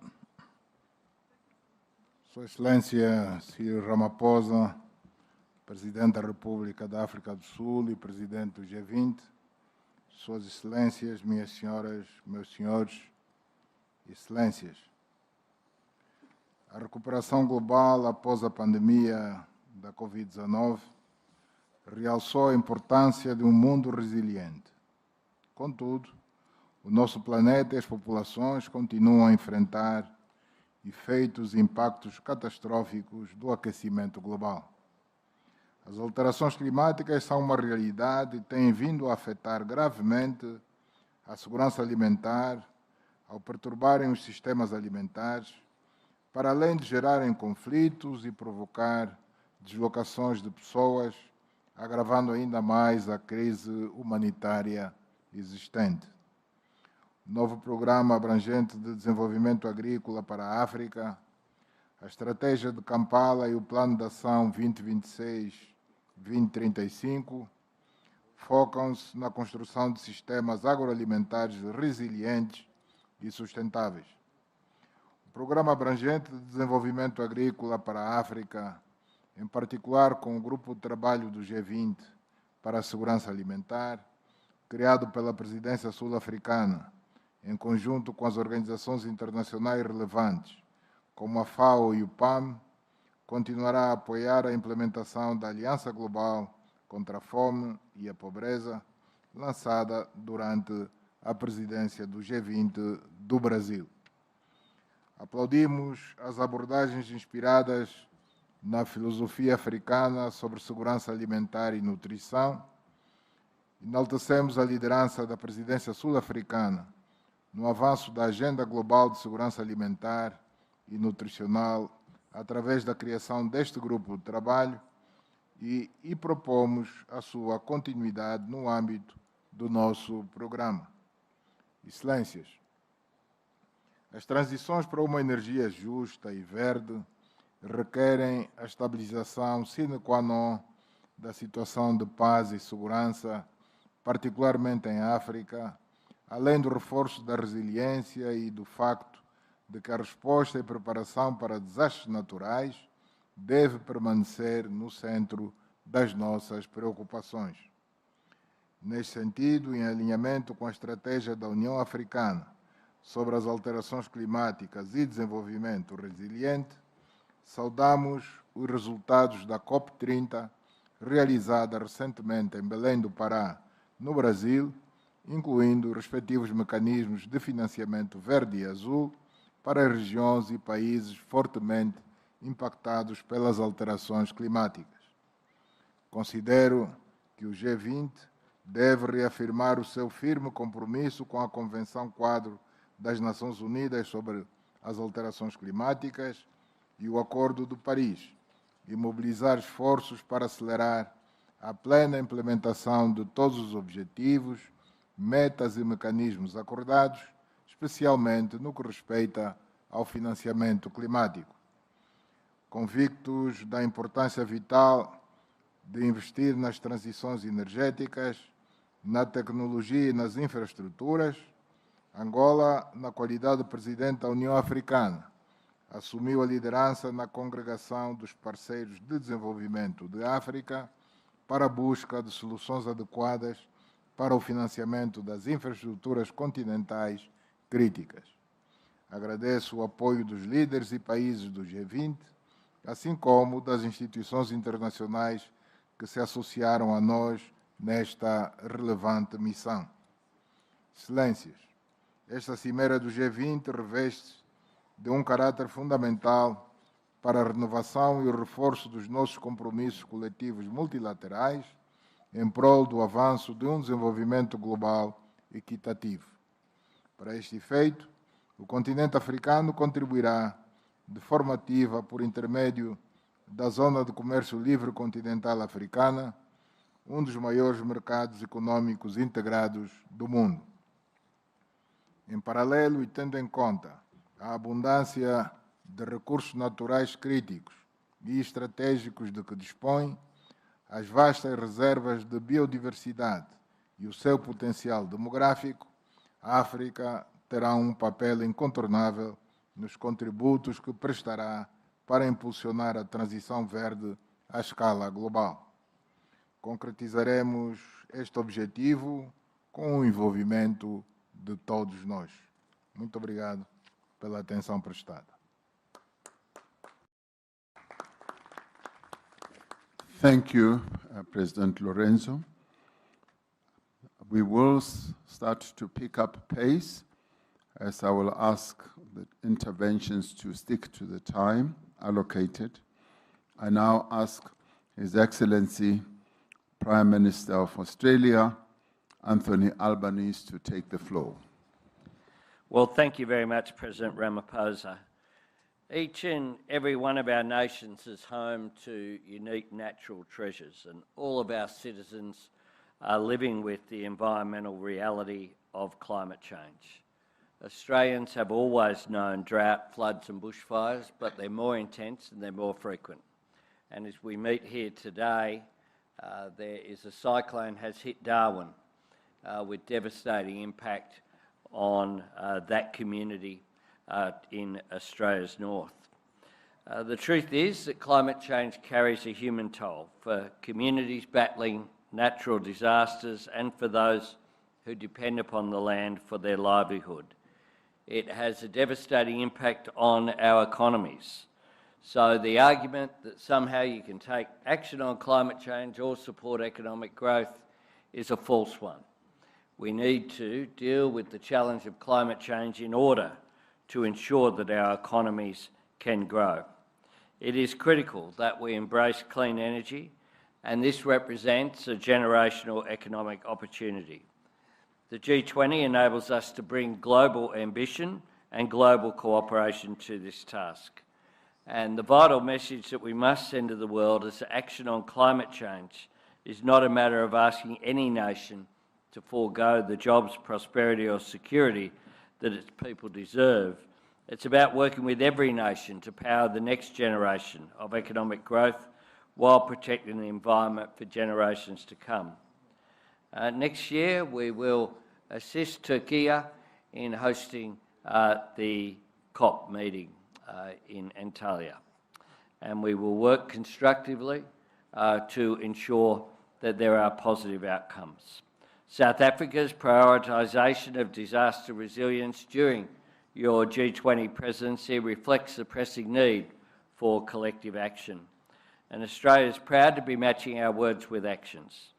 At the UN in September, I announced our new 2035 emissions reduction target of 62 to 70% by then. Our target is ambitious, but importantly, it is achievable. It provides the certainty for new national and global investment in jobs and industries of clean energy. At home, Australia is investing in our Disaster Ready Fund to support communities devastated by these natural disasters. In our region, we're supporting the Pacific family to respond to natural disasters and prepare for them with our Australian Humanitarian Partnerships $100 million Disaster Ready program. And we've put in an additional $100 million into the Pacific Resilience Facility that will be so important going forward. We're also investing in climate-smart agricultural practices. And here on the African continent, the Africa-Australia Partnership for Climate-Responsive Agriculture aims to guard against food shortages. Colleagues, none of our nations are immune from the environmental challenges of climate change. All of our citizens can benefit from the opportunities of clean energy. As a forum and as leaders, we have a responsibility to our children and grandchildren and the generations to come to make sure that we choose to do the right thing, not choose between protecting our environment or securing our prosperity. We can do both, and indeed we must do both, because each depends on the other.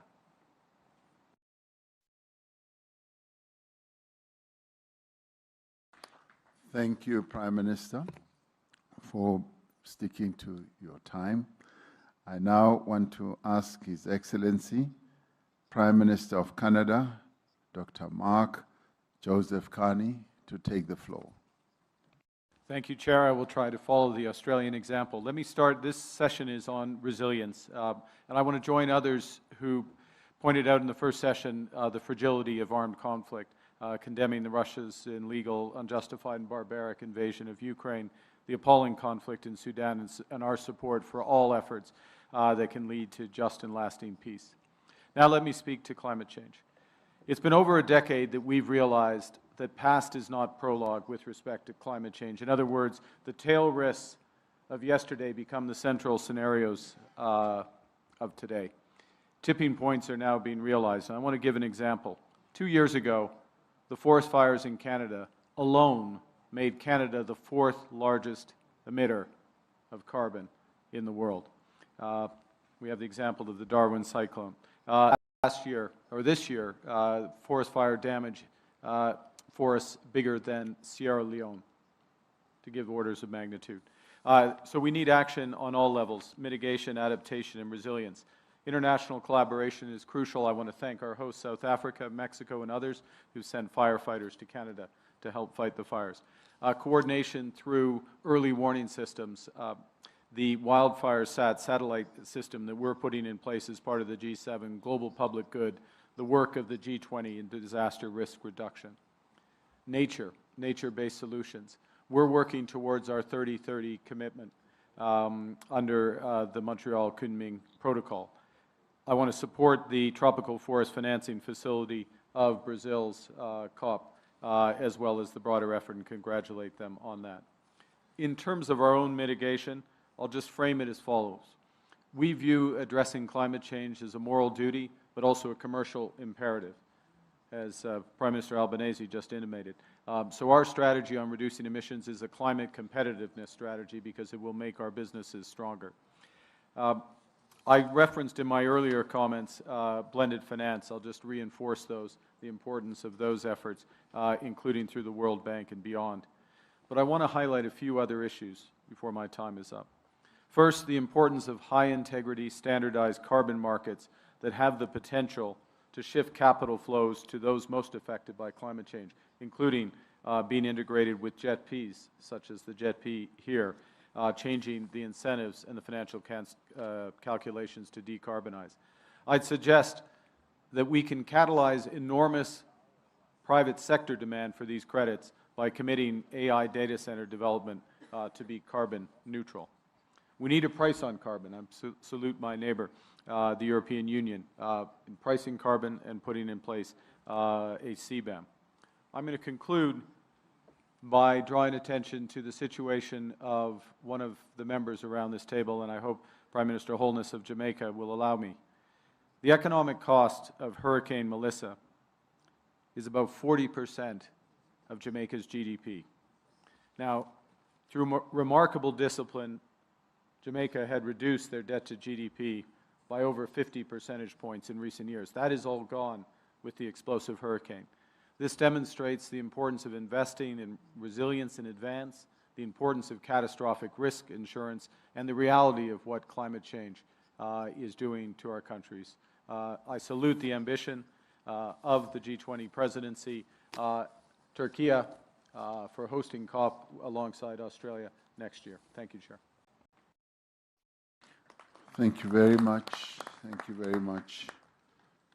The challenge that Jamaica faced is a really sad story, and putting the figures that you have, Prime Minister Carney, just makes the case much more a devastating one. Your Excellencies, I am receiving requests for countries who want to forgo their right to speak.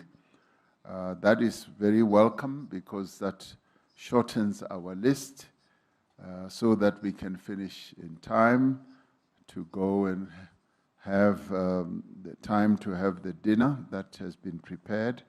So if any country is moved to follow the same example as the United Kingdom and the Kingdom of Saudi Arabia, who have forgone their right to speak.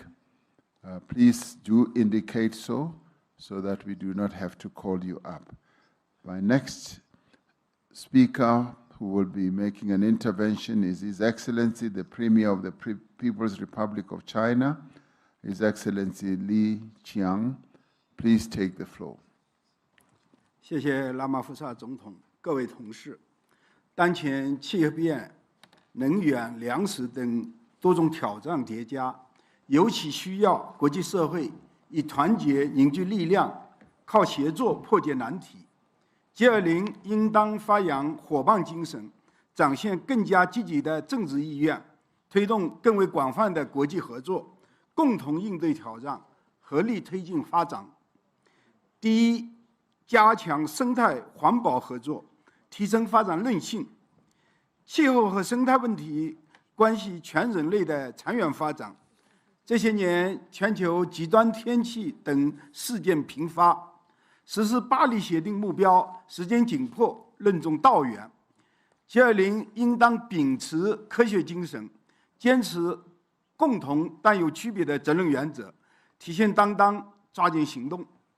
中国已经宣布新一轮国家自主贡献的目标，我愿意同各方加强昆明、蒙特利尔全球生物多样性框架的之内的合作，推动第30届联合国气变大会成果加快落地。第二，加强绿色能源合作，推进公正转型。太阳能、风能等新能源天然具有普惠公平的特点，推动能源体系绿色转型，不仅为人类发展提供强劲动能，也将更好地保障各国平等发展的权利。G20应当推动全球绿色产业合作，保持产业链、供应链的稳定畅通，促进相关技术、产品等自由流通应用。中国已经建成全球最大的可再生能源体系，我们同100多个国家和地区开展了绿色能源合作。过去5年，向世界提供的风电、光伏产品，累计为其他国家减少约41亿吨的碳排放。中方愿意继续以自身所能为各国能源转型提供支持。第三，加强粮食安全合作，保障稳定供应。现在全球仍然有7亿多人面临饥饿的威胁，必须采取切实行动，为他们提供必要的帮助。G20应当推动优化全球粮食流通供给，构建大宗商品合作伙伴关系，建设开放、稳定、可持续的全球粮食市场，强化对粮食短缺国家的供应保障。同时，我们要用好 G20 农业部长会等相关平台，加强农业科技合作，提升粮食生产能力。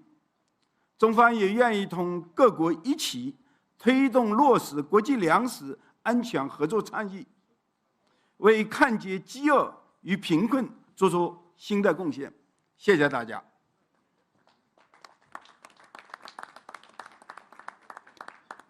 Thank you, Premier Li. I now ask His Excellency Antonio da Costa, the President of the European Council, to take the floor. Thank you, Mr. President. Natural and man-made disasters are happening more and more often. They are increasing in intensity and having devastating consequences worldwide. The threat to our communities, our environment, and our prosperity is very real. Take the case of wildfires. In 2025 alone, the equivalent of 1/3 of land size of Argentina has burned down. the European Union strongly supports the approach, priorities, and efforts of the South African presidency of G20 on disaster risk reduction, the ex-post approach. But in this session, I choose to talk about root causes. Yes, climate change is real, and together with biodiversity loss and pollution, it can still be stopped. Despite progress, global pledges to cut emissions are not sufficient to limit the rise of temperatures to 1.5 degrees warming. The European Union is a global leader in this effort, and we are staying the course, fully committed to the Paris Agreement. A couple of weeks ago, we committed to an ambitious intermediate goal of reducing emissions by 90% by 2040. The European Union will remain a trusted partner in supporting the countries most exposed to climate change. Last year, the European Union provided 31.7 billion euros from public sources, and we mobilized 11 billion euros of private finance to support developing countries to reduce emissions and adapt to the impacts of climate change. As Union of Values, we will continue to support this agenda. But we cannot do this alone. And we invite all G20 members to join us in taking bold collective action to secure a sustainable future for all. Thank you, thank you. I now ask Her Excellency Dr. Ursula von der Leyen, President of the European Commission, to take the floor. Thank you very much, dear Cyril. This time I want to speak about the same topic like my friend Antonio Costa, climate change, but here focus on energy transitions. And it is a message of hope and opportunity that I want to bring to this G20 summit. It's a message about clean energy technologies and clean energy transitions. Not only do they meet our urgent need to tackle climate change, they do much more than that. Clean energy transitions are cost competitive as never before. They create jobs at home. They open new ways to bring modern energy to the many million that remain without access. And they are a natural fit for many developing economies. The International Energy Agency says that 80% of energy consumption growth over the next decade occurs in regions with high-quality solar resources. And it's not only about solar. There are huge opportunities in Africa and beyond for other technologies, for wind, for geothermal, for hydropower, for new low-emission fuels, and of course for the investments in grids, storage, and other infrastructure that tie the energy system together. So this can be the growth story of the 21st century. And therefore, I would like to assure you of two things. First, I want to assure you of Europe's commitment to lead by example. We are firmly on track to meet our own 2030 target. We have an ambitious NDC for 2035, and we have the goal to be climate neutral by 2050, so Europe is staying the course. Second, I want to assure you of Europe's commitment to partner with developing economies, to mobilize investments in clean energy around the world. And here let me give you 4 figures that are telling. Of the 2 trillion invested globally in clean energy last year, only 2% was in Africa, while Africa has 600 million people who have no access to electricity, and it is the continent with 60% of the world's best solar potential. So this cannot be. We must change this imbalance. And that is at the core of Europe's Global Gateway Initiative. These are 150 billion euros investment program for Africa, of which 25% goes into grids and into interconnectors. And that is also why, together with South African President Cyril Ramaphosa, my friend, we launched the campaign called Scaling Up Renewables for Africa. Yesterday, we had a big pledging event. We're working with governments and the private sector, and thank you to many, many of you around the table who contributed to the pledging event. We reached 15.5 billion euros pledges for investment in renewables in Africa. A big success, and many thanks again for that. Thank you. Thank you for passing on that message, Ursula. I now would like to call upon His Excellency President Emmanuel Macron, the President of the French Republic. So it's only me, Mr. President. I'm the finance minister. I'm going to give the introduction in the name of President Macron, who just is at a meeting now. Thank you. Je remercie l'Afrique du Sud d'avoir mis à l'agenda la question de la résilience de ce monde que nous avons en commun. Nous avons ce matin parlé de nos économies, mais nous ne devons pas oublier nos biens communs. Les défis et les dangers qui menacent notre planète ne peuvent être traités que collectivement, ensemble. Les effets du changement climatique, la dégradation de l'environnement, les pollutions, la perte de biodiversité, la multiplication des catastrophes climatiques et l'impact de ces facteurs sur les systèmes alimentaires sont interconnectés, avec des conséquences claires sur nos économies et nos sociétés, quand le développement et la croissance sont des facteurs de paix. Nous avons tous à perdre à choisir l'affrontement ou le repli sur soi plutôt que la coopération.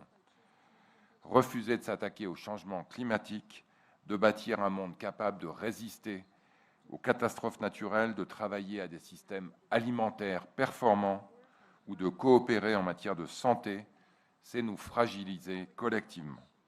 Je me félicite donc de l'adoption par nos ministres de principes de haut niveau sur le financement de la réduction des risques de catastrophes qui soulignent notre volonté commune d'agir plus tôt et de reconstruire de manière plus durable. À l'image des catastrophes naturelles de plus en plus nombreuses à cause du changement climatique, les pandémies ne connaissent pas de frontières. Je me réjouis donc de l'accord mondial sur la prévention, la préparation et la riposte face aux pandémies. Cette adoption représente une victoire claire pour le multilatéralisme. C'est une avancée majeure pour notre sécurité sanitaire qui consacre pour la première fois dans le droit international l'approche une seule santé, One Health. Cette approche, elle doit être notre boussole pour promouvoir l'inclusion systématique des enjeux de santé animale et de santé de nos écosystèmes pour élaborer des politiques publiques vertueuses. L'engagement de la France se traduit par le One Health Summit que nous accueillerons à Lyon le 7 avril prochain. Ce sommet doit parvenir à des engagements ambitieux, des solutions innovantes et des initiatives concrètes pour répondre de façon durable aux problèmes prioritaires touchant la santé quotidienne de nos populations. La santé ne peut en effet plus se penser sans la sécurité alimentaire ni une alimentation saine, car l'obésité est en train de devenir une pandémie. Rien n'est possible sans accès à l'alimentation, ni l'éducation, essentielle pour une croissance économique durable, ni la paix, ni même le progrès démocratique. C'est la raison pour laquelle nous restons pleinement engagés, à l'instar de notre coprésidence de la Coalition pour l'alimentation scolaire, du Programme alimentaire mondial et de l'accueil du sommet Nutrition for Growth, qui a confirmé la forte mobilisation politique sur ces enjeux avec des engagements financiers à hauteur de 30 milliards de dollars. Et c'est pour ça également que cette question sera au cœur du sommet Africa Forward, organisé par notre partenaire kényan en mai 2026 à Nairobi.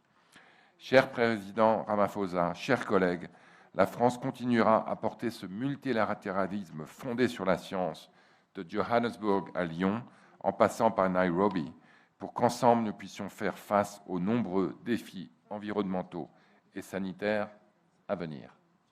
Merci.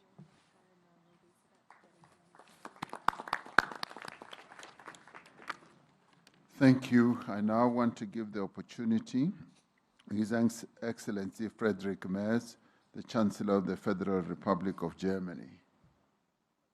Thanks, you, Chair. Unfortunately, the Chancellor's in a meeting, and also the Finance Minister of Germany is speaking. And thank you, President Ramaphosa, first of all, for putting resilience on the top of our agenda. 2025 has tested our resilience and global stability. There is war and conflict, and communities have been tested by the increasing impact of climate change. Wildfires and floods destroying homes in many of our countries. And heat waves threaten our health, food and water supplies, and energy security. It's a heavy burden both for our economies and societies, and even more in so fragile regions and the most vulnerable countries. This is why we need to act. Our actions need to make our world more resilient by unlocking growth and protecting the climate at the same time. We should create the right conditions to create more business cases for action. Protecting the climate and creating business opportunities can and must go hand in hand. To make this happen, we need to use all technologies available. And we need to give space for new technologies to emerge. With the right market framework, new technologies can become the most attractive option for providers and for consumers. Energy transition works best when businesses and end users benefit.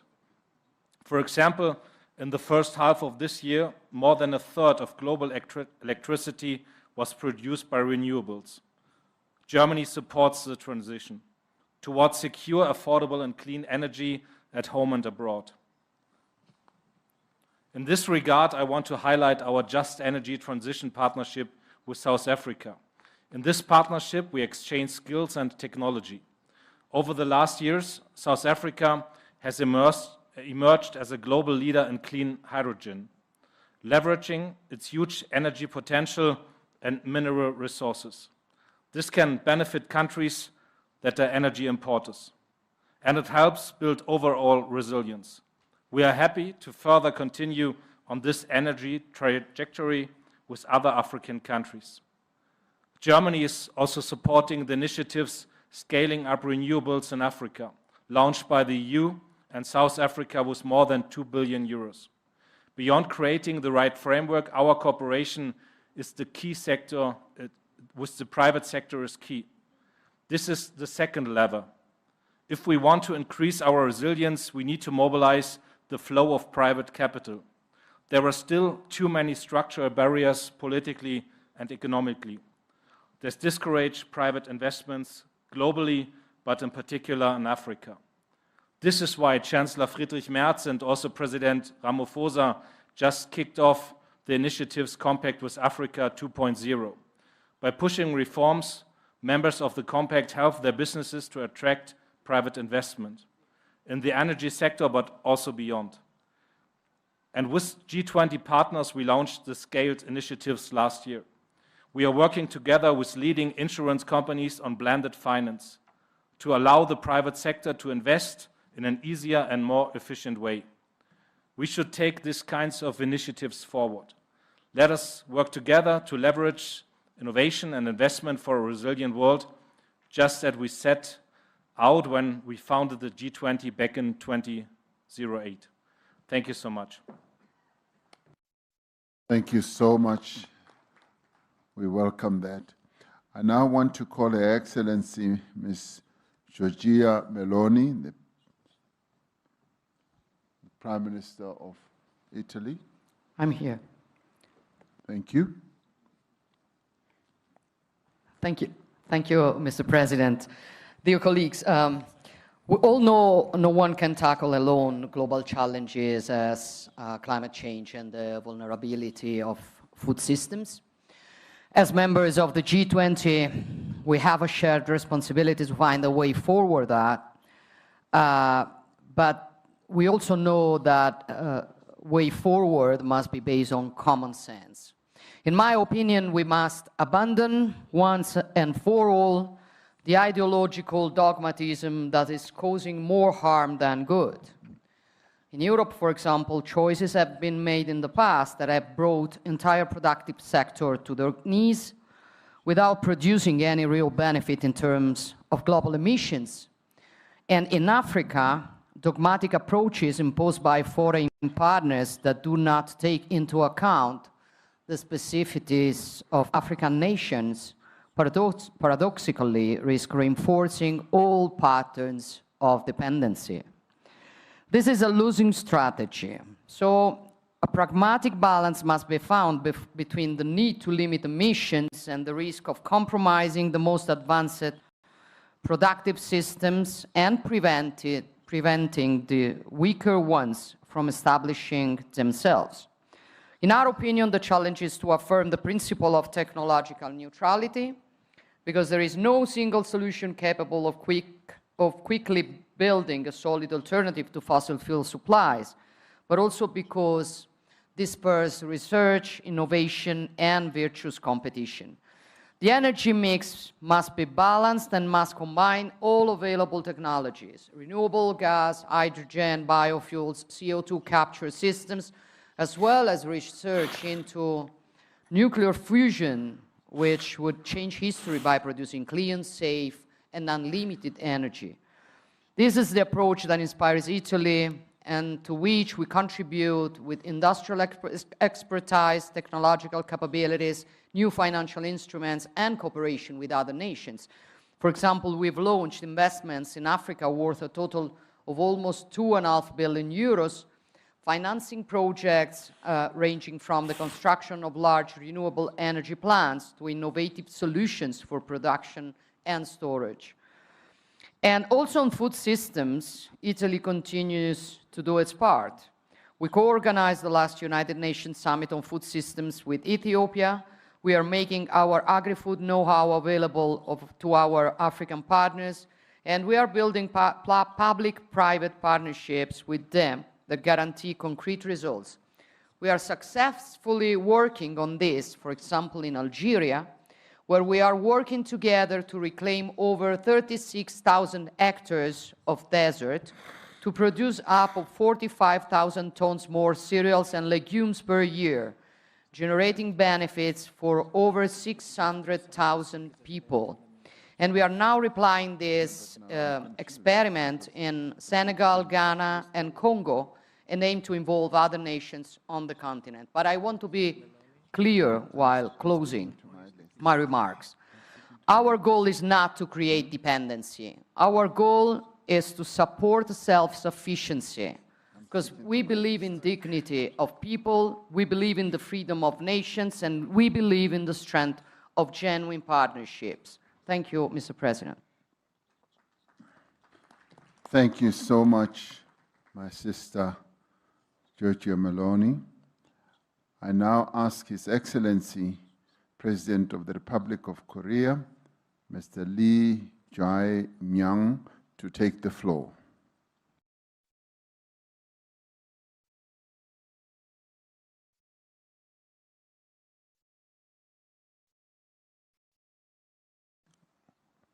Okay, I'm sure he's in a bilateral somewhere. I then ask His Excellency, the President of the Republic of Turkey, His Excellency Recep Tayyip Erdogan, to take the floor.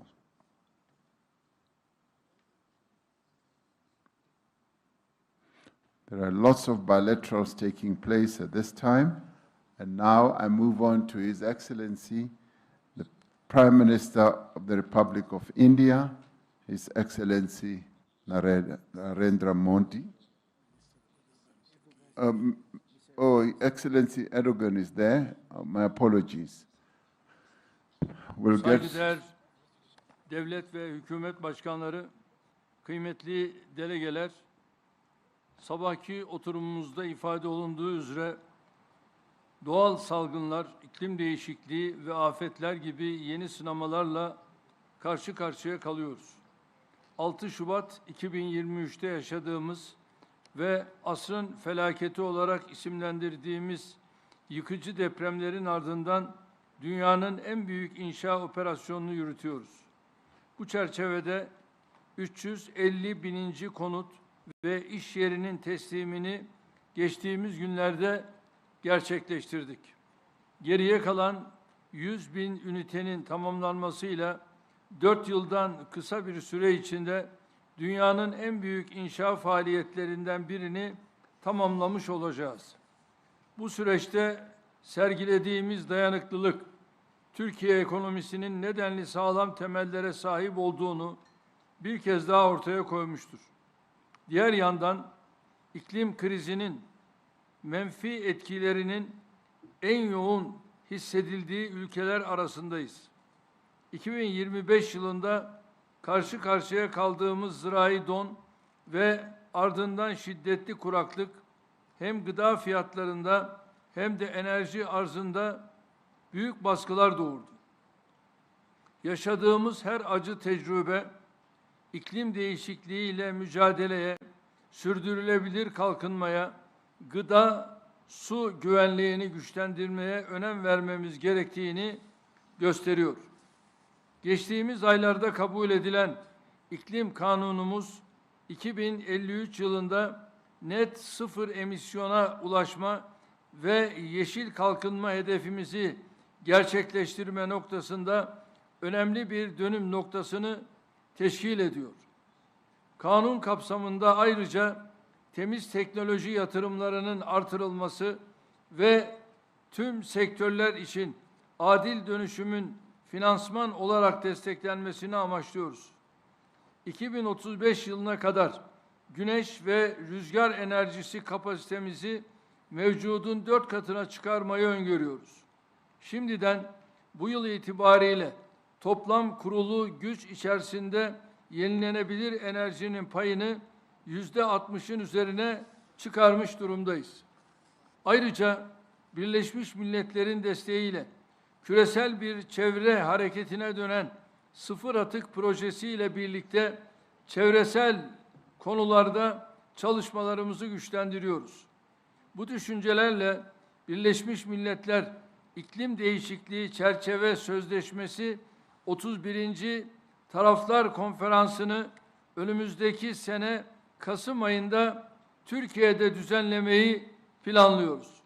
Son dönemde çok taraflılığın kaybettiği zemin dikkate alındığında bu hususta Avustralya ile sağladığımız mutabakatı çok daha anlamlı buluyorum. Ayrıca Güney Afrika Dönem Başkanlığı'nın gıda güvenliği konusundaki çalışmalarını takdirle karşılıyoruz. G20 olarak gıda güvenliğini tesis etme noktasındaki çabalarımızı önümüzdeki dönemde artırmamızın çok isabetli olacağına gönülden inanıyorum. Tabii tüm bu gayretlerin ekonomik maliyeti çok yüksektir. Bilhassa gelişmekte olan ülkelerin ihtiyaçlarına cevap verecek bir finansman sisteminin hayata geçirilmesi gerektiğine inanıyorum. Değerli dostlarım, Amerikan Başkanı Sayın Trump'ın girişimleri ve önde gelen bölge ülkelerinin katkılarıyla Gazze'de sağlanan ateşkesin devamı sadece Filistin halkı için değil, tüm dünyanın huzuru için azami önemdedir. Birleşmiş Milletler verilerine göre İsrail'in Gazze'de yol açtığı yıkım, Filistin'in kalkınma çabalarını asgari 70 yıl geriye götürmüştür. Gazze'de maalesef sadece üst yapının değil, çevrenin de yıkımına şahit olduk. 70.000'i aşkın çocuk, kadın ve masum yetişkinin kaybının ise ne telafisi ne de gelecek nesillerin dimağında açtığı yaranın silinmesi mümkündür. Gelinen aşamada Gazze'de hem insani yardım faaliyetlerinin hızlandırılması hem de yeniden inşa faaliyetlerine gecikmeksizin başlanması esas olmalıdır. Birleşmiş Milletler kuruluşlarının Gazze'de insani yardımların koordinasyonundaki rolünü vazgeçilmez görüyoruz. Öte yandan kış şartlarıyla birlikte bilhassa barınma sorununun giderilmesinde zemin aleyhimize işliyor. Biz sahadaki ateşkesin sürmesine ve Gazze'nin yeniden inşasına katkı sunmaya şimdiye kadar olduğu üzere Filistin halkının yanında durmaya kararlıyız, hazırız kalıcı barışın yegane yolu olan iki devletli çözüm için uluslararası toplum olarak çabalarımızı sürdürmemiz gerektiğini bir kez daha vurguluyor. Bu düşüncelerle sizleri saygıyla selamlıyorum. Thank you. Thank you, President Erdogan. My apologies for ignoring you the first time. Now I ask the Prime Minister of the Republic of India, His Excellency Mr. Narendra Modi.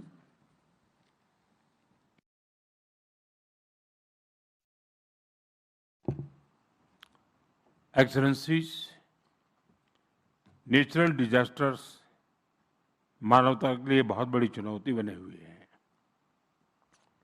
इस वर्ष भी प्राकृतिक आपदाओं ने दुनिया की बहुत बड़ी आबादी को प्रभावित किया है। इससे स्पष्ट है कि प्राकृतिक आपदाओं से निपटने के लिए ग्लोबल कोऑपरेशन को हमें और मजबूत करना होगा। इसी सोच के साथ भारत ने अपनी G20 प्रेसिडेंसी के दौरान disaster risk reduction working group की स्थापना की थी। इस महत्वपूर्ण एजेंडा को प्राथमिकता के साथ आगे बढ़ाने के लिए मैं साउथ अफ्रीका को बधाई देता हूं। फ्रेंड, डिजास्टर रेजिलियंस को लेकर हमारी अप्रोच रिस्पॉन्स सेंट्रिक से भी आगे डेवलपमेंट सेंट्रिक होनी चाहिए। कोalition फॉर डिजास्टर रेजिलिएंट इंफ्रास्ट्रक्चर की स्थापना के पीछे भारत की यही सोच थी। G20 देश CDRI के साथ मिलकर फाइनेंस, टेक्नोलॉजी और स्किल डेवलपमेंट को मोबिलाइज कर सकते हैं। ये एक रेजिलिएंट फ्यूचर की गारंटी बन सकता है। फ्रेंड्स, भारत का ये भी मानना है कि स्पेस टेक्नोलॉजी से पूरी मानवता को लाभ हो। इसलिए Bharat G20 open satellite data partnership का सुझाव सामने रख रहा है। इससे G20 देशों के स्पेस एजेंसियों का सैटेलाइट डेटा और एनालिसिस ग्लोबल साउथ के देशों के लिए अधिक सुलभ, इंटरऑपरेबल और उपयोगी बनाया जा सकता है। फ्रेंड्स, ग्लोबल ग्रोथ के लिए सस्टेनेबिलिटी और क्लीन एनर्जी जरूरी है। ये सुनिश्चित करने के लिए क्रिटिकल मिनरल्स का बहुत बड़ा रोल है। ये मानवता की साझी संपदा है। इसलिए Bharat G20 critical minerals circulatory initiative का प्रस्ताव रखता है। इसके तहत रिसाइकलिंग, अर्बन माइनिंग और सेकेंड लाइफ बैटरी जैसे इनोवेशन को बढ़ावा दिया जा सकता है। सर्कुलेटरी में इन्वेस्टमेंट होगी तो प्राइमरी माइनिंग पर निर्भरता कम रहेगी। इससे सप्लाई चेन पर भी दबाव कम होगा और नेचर के लिए भी ये अच्छा रहेगा। ये initiative joint research technology standards और ग्लोबल साउथ के पायलट रिसाइकलिंग फैसिलिटीज को सपोर्ट कर सकता है। फ्रेंड्स, नई दिल्ली G20 समिट के दौरान हमने संकल्प लिया था कि 2030 तक रिन्यूएबल एनर्जी को 3 गुना और एनर्जी एफिशिएंसी रेट को 2 गुना करेंगे। इस लक्ष्य को हासिल करने के लिए विकसित देशों को अफोर्डेबल क्लाइमेट फाइनेंस और टेक्नोलॉजी उपलब्ध कराने के लिए अपने कमिटमेंट्स को टाइम बाउंड तरीके से पूरा करना होगा। फ्रेंड्स, क्लाइमेट चेंज और अन्य चुनौतियों के कारण हमारे एग्रीकल्चर सेक्टर और फूड सिक्योरिटी पर खतरा और गंभीर होता जा रहा है। कई देशों में किसानों के लिए फर्टिलाइजर्स, टेक्नोलॉजी, क्रेडिट, इंश्योरेंस और मार्केट एक्सेस की चुनौती बढ़ती जा रही है। भारत अपने स्तर पर इन चुनौतियों से निपटने का प्रयास कर रहा है। भारत में हम विश्व का सबसे बड़ा फूड सिक्योरिटी और न्यूट्रिशन सपोर्ट प्रोग्राम चला रहे हैं। विश्व का सबसे बड़ा हेल्थ इंश्योरेंस प्रोग्राम और सबसे बड़ी फसल बीमा योजना भी भारत चला रहा है। हम श्री अन्न यानी मिलेट्स पर बल दे रहे हैं, जो पोषण और पर्यावरण दोनों के लिए सुपर फूड है। दिल्ली G20 के दौरान इन सभी विषयों पर हमने डेक्कन प्रिंसिपल्स पर सहमति बनाई थी। अब हमें इन प्रिंसिपल्स पर आगे बढ़ते हुए एक G20 रोड मैप बनाना चाहिए। Friends, resilience can not build in silos. G20 को ऐसी कॉम्प्रिहेंसिव स्ट्रेटेजी को बढ़ावा देना चाहिए जो nutrition, public health, sustainable agriculture और डिजास्टर प्रिपेयर्डनेस को जोड़कर एक मजबूत वैश्विक सुरक्षा बनाए। बहुत बहुत धन्यवाद।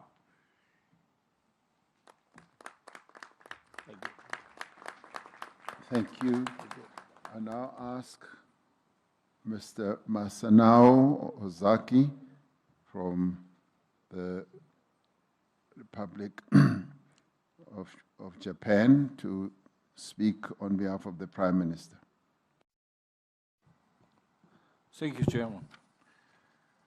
日本は課題先進国としての知見や経験を生かし、これまで災害、感染症、気候変動といった地球規模課題の解決に向け、各国の要望に基づいた取り組みを有言実行で実施してまいりました。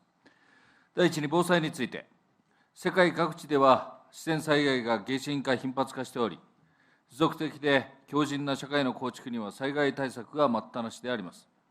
災害リスクの理解、防災投資、対応、とりわけ災害リスク削減のためのインフラ強靭化が重要であります。自然災害の多い日本は、世界一の防災大国を目指しています。日本はその知恵と技術を共有し、仙台防災枠組みの実施など、国際協力を主導してきました。アフリカやアジアでは、テクノロジーも活用し、干ばつ対策、サイクロンシェルター整備、気象予報にかかる能力構築支援といったハード・ソフト両面の協力を行っています。また、自然災害は被災国、特に低所得国や島諸国の財政にも悪影響を及ぼし、迅速な復旧を妨げるため、日本は各地の災害リスクファイナンスの整備支援も主導しています。第2に、気候変動について、世界の気温上昇を工業化以前から 1.5 度以内に抑えるには、先進国のみならず、主要排出国をはじめ、国際社会が団結して取り組むことが必要であります。日本は引き続き、国内外の気候変動対策に取り組んでいきます。第3に、海洋の環境問題について、日本は G20 大阪サミットで、大阪ブルーオーシャンビジョンを提唱し、各国のプラスチック汚染対策を支援しています。プラスチック条約について、日本は多くの国が参加する実効的な条約の早期策定に向け、関係国の橋渡しを行っていきます。第4に、国際保険について、ワクチン支援を含む新型コロナ対応は、G20 との効果的な協力の代表例であります。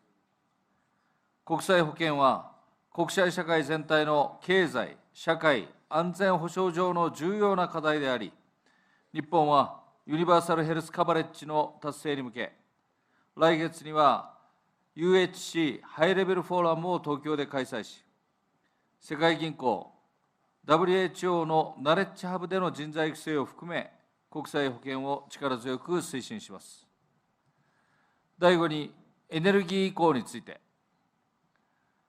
安価で安定的なエネルギー供給やエネルギー安全保障の確保は極めて重要です。日本はアジアゼロエミッション共同体、AZEC など、脱炭素化、経済成長、エネルギー安全保障を同時に実現し、多様な道筋の下でネットゼロを目指す取り組みを力強く推進していきます。最後に食料安全保障について、強靭で持続可能な農業・食料システムを構築するために、日本は各地域の実情に応じた生産力の強化に向けた支援を行ってまいります。日本は引き続き、各国と知見と経験を共有し、相手国の主体性を尊重した実用的な支援を行ってまいります。ご清聴ありがとうございました。Thank you. Thank you. I'd now like to call His Excellency Mr. Gibran Raka Buming Raka, the Vice President of Indonesia.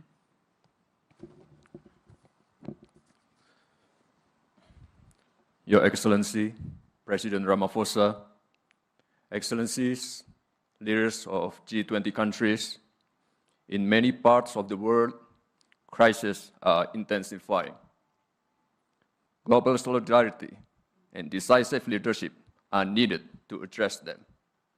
Indonesia commends South Africa's leadership in advancing energy, water, and food security. For Indonesia, food security is not just an economic agenda, but a fundamental necessity for our people. For that reason, the President of Indonesia is focusing on the food security and free nutritious meals for 80 million students and pregnant women as strategic investment. That promotes the use of local products, empowering farmers and livestock breeders while expanding economic activity in many areas. On the other hand, as an island nation located in the Pacific Ring of Fire, Indonesia faces more than 3,000 disasters every year, from earthquakes, floods, to volcanic eruption. For Indonesia, resilience is not a slogan, it is a daily reality. Drawing from these experiences, Indonesia promotes the concept of sustainable resilience, a framework in which human development, economic growth, and environmental protection can advance in harmony. Excellencies, today's disasters are not only natural, many are the results of human action. We see this in Gaza, Ukraine, Sudan, and the Sahel, and many other regions, where conflicts reduce homes to rubble, deprive people of hopes and livelihood. These tragedies remind us to put humanity at the heart of global governance. The world must not allow and normalize preventable human suffering from becoming the new normal. As a forum representing 85% of the world's GDP, the G20 carries a moral duty to lead by example, ensuring that growth and resilience become two sides of the same coin, driving hope, prosperity, and justice for all. Thank you. Thank you. Thank you very much. I now want to call the President of the Republic of Korea, Mr. Lee Jae-myung. 네, 의장님 감사합니다. 근본 세션의 주제는 각각 다른 주제 같지만 상호 연결된 하나의 체계적 위험 요인입니다. 유엔 재해위험 경감국이 지적하는 것처럼 여러 분야에서 연쇄적으로 나타나는 복합 위기입니다. 그러나 우리가 충격을 적절히 흡수하고 복원력을 강화하면 새로운 기회가 창출되고 또 새로운 성장 기반이 마련될 것입니다. 이를 위해서 먼저 국제사회는 기후위기 대응 노력을 지속해서 강화해야 합니다.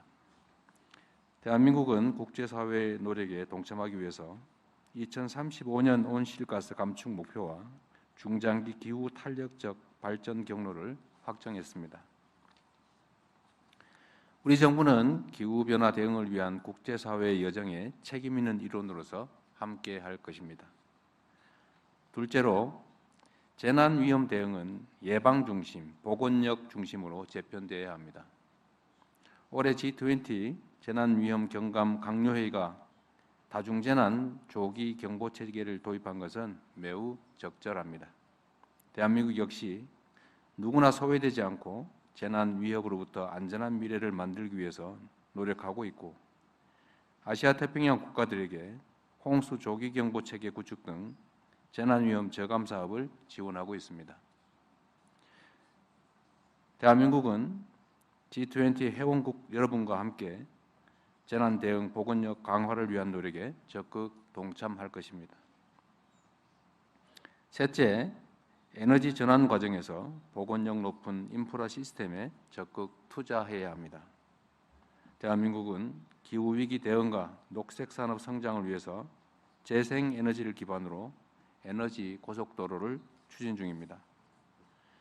해상풍력 클러스터와 분산형 전력망 구축을 확대하고 국민 모두에게 혜택을 주는 햇빛소득, 바람소득 공유 모델도 확산시켜 나가고 있습니다. 마지막으로 글로벌 식량 체제 보건력 강화를 위해서 국제사회가 연대와 협력을 지속해야 합니다. 한국은 UN 세계 식량 계획과 식량 원조 사업을 17개국으로 확대하고 아프리카 14개국의 K 라이스벨트 사업을 추진해 왔습니다. 앞으로도 국제사회의 연대와 협력 강화에 앞장설 것입니다. 존경하는 동료 여러분, 아프리카 속담처럼 비는 한 지붕에만 내리지는 않습니다. G20는 2008년 금융위기, 2020년 팬데믹 위기에 세계 경제 회복을 이끌어냈습니다. 기후, 재난, 에너지, 식량의 복합 위기 또한 그때와 같은 책임감 있는 연대를 필요로 합니다. 한 국가의 회복력은 전 세계의 회복력으로 이어집니다. 위험을 사전에 낮추고 충격에 흔들리지 않으며 더 나은 상태로 회복할 수 있는 글로벌 체계를 함께 구축하는 데 대한민국이 앞장서서 기여하겠습니다. 감사합니다. Thank you. Thank you. I now call upon His Excellency, the Deputy Prime Minister of the Russian Federation, Mr. Maxim Oreshkin.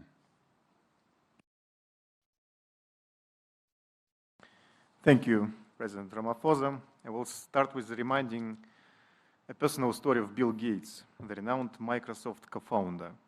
He was an early and outspoken advocate for the urgency of climate change, investing billions in clean energy solutions. Recently, he softened his stance, emphasizing human welfare and balanced policy over alarmist views, where funding for health and development plays the leading role. It happens sometimes that the positions of key figures can change, and the country policy also can change amid evolving conditions and priorities. However, tactics should not dominate the strategy.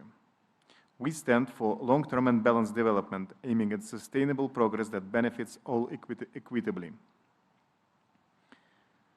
Global climate policy should be reasonable, not dogmatized. It should be focused on ensuring access to technologies and finance. It should also be cost-effective. Energy transitions should be both clean and affordable. Zero and low-emission technologies, including natural gas, nuclear, and hydropower, play a pivotal role in energy transitions, especially here in Africa, where 500 million of people do not have access to electricity. Technologically neutral approach is needed to advance decarbonization without compromising economic growth and SDG 7, access to energy for all. CO2 removal solutions, natural sinks, are not less effective than mitigation, while most affordable and also scalable. Energy policies must ensure energy security and be aligned with structural shifts in global energy demand. The expansion of digital economy, including AI, blockchain, big data, is driving electricity demand comparable to heavy industry. We need to develop new generation capacities located near resource bases and consumers. Food systems, energy, climate change, and disaster resilience are integral parts of one global resilience platform. Global South and Global East play a crucial role in providing food and energy to the world due to their vast agricultural resources and abundant natural reserves, thus contributing to food and energy security. What is also needed for global food security is fair competition and open trade. Well-functioning markets are a key factor to eliminate hunger worldwide. Just to mention that despite illegitimate sanctions, Russia is among the world's major exporters of food and fertilizers, and about 97% of our supplies go to developing nations, of which more than 40% go to low-income countries. Even amidst the background of sanctions that indirectly affect even food supplies, Russia fulfills its mission of contributing to global food security. As for the G20's mission, it is not only to respond to shocks, but to design a future architecture that is balanced and shock resilient. So, global resilience today must go beyond crisis response. It also has to be platform-based. Climate change, disaster risk reduction, and energy transitions are intertwined and should be addressed collectively. Thank you. Thank you. Thank you. Thank you indeed. I now wish to call upon Minister of Foreign Affairs of Argentina, Pablo Quirno Magrain.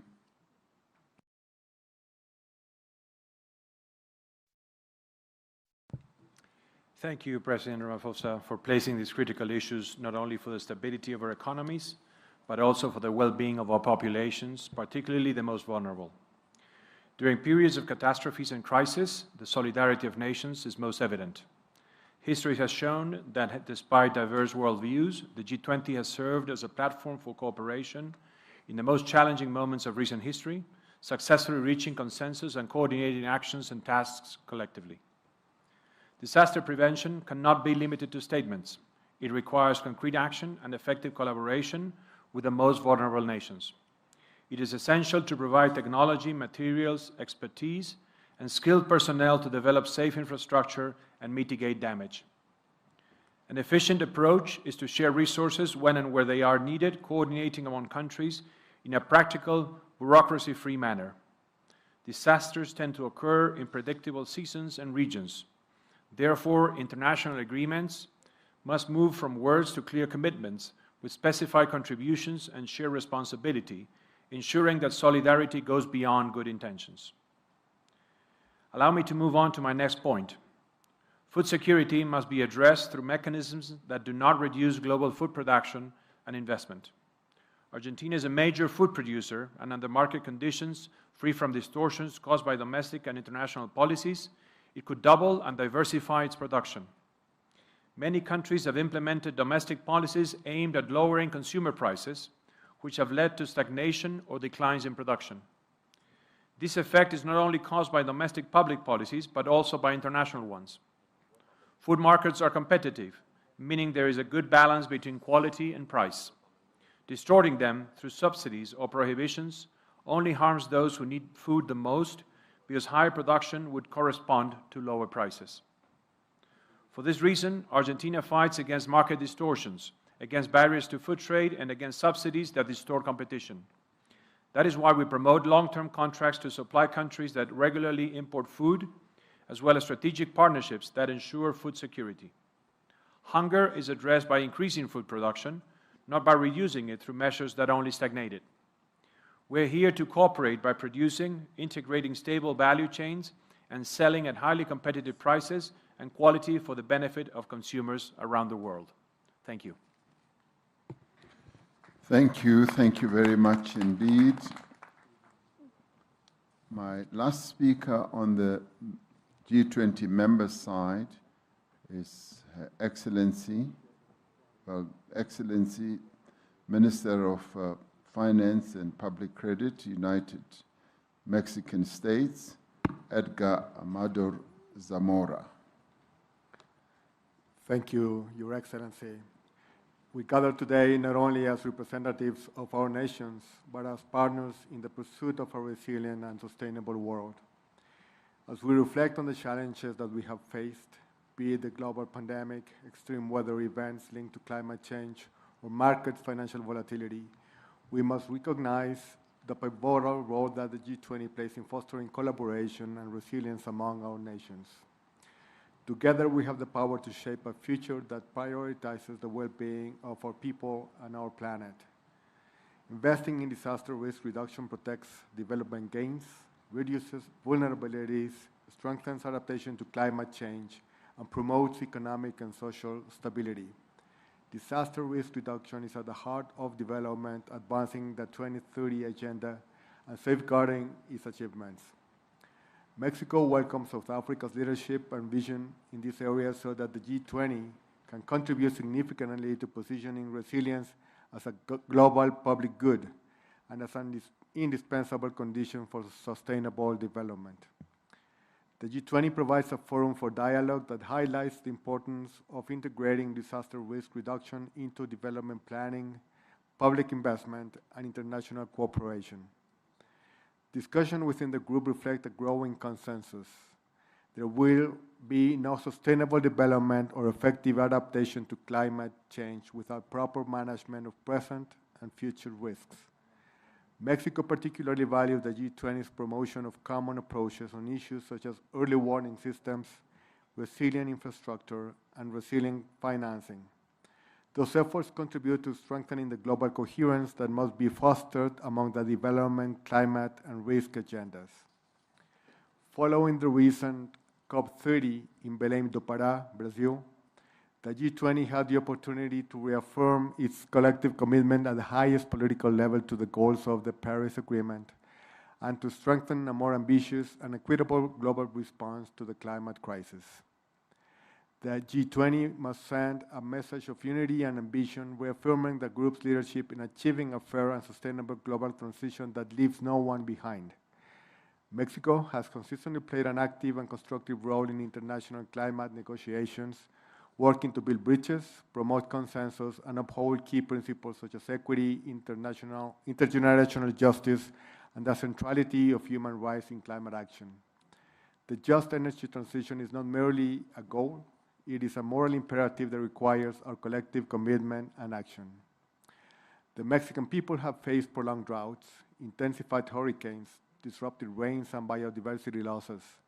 Through our updated nationally determined contribution, Mexico will strengthen its renewable energy and sustainable transport goals, expand nature-based solutions such as the restoration of forests, mangroves, and coastal systems, prioritize community-centered adaptation, and include security as an across-the-board issue linked to climate action.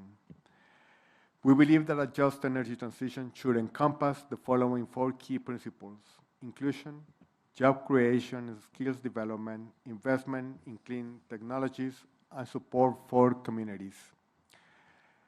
To advance towards sustainable and resilient food system, Mexico has implemented technical support actions through farmer field schools to increase production with an agroecological approach.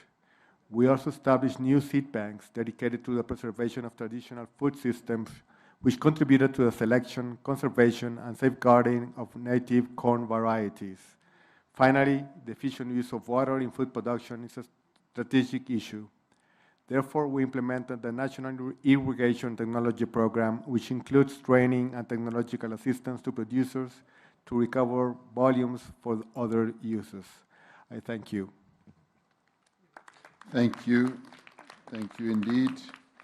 We've now concluded the interventions by G20 members. We now have guest countries that have chosen to make interventions. As we have run out of time, we propose that we allow interventions right up till 6:45. And beyond 6:45, those who have not spoken will then be given the opportunity into the 3rd session tomorrow. We anticipate that we should be able to finish in time tomorrow. So if by 6:45 we have not given you the opportunity to speak, there will be ample opportunity for you to make your intervention tomorrow. We say this as we have some 500 guests who are coming in for the dinner, which we are all invited to, and we should not keep them waiting too long. But besides, we've been at this since 10 o'clock this morning, if not earlier, And I am told that it's always best to get time to rest and to have something to eat. This I get from my wife, who is a doctor, and I am a doctor by marriage. So this is the advice that I have received through my marriage. So I now want to call upon Dr. Netumbo Nandi Ndaitwah, and the guest country speakers have 3 minutes each. Thank you. To address disaster risk, the African continent has renewed commitment by adopting the Windhoek Declaration on advancing the program of action for the implementation of the SDI framework for disaster risk reduction 2025-2030. As the cost of disaster increase and international assistance decline, more and urgent concrete action are needed in the next 5 years to sustain progress towards achieving the expected outcome of the goals of the Sudan framework by 2030. Our work on disaster risk reduction, climate change, and food security must be transformative. It also requires partnership built on accessible finance and fair technology transfer. Namibia is undertaking broad measures to transform our food system and reduce our dependence on import. Our focus is to reduce agricultural imports, strengthen domestic production, and build climate-resilient agriculture infrastructure with a strong focus on irrigation, water harvesting, storage, and rural value chain. We are also modernizing our livestock sector, which remains the backbone of rural livelihood.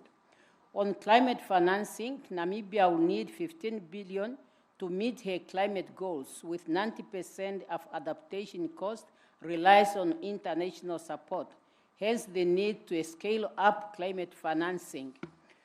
Namibia is creating a formal and attractive framework for investment and technological transfer in renewable energy, including green energy value chain.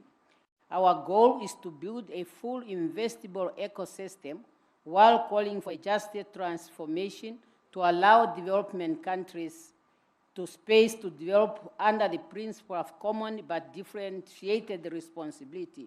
We therefore urge the G20 to view Namibia as a vital strategic investment partner ready to work on our shared decarbonization.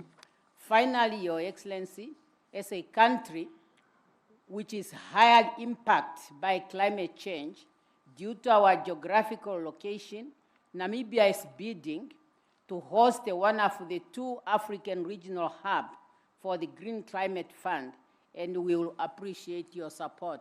Thank you, Your Excellencies. Thank you, President Nandi Ndaitwah. I now want to call upon His Excellency Dr. Julius Maada Bio, the President of the Republic of Sierra Leone and Chairperson of the Economic Community of West African States, ECOWAS.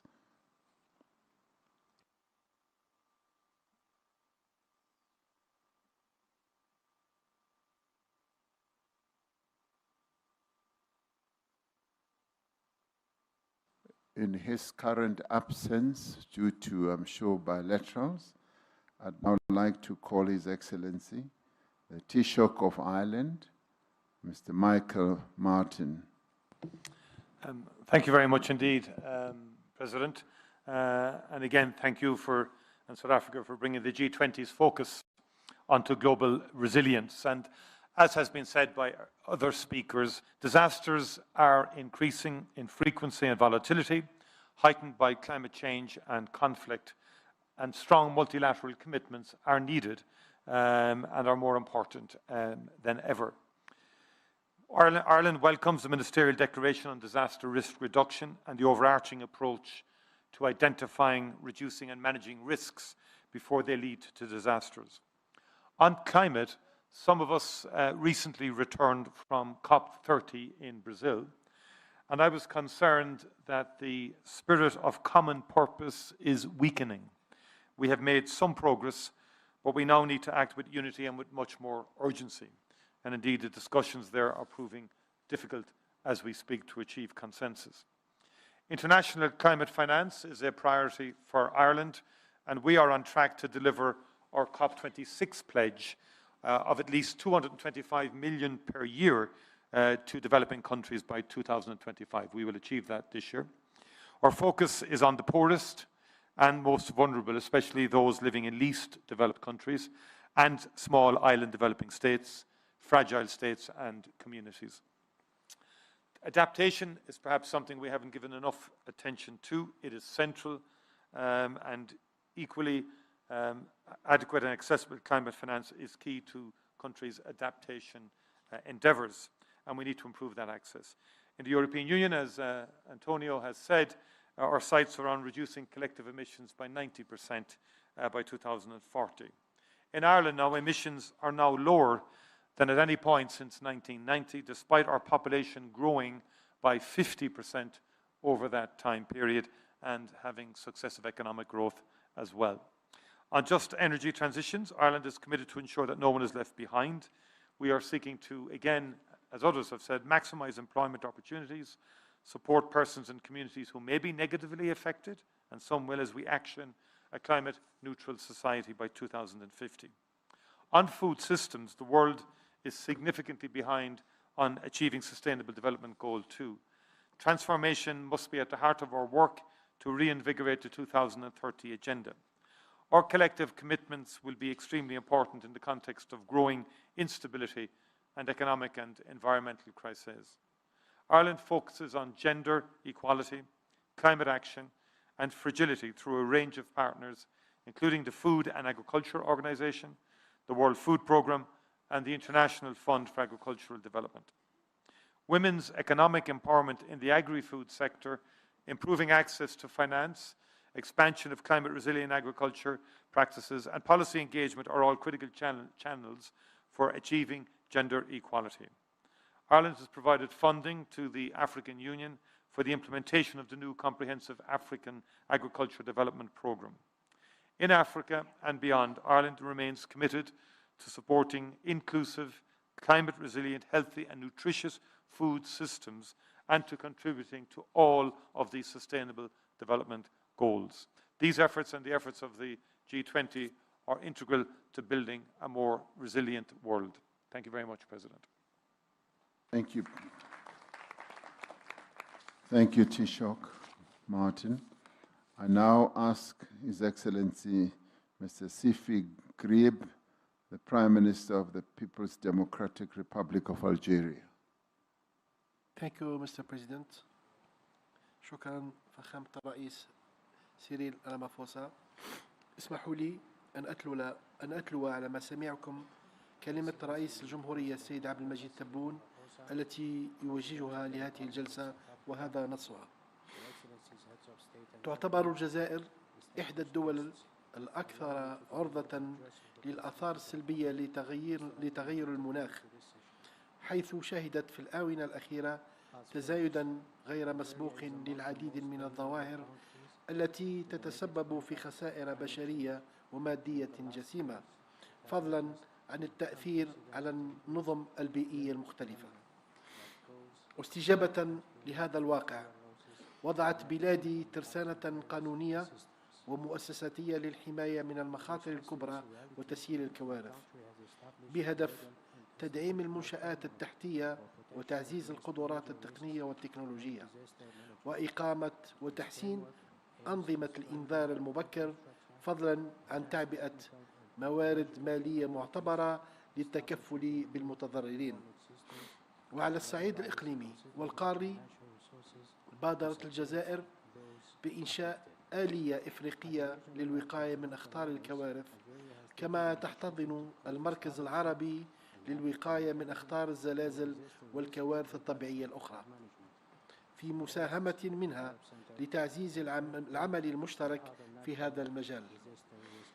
السيد الرئيس، إن تحقيق الاكتفاء الذاتي وتعزيز الأمن الغذائي يشكلان أولوية للجزائر، التي تعرف خلال السنوات الأخيرة نمواً استثنائياً للاستثمار الفلاحي، خاصة في الجنوب الجزائري عبر شراكات مع دول شقيقة وصديقة. ومن هذا المنطلق ندعو دول المجموعة العشرين إلى عقد شراكات مع الدول الإفريقية لتطوير الإنتاج الفلاحي والحيواني والحد من ظاهرة الجوع والأزمات الغذائية. السيد الرئيس، تواجه القارة الإفريقية تحديات معتبرة بخصوص الانتقال الطاقوي، إذ أنها تأوي 18% من سكان العالم، بينما تسجل أقل من 6% من الاستهلاك الطاقوي العالمي، في حين لا تتجاوز نسبة الربط بالكهرباء 45%. وبالمقابل يفرض علينا التصدي لظاهرة تغير المناخ، التخفيف المكثف للانبعاثات، وخلق ظروف مواتية لضمان الانتقال السلس إلى أنماط إنتاج واستهلاك خالية من الكربون، مع مراعاة المبادئ الآتية: أولاً، إرساء آليات تسهيلية تسمح للدول النامية بالاستفادة من الدعم المالي الدولي ونقل التكنولوجيا. ثانياً، تبادل الخبرات الناجحة في تطوير الطاقات المتجددة وترشيد استهلاك الطاقة. تعزيز القدرات البشرية والمؤسساتية للدول النامية. وفي هذا الصدد تدعو الجزائر إلى عقد شراكات في مجال التحول الطاقوي في القارة الإفريقية قصد تجسيد تحول ناجح يسمح بتحقيق أهداف التنمية المتعلقة بالطاقة النظيفة والمتاحة والعمل اللائق والنمو الاقتصادي والعمل من أجل المناخ. وتبدي الجزائر استعدادها لمشاركة تجربتها في مجال الطاقة مع البلدان الإفريقية ودول مجموعة العشرين، كما تجدد التزامها بالعمل بشكل حثيث لتجسيد مشاريع طموحة مع شركائها بغية تعزيز الطاقة الخضراء النظيفة والمساهمة في الجهد الجماعي لضمان انتقال طاقوي سلس. وشكرا على حسن الإصغاء. Thank you, Prime Minister. I now call upon Dr. Andrew Michael Holness, the Prime Minister of Jamaica and the Chair of the Caribbean Community, CARICOM.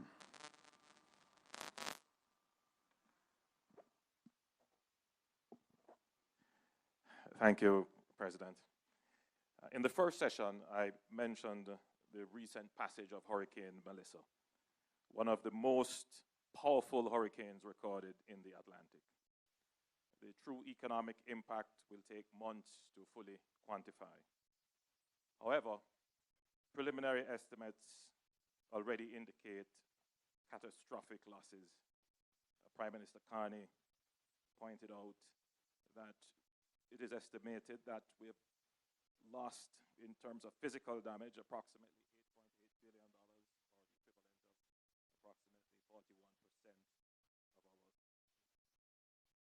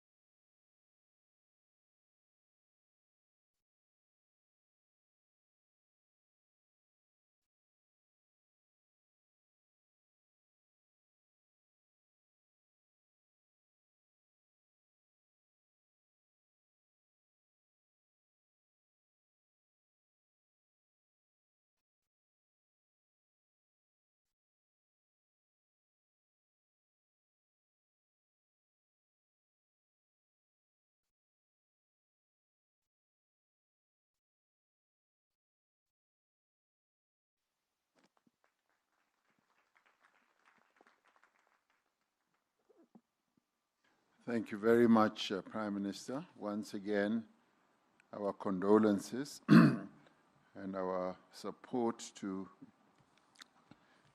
the people of Jamaica and the terrible disaster that befell them.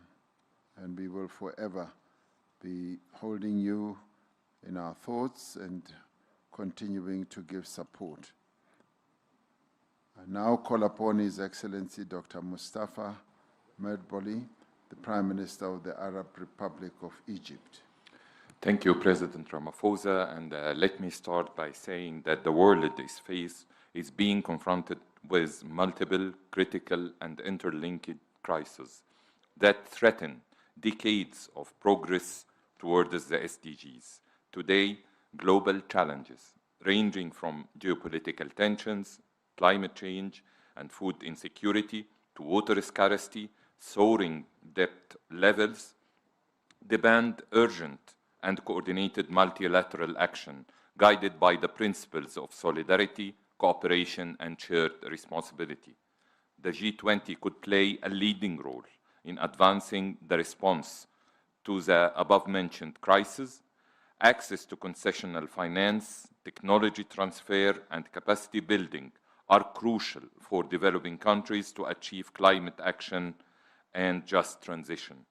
The Egyptian presidency of COP27 has exerted all efforts to achieve tangible progress in all areas of climate action, particularly regarding just transition, the role of multilateral development banks in financing climate action, and above all, the establishment of the Loss and Damage Fund.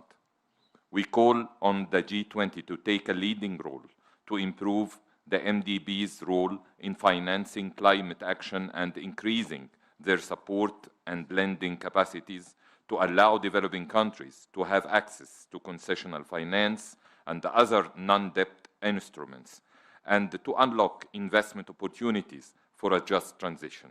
We also call on the G20 to encourage developed countries to fulfill their climate finance and ODA commitments. Furthermore, the growing global food insecurity remains among the most pressing challenges of our time. Egypt has taken significant steps nationally and internationally to address these critical challenges.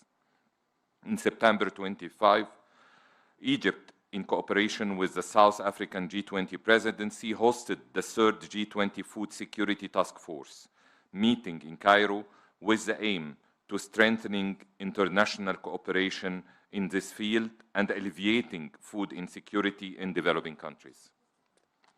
In conclusion, we believe that the G20 is well positioned to coordinate actionable measures to enhance finance for development, narrow digital divide, and assist developing countries to embrace new technologies, including AI, in order to tackle existing challenges and accelerate the implementation of SDGs by 2030.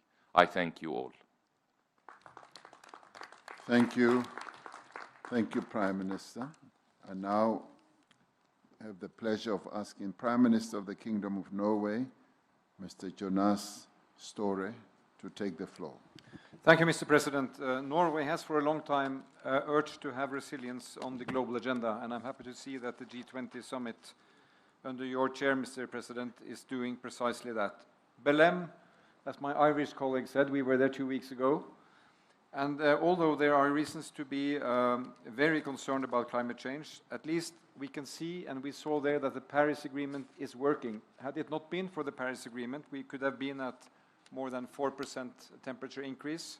Now we are at 2.5, that's too much, but it means that multilateral cooperation, having adapted mechanisms, can work. So we need to work and do that even better. And the world rightfully expects that the G20 can lead the way by setting that agenda. It implies climate finance, key to resilience. Norway has, for its part, double its climate funding. We were supposed to reach that goal by 2026. We are there now. And we still have our ODA at 1% of GDP. But the question is now, how do we invest our ODA? It is not the traditional mechanism that will work. It is if we work with the financial banks, with the development banks and the World Bank, we can move forward. On the energy transition, it is renewable that is now being the winner in terms of affordability, and that has now to be made available to people in development. 600 million people here in Africa lack access to the modern miracles from electrification, as well as clean cooking, taking lives of so many women and children. So to address this, we have over the last year worked to support Mission 300, the World Bank and African Development Bank-led initiative to provide electricity to 300 million people in Africa by 2030. So we welcome the early progress reported from this initiative, and we are ready to support it further. Let me mention a very different example, Mr. President, coming also out of Belém. Tropical forests, indispensable for maintaining global biodiversity in Africa, in Latin America, in Amazonas, and in Asia, Indonesia. And the new Tropical Forest Forever facility, the TFFF, came out of a Brazilian COP. And I would like to commend President Lula and Brazil for having established this mechanism. Norway will contribute up to $3 billion over 10 years to support this mechanism, which is again an example of doing innovative things with our financial partners. Let me end on the third area, if I may. All G20 members are ocean nations, as we are, and Norway is in fact representing a country with the world's second largest coastline. The ocean offers many solutions to many issues on our G20 agenda, as long as the ocean is managed sustainably. As I work together with partners in the International Ocean Panel that I'm chairing with the President of Palau. And I'm happy to see that we have reference to that in the communiqué from this summit. We welcome the results of the third UN Ocean Conference in Nice, hosted by President Macron, the entry into the force of the BBNJ agreement, and the WTO agreement on fishery subsidies. So in closing, I would like to congratulate you, Mr. President, for also putting this theme on the agenda in a very appropriate way. And it will give, I think, impetus to the way we work on resilience around the world. Thank you. Thank you, Prime Minister Store. And now I would like to ask the Prime Minister of Malaysia and the Chair of the ASEAN nations, Mr. Anwar bin Ibrahim, my brother. Please take the floor. Thank you, President Cyril Ramaphosa. Southeast Asia is one of the world's disaster epicenters. In many years, our region accounts for around half of global disaster fatalities and more than $4 billion in economic losses. Not all these events are driven by climate change, but climate stress compounds their impact and weakens recovery. We have learned that resilience depends on anticipatory investment. That is why our region has built one of the most active disaster response systems in the developing world through the ASEAN Coordinating Center for Humanitarian Assistance, or AHA Center. The science of climate change is crystal clear, yet global momentum is faltering. In many societies, including the industrialized world, there is a rising pushback against policies seen to raise prices and threaten jobs. At the same time, energy demand in developing regions is growing faster than clean alternatives can be deployed. The world will continue to use fossil fuels for some time. Pretending otherwise will not help us plan responsibly. ASEAN's experience shows that regional platforms can advance climate action. Disaster cooperation and energy connectivity, even when global processes struggle. If fossil fuels cannot be eliminated overnight, then we need the technologies that reduce their footprint. CCUS, methane abatement, and industrial decarbonization will all be essential. Meanwhile, the ASEAN power grid and the Trans-ASEAN gas pipeline will help smooth the integration of renewables and strengthen energy security, even as we scale clean power. These are the kinds of measures that make the transition workable. We must accelerate adaptation where impacts already threaten lives and livelihoods, especially in food and water security. We must advance a climate strategy that is ambitious, yet grounded in the realities of our people face. To sustain these efforts at scale, international climate finance must be accessible, predictable, and aligned with the needs of developing regions. Only then can we secure livelihoods and advance shared prosperity. Thank you. Thank you. Thank you. The last to speak on the guest country list is Lee Kinyanjui, Minister for Investment, Trade and Industry from Republic of Kenya, as chairperson of the East African Community.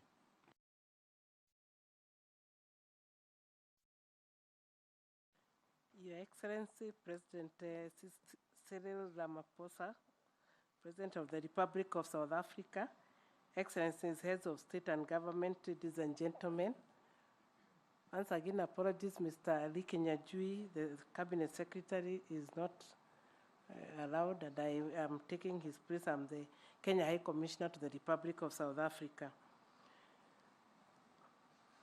We wish to commend South Africa for ensuring that African priorities are prominently reflected in the summit's agenda, particularly on resilience, sustainability, and equitable development. Excellencies, we recognize G20's efforts to strengthen global disaster risk financing, which remains essential for enabling timely and effective responses to climate-related and natural hazards. We also welcome the G20 focus on expanding inclusive early warning systems and enhancing capacity building in developing regions, which is vital for protecting lives and preserving development gains. Excellencies, the East African community encourages G20 to advance the provision of predictable, adequate, and accessible climate finance with strong attention to adaptation as a pressing priority for vulnerable countries. We underline the importance of honoring existing finance commitments while pursuing innovative and fair mechanisms that align with the needs of developing countries. Excellencies, COMESA is leveraging continental initiatives such as the Mission 300, which targets electricity access for 300 million Africans through its Accelerating Sustainable and Clean Energy Access Transformation Program. Its regional component, the Regional Energy Access Acceleration Platform, provides tailored technical assistance, policy harmonization support, and capacity building to help countries advance scalable and sustainable energy transitions. We emphasize that energy development is inherently regional. Harmonized laws, coordinated regulations, and integrated markets are essential to avoid fragmented progress and to unlock economies of scale in cross-border energy trade and infrastructure development. As we advance sustainable energy transitions, we must ensure they are just and inclusive, fully supporting women, youth, and indigenous communities and workers in carbon-intensive sectors. Excellencies, let me conclude by saying we stand ready to deepen cooperation with all partners, including the G20, to accelerate clean energy access, strengthen regional integration, and build resilient systems that support long-term sustainable development. I thank you. Thank you. Thank you so much. We now move on to international organizations. And if we are economic with time, we could finish in a few minutes before we all retire to dinner and thereafter retire to have an early night. I now start off with the Secretary General of the United Nations, Mr. Antonio Guterres. Excellencies, the world has failed to keep temperatures to the 1.5 degree temperature rise limit, and about 80% of the world is sitting around this table. A temporary overshoot of this limit is now inevitable. Reaching the 1.5 degree limit is still possible by the end of the century, and that requires making this overshoot as small, short, and safe as possible. In any case, there will be dire consequences.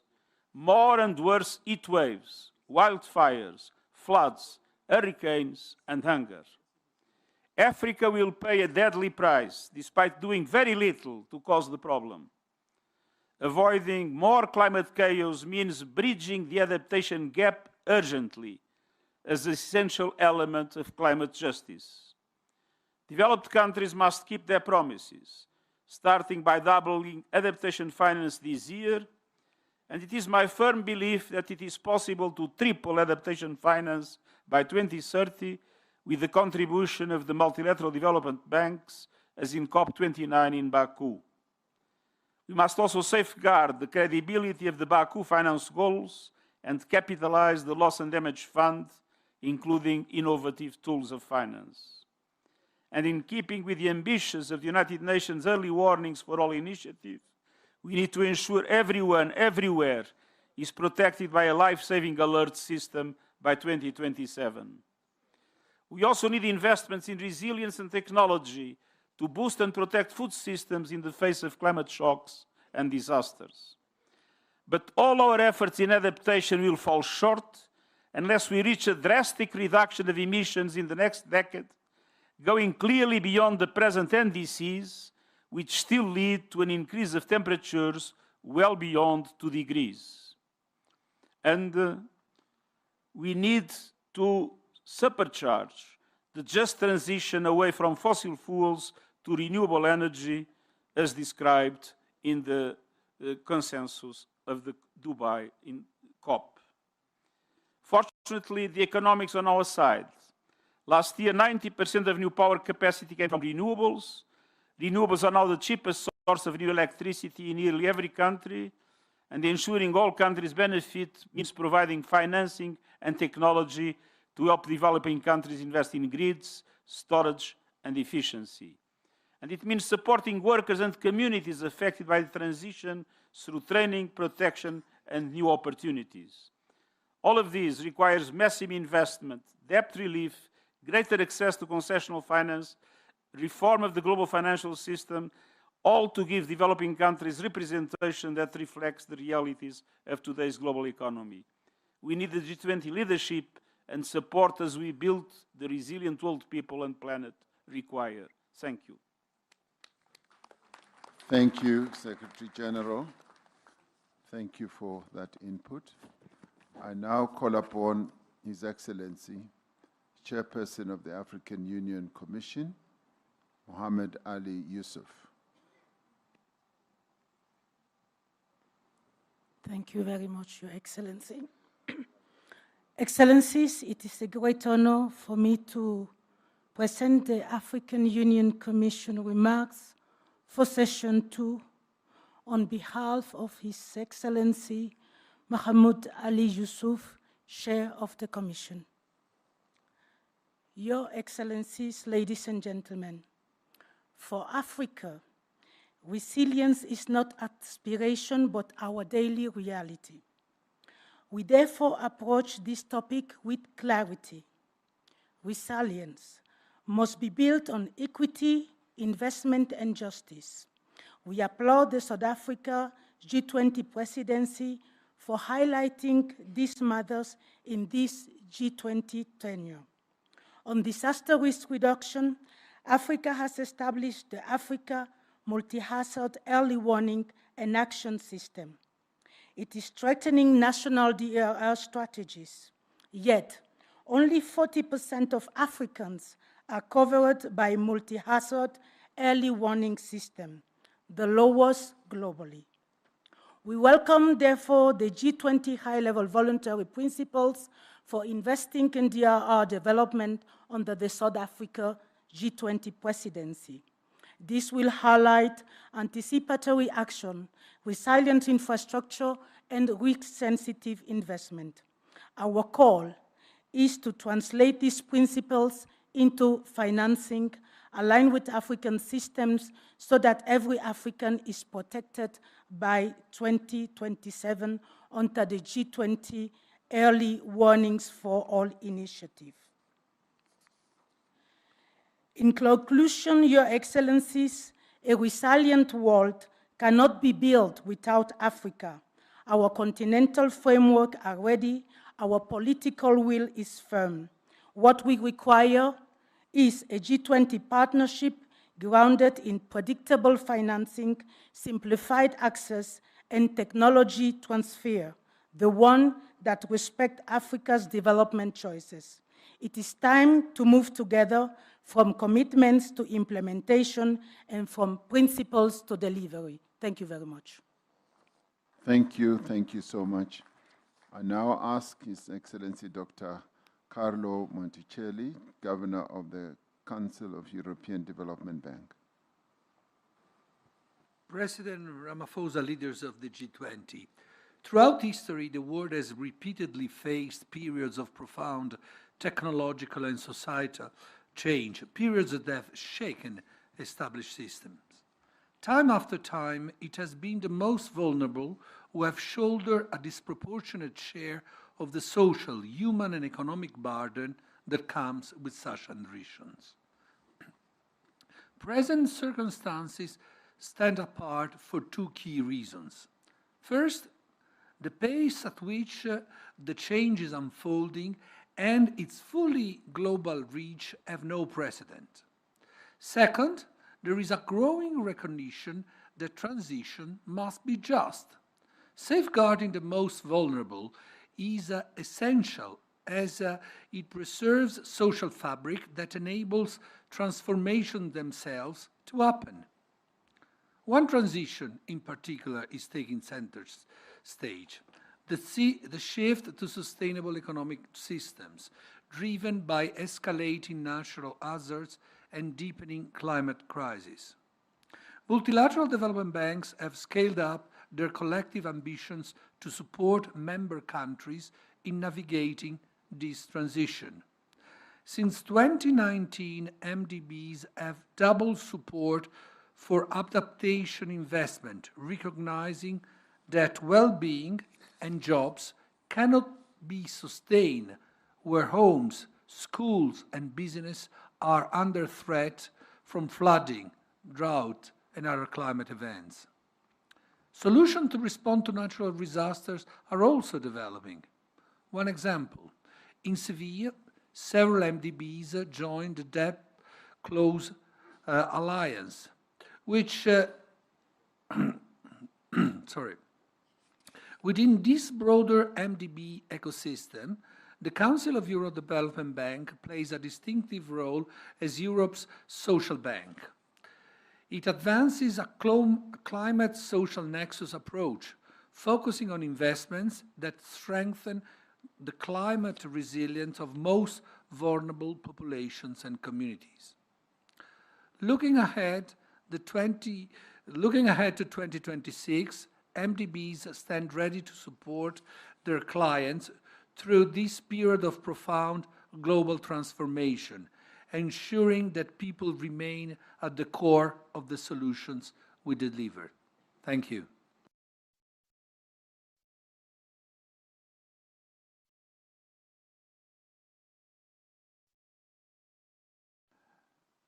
Thank you indeed.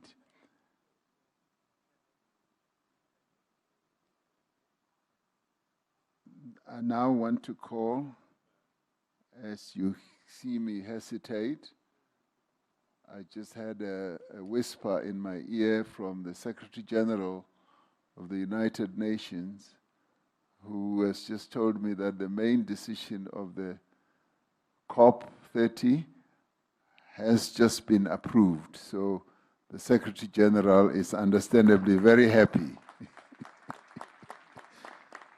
and I congratulated him. Thank you very much, Secretary General, for sharing. Thank you so much. I now call upon Andrew Bailey, the Chair of the Finance Stability Board. Thank you. Well, thank you, Your Excellency. Let me be very brief. Sustainable growth requires long-term engagement and long-term finance. And in turn, that requires us to understand the risks to that finance over the longer term. Climate change is undoubtedly one such risk. But the answer to that is not to have no or less finance. It's to use finance to support the transition to a sustainable future. The FSB has a role to play in helping the system to assess risks, providing frameworks to do that, and thereby to support sustainable finance. And I can give the assurance that is what we will do. Thank you. That was nice and sweet. Thank you. 45 seconds. Excellent. Can I ask Mr. Claver Gatete, Under-Secretary General of UNECA, of United Nations Economic Commission for Africa. Let's see if you will be able to beat that record. Thank you very much, Mr. President. I align myself with the statement by the Secretary General. Thank you so much. Gee, we are on a roll. We are on a definite roll. Ms. Rebecca Gracepan Mayulfs, the Secretary General of UNCTAD. I will have to do the same, Mr. President, and I align with the statement of the Secretary General of the UN. Thank you so much.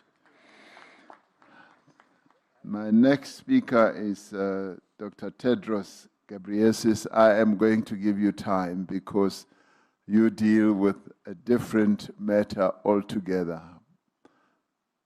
WHO. Thank you. Thank you, Your Excellency, President Ramaphosa, Excellencies. WHO welcomes the G20's endorsement of health security and resilient health systems in the declaration and the voluntary high-level principles of investing in disaster risk reduction. Likewise, we welcome South African presidency's focus on critical infrastructure.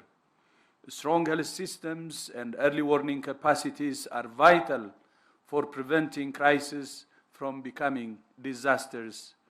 The COVID-19 pandemic exposed critical gaps in the world's health security defenses. We thank the G20 for its leadership in closing those gaps, including through the establishment of the Pandemic Fund and the Joint Finance and Health Task Force. In addition, WHO has also launched several initiatives for global health security based on COVID lessons. And as you know, at the World Health Assembly this year, WHO member states adopted the WHO Pandemic Agreement, which, when ratified, will become a landmark instrument of international law. Member states are now negotiating the Pathogen Access and Benefit Sharing System, or the PABS Annex, which will be critical for ensuring equitable access to vaccines and other medical countermeasures. We ask G20 countries to ensure those negotiations are completed in time for next year's World Health Assembly in May, because the next pandemic is not a question of if, but when. I thank you, and back to you, Mr. President. Thank you so much, Tedros. My last speaker is His Excellency Maximo Terino Cullen from the Food Agriculture Organization. Thank you very much, Chair, and I will try to be as brief as possible. In 2023, the world saw the steepest surge in food price inflation in decades. In low-income countries, food inflation reached 30%, pushing households' budget beyond their limits. This implies that the cost of a healthy diet rise substantially, making 2.4 billion people didn't have access to a healthy diet. Countries try to resolve this through different fiscal measures, social protection, and other measures. But Excellencies, the G20 can change this trajectory. Open, predictable food markets are essential, particularly for net food importing countries. We must also invest in resilience, as climate shocks will intensify in intensity and frequency. First, through prevention, anchored on early warning risk analytics, insurance, and One Health approaches, and second, by increasing countries' ability to cope when shocks happen, with a strong social protection and science and innovative-driven agricultural transformation, and trade policies that keep food accessible during these stresses. FAO's Financing for Shock-Driven Food Crisis Facility tried to mobilize countries and private capital to strengthen prevention and enable anticipatory action. Through targeted investments and the Global Alliance Against Hunger and Poverty, we are trying to drive country-led agri-food system transformation at a scale to achieve this resilience. Excellencies, the world cannot wait. Leadership is needed now. Thank you very much.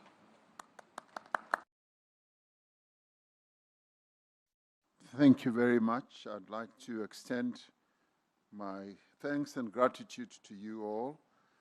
And by way of concluding this, we'd like to say as South Africa, the global community is faced by several formidable and related issues. And a number of them are poverty, unemployment, food insecurity, inequality, environmental degradation, and climate change. The complexity of these challenges does call for enhanced action. Resilience is not merely about recovery after a disaster or crisis. It is about foresight, shared responsibility, and sustainable development. A resilient world can only be achieved through inclusive economic growth, strengthening global partnerships, and reforming international institutions. It means we must be prepared. We must, as a matter of urgency, integrate disaster risk reduction into macroeconomic policies, climate financing, and sustainable infrastructure development. We must also ensure that vulnerable countries and communities have equitable access to technologies, to finance, and the capacity to anticipate and withstand future shocks. As we look ahead, South Africa believes that our collective efforts should focus on three imperatives. Firstly, we must strengthen global early warning systems. For many countries, this means scaling up of investments in data, in technology, and capacity to reach the most vulnerable communities that may be exposed to danger. Second, we must mobilize innovative finance for resilience. The G20 should champion accessible, practicable, and equitable disaster risk financing instruments.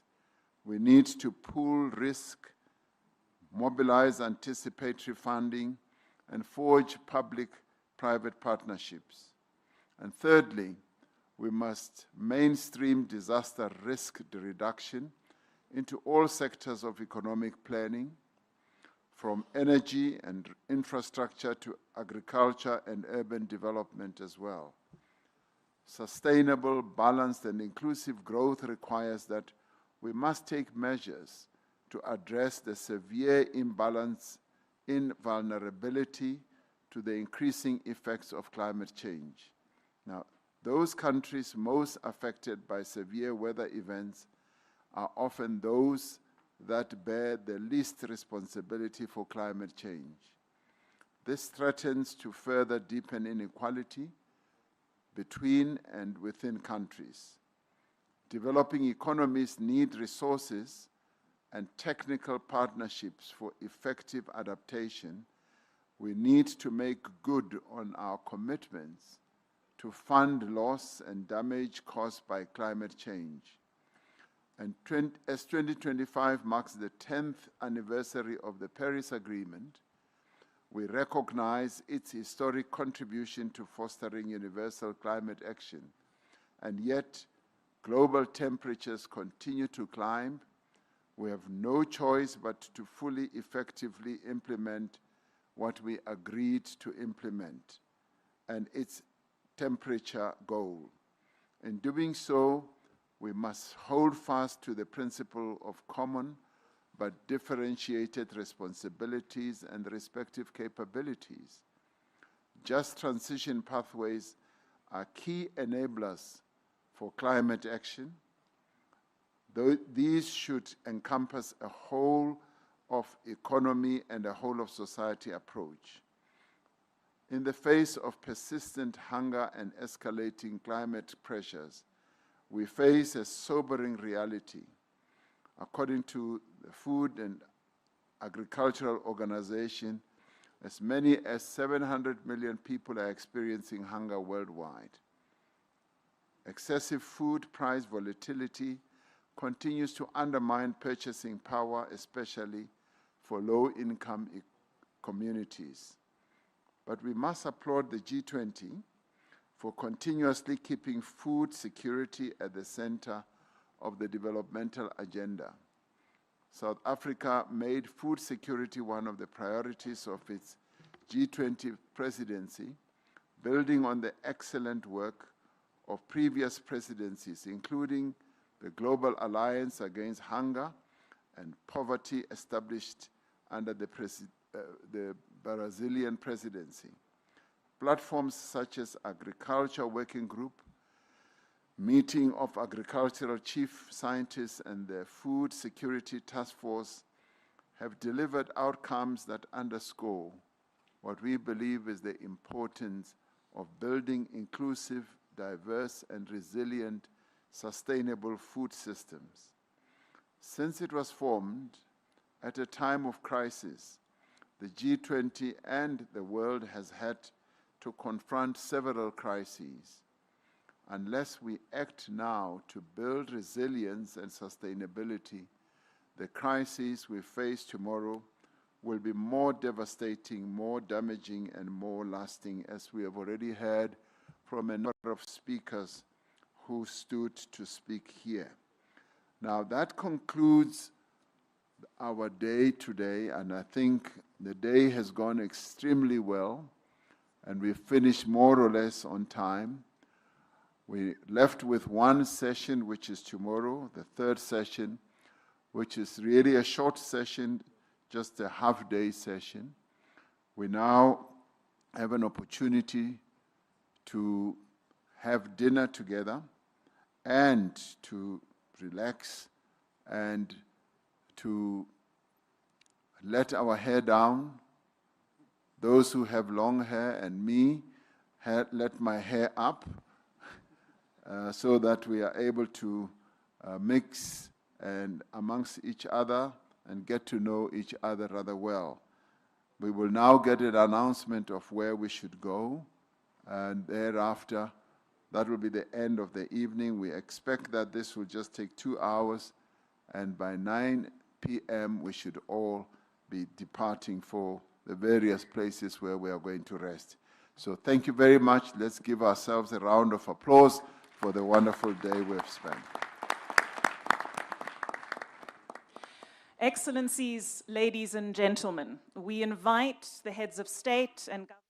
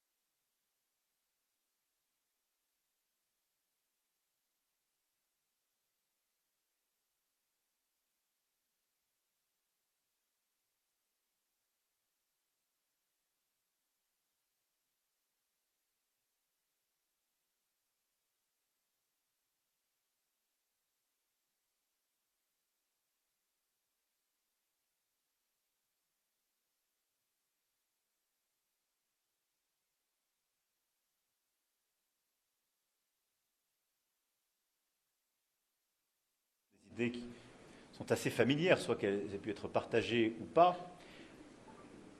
Il est bon dans le sens où il propose la paix et il reconnaît des éléments importants sur des questions de souveraineté, de garantie de sécurité et autres.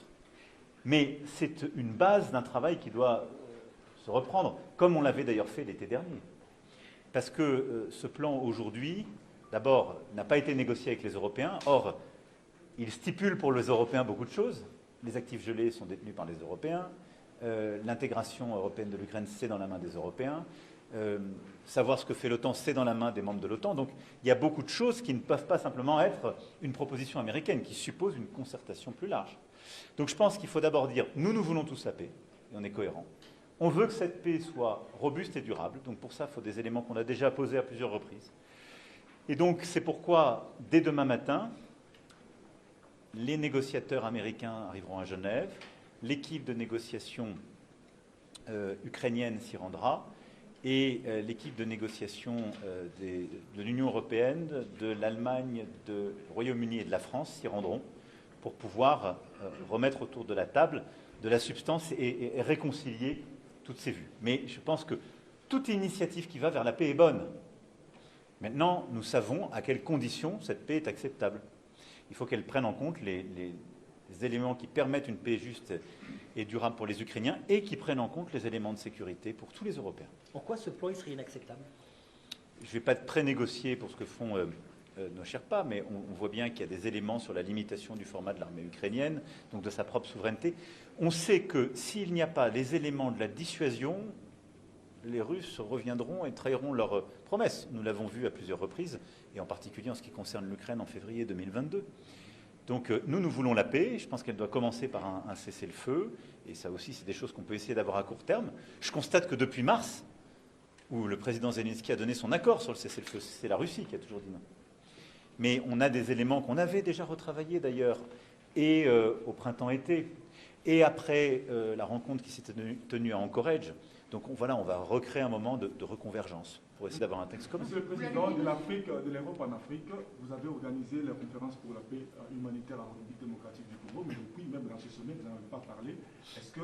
Qu'est-ce qui bloque? Vous êtes à quel niveau? Combien collecté? Ou bien qu'est-ce que les acteurs doivent faire? Alors, je me permets de juste corriger votre propos. J'ai parlé, en parlant des crises, des Grands Lacs et du Soudan. Donc je veux rassurer le continent africain qu'on doit nytimes, qui a donné d'abord qui a mobilisé de l'argent dans un plan qui n'était pas financé. On a largement dépassé le milliard d'euros. On était à 1,5 milliard, merci Monsieur le Ministre précisément. Avant le sommet, on était à 150 millions d'euros. Donc on a fait x10 sur le soutien à l'humanitaire en République démocratique du Congo. C'était une nécessité, il faut qu'on continue d'avancer, la situation est terrible dans tout l'Est et dans les Kyiv. Maintenant, on avait aussi posé des points opérationnels comme la réouverture de l'aéroport de Goma, les conditions pour le permettre. Je note qu'aujourd'hui, l'effort n'a pas été fait par les M23 et ceux qui détiennent l'aéroport de Goma pour pouvoir le rouvrir, alors même que les conditions administratives ont été prises par la République démocratique du Congo. Donc je demande vraiment instamment à toutes les parties prenantes, sur le sujet humanitaire, de savoir avancer. Ensuite, s'est tenue, comme vous le savez, une réunion de médiation à Doha, qui a permis aussi d'avancer sur l'aspect politique et la discussion avec le M23. Nous, on continue d'avancer. Et je pense qu'il faut unir tous les efforts de l'Union africaine et du président Faure Gnassingbé, qui a été mandaté par le président Lourenço, les efforts des États-Unis d'Amérique, et ce qui a été signé l'été dernier, les efforts du Qatar, et la médiation qui vient de marquer un pas important, et on s'en est réjoui, et ce que la France a pu apporter. On doit absolument continuer, la situation est trop grave pour qu'on la laisse, et donc c'est cet effort conjoint que nous allons poursuivre. Sur l'Ukraine, pourquoi l'Afrique du Sud n'a pas été conviée aux discussions sur l'Ukraine aujourd'hui? On est en Afrique du Sud, c'est un pays médiateur dans la crise, et ils n'étaient pas là, ils n'ont pas été conviés. Alors c'est une manière très simple, parce qu'on parle de la sécurité de l'Europe, et donc ça a été une coordination entre Européens pour préparer les réunions de demain de nos Sherpas. Et donc, pour être très clair, comme il y a quelques pays européens qui sont actifs dans la discussion par souci d'efficacité, c'est tout à fait normal qu'on se coordonne. Et d'ailleurs, on a coordonné les Européens et aussi les partenaires de la coalition qui étaient présents et qui sont non européens. Marc Carnet était là, la première ministre du Japon, pour ne citer que quelques exemples.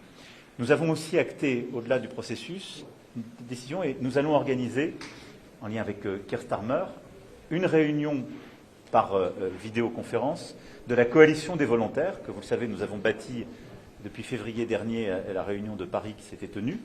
Cette coalition des volontaires qui a plus d'une trentaine de pays, européens mais aussi alliés. Donc nous tiendrons une réunion mardi après-midi pour nous coordonner sur ce point et voir les avancées qui se seront faites pendant les négociations des prochains jours à Genève et pouvoir prendre de nouvelles initiatives. I will perhaps finish in French and I will switch in English, don't worry. Y a-t-il, excusez-moi, qu'effectivement, il y a des points qui paraissent à ce stade inacceptables. Les négociations démarrent demain, elles vont être compliquées. Est-ce qu'on est devant un risque majeur de rupture avec les États-Unis? Non, je ne ferai pas ici de politique fiction et je pense qu'à chaque fois on a su reconverger. Les États-Unis d'Amérique jouent un rôle important dans le soutien à l'Ukraine et nous avons besoin de leur soutien pour cette guerre de résistance. Ils ont fait des propositions et je pense que tous ceux qui sont trop critiques ont tort de négliger le rôle que jouent aujourd'hui les États-Unis. Mais on doit ensuite reconverger parce que les États-Unis ont aussi besoin des Européens pour régler ce conflit. Et c'est très clair d'ailleurs dans les 28 points qui sont mis sur la table. Donc c'est cette négociation qui va se tenir. Et en vrai, les gens qui vont se réunir demain à Genève, ce ne sont que des gens qui veulent la paix, il ne faut pas se tromper. La tension, elle est avec la Russie. C'est la Russie qui a déclenché une guerre d'agression. C'est la Russie qui, depuis mars, ne veut pas le cessez-le-feu. Donc je pense qu'il faut tous qu'on ait beaucoup de calme et de sang-froid. On va faire reconverger ces positions avec tous le même but, obtenir la paix, mais pas une paix qui serait précaire, une paix vraiment durable pour l'Ukraine et pour les Européens. Monsieur le Président, dans ce G20, le président Tebboune était invité, finalement, il n'est pas venu. Vous étiez disponible pour une rencontre. Est-ce que finalement un entretien aura lieu et quand? Et puis, par ailleurs, vous avez toujours prôné l'apaisement avec l'Algérie, mais vous avez été confronté à une très grave crise. Alors, est-ce que vous reconnaissez une forme d'échec dans cette région? Je pense que sur l'Algérie, il y a beaucoup de monde qui veut en faire une question politique. Je vais vous dire comment je vois les choses. Beaucoup de gens veulent faire de l'Algérie une question de politique domestique française. Et en Algérie, beaucoup de gens veulent faire de la relation à la France une question de politique domestique algérienne. Si on laisse ces gens-là de chaque côté faire l'agenda, il n'y a aucune chance qu'on avance. Moi, je note que ces dernières années, on a su faire des avancées très concrètes. Et moi, j'ai toujours eu la même méthode, le respect et l'exigence. Le respect, parce que quand on veut avancer avec quelqu'un, on a rarement des résultats en l'insultant. En tout cas, c'est plutôt mon expérience. Et l'exigence, c'est que la situation n'est pas satisfaisante, donc on veut des résultats. Mais il faut le faire en comprenant aussi ce que veulent les autres. Moi, je veux bâtir une relation d'avenir qui soit apaisée, mais on doit corriger beaucoup de choses. Et on sait que sur beaucoup de sujets, sécuritaires, migratoires, économiques, on n'est pas dans une situation satisfaisante, de part et d'autre. Et on a beaucoup de défis communs. Donc, il y a un processus que j'ai décidé en réunissant les ministres et les services concernés il y a plusieurs semaines. C'est celui qu'on applique. Il a conduit à des réengagements de discussion au niveau technique de nos directeurs de services, au niveau de nos secrétaires généraux des ministères des Affaires étrangères, puis il y aura des réunions entre ministres qui vont se tenir. Et c'est comme ça qu'on reprépare, qu'on redéclenche les choses.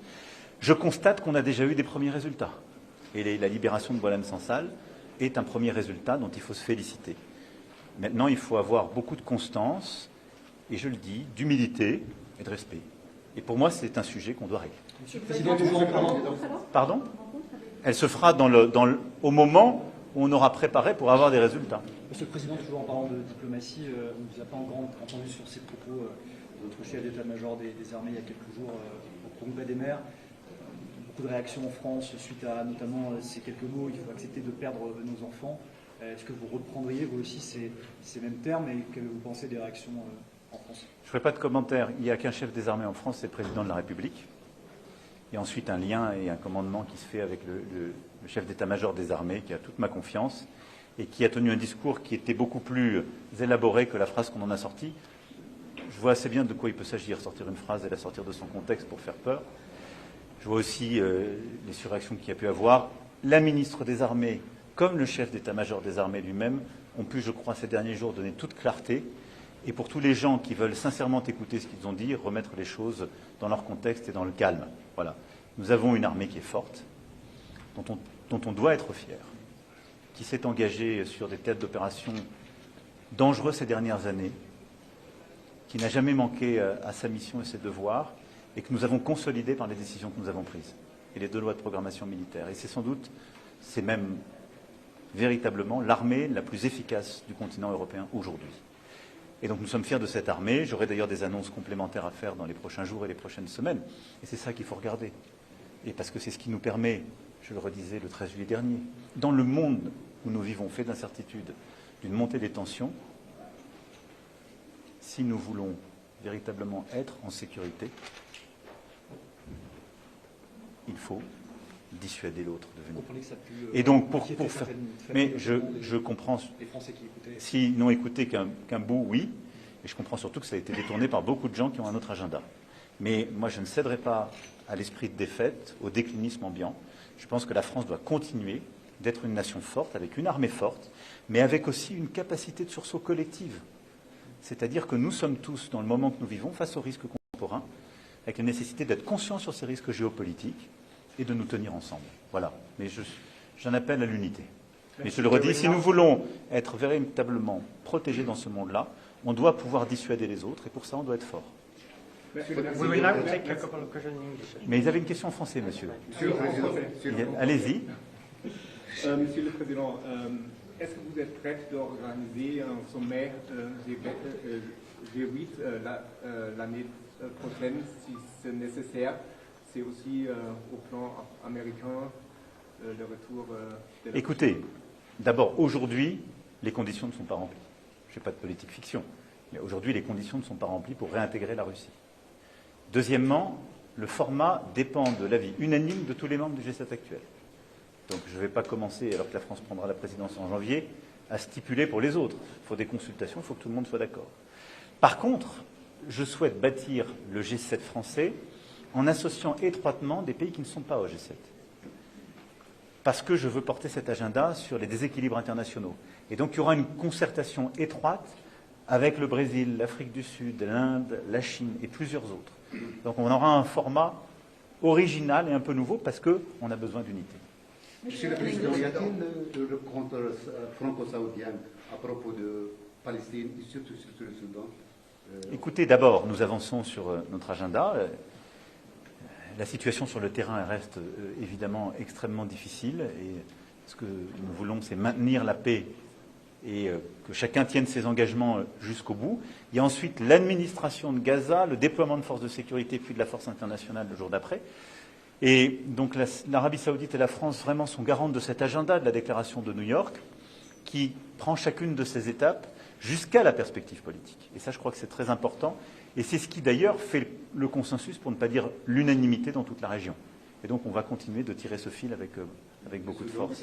Sur le Soudan, nous sommes attachés aujourd'hui à la paix. Je pense que ce pays a trop souffert de cette guerre civile terrible, avec trop d'aide militaire qui vient de l'étranger. Je pense qu'il faut maintenant que tout le monde se calme et se remette autour d'une table, que des médiations reprennent et que aussi la société civile puisse reprendre sa place. La France, il y a quelques mois, avait organisé une conférence à cet égard.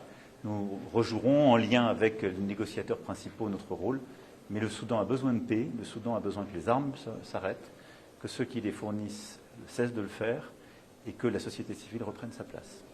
Madame, if we go, yes. Thank you so much, Mr. President. Sophie Bucha, a correspondent for the South African Broadcasting Corporation.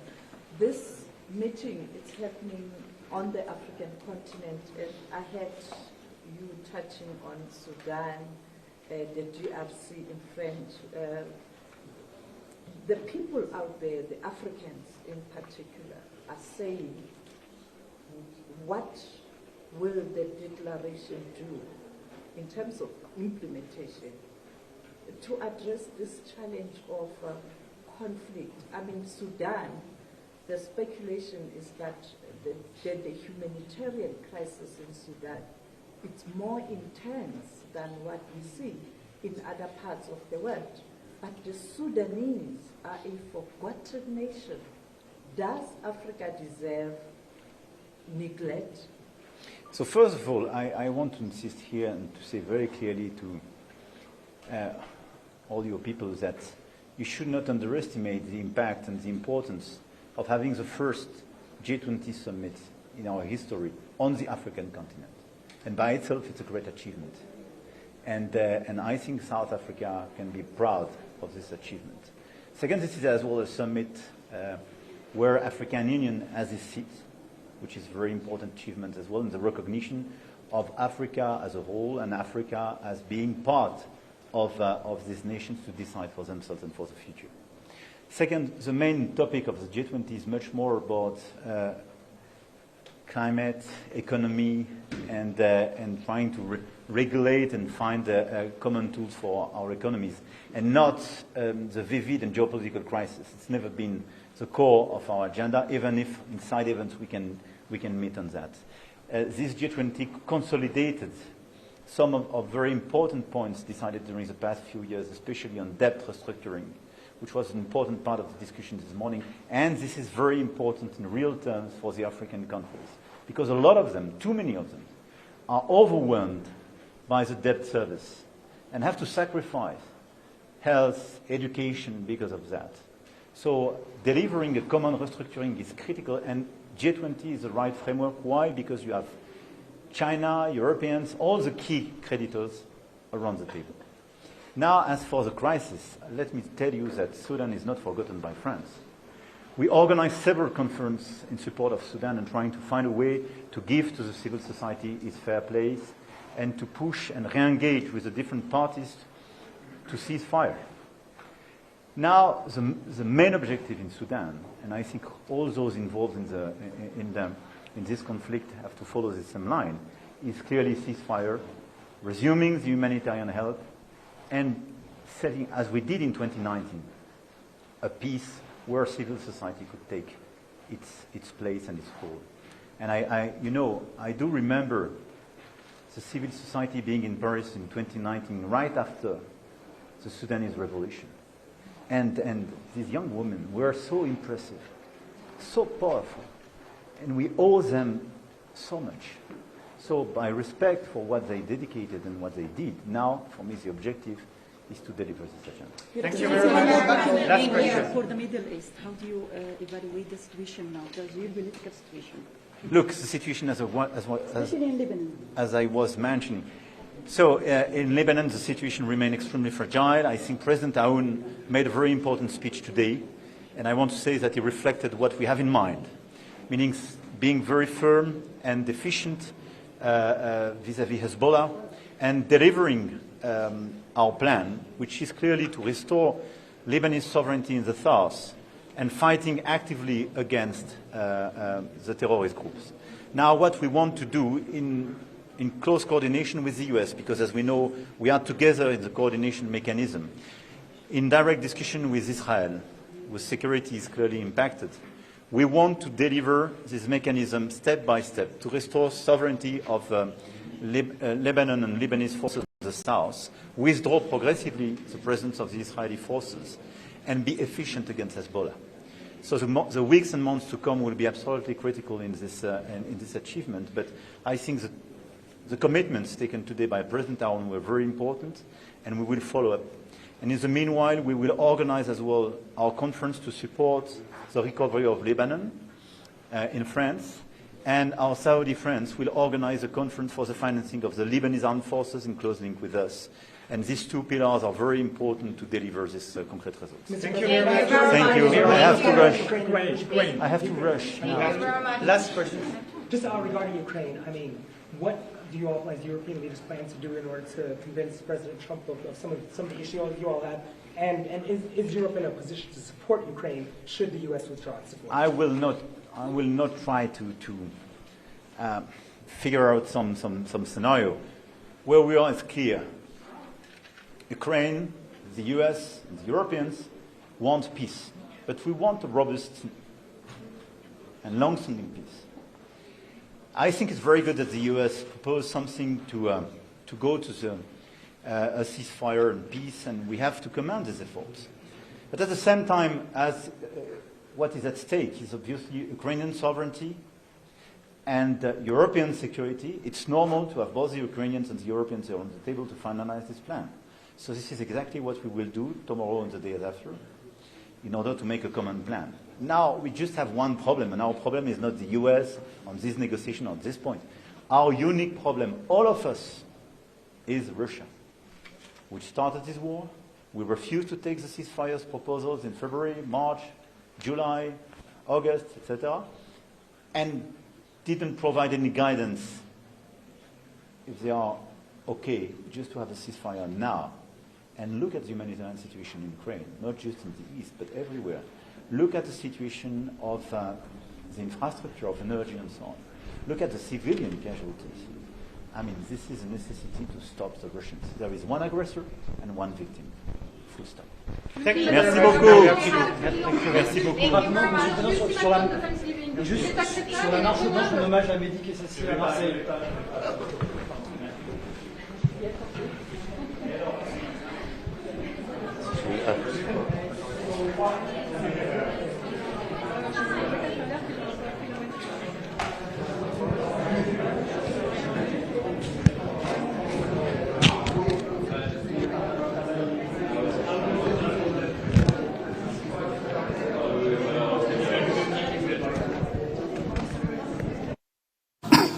The upgrade cited stronger growth prospects, improved fiscal consolidation, and reduced contingent liabilities, particularly reflecting improvements in the energy sector. While South Africa remains below investment grade, the upgrade is significant. It lowers borrowing costs, broadens the investor base, and signals renewed confidence in the country's reform trajectory. Our creative industries are receiving awards across the globe. From Tyler, Black Coffee, the list of our opera singers is unbelievable. The Leaders Summit is a culmination of all the working groups meetings that have taken place throughout our country, from Table Mountain in Cape Town to the Kruger National Park in Mpumalanga, Limpopo, and to some of the game reserves across the country. Our visitors who came to attend the working groups have explored them. Hluhluwe in KwaZulu-Natal, Pilansberg, in Sun City, and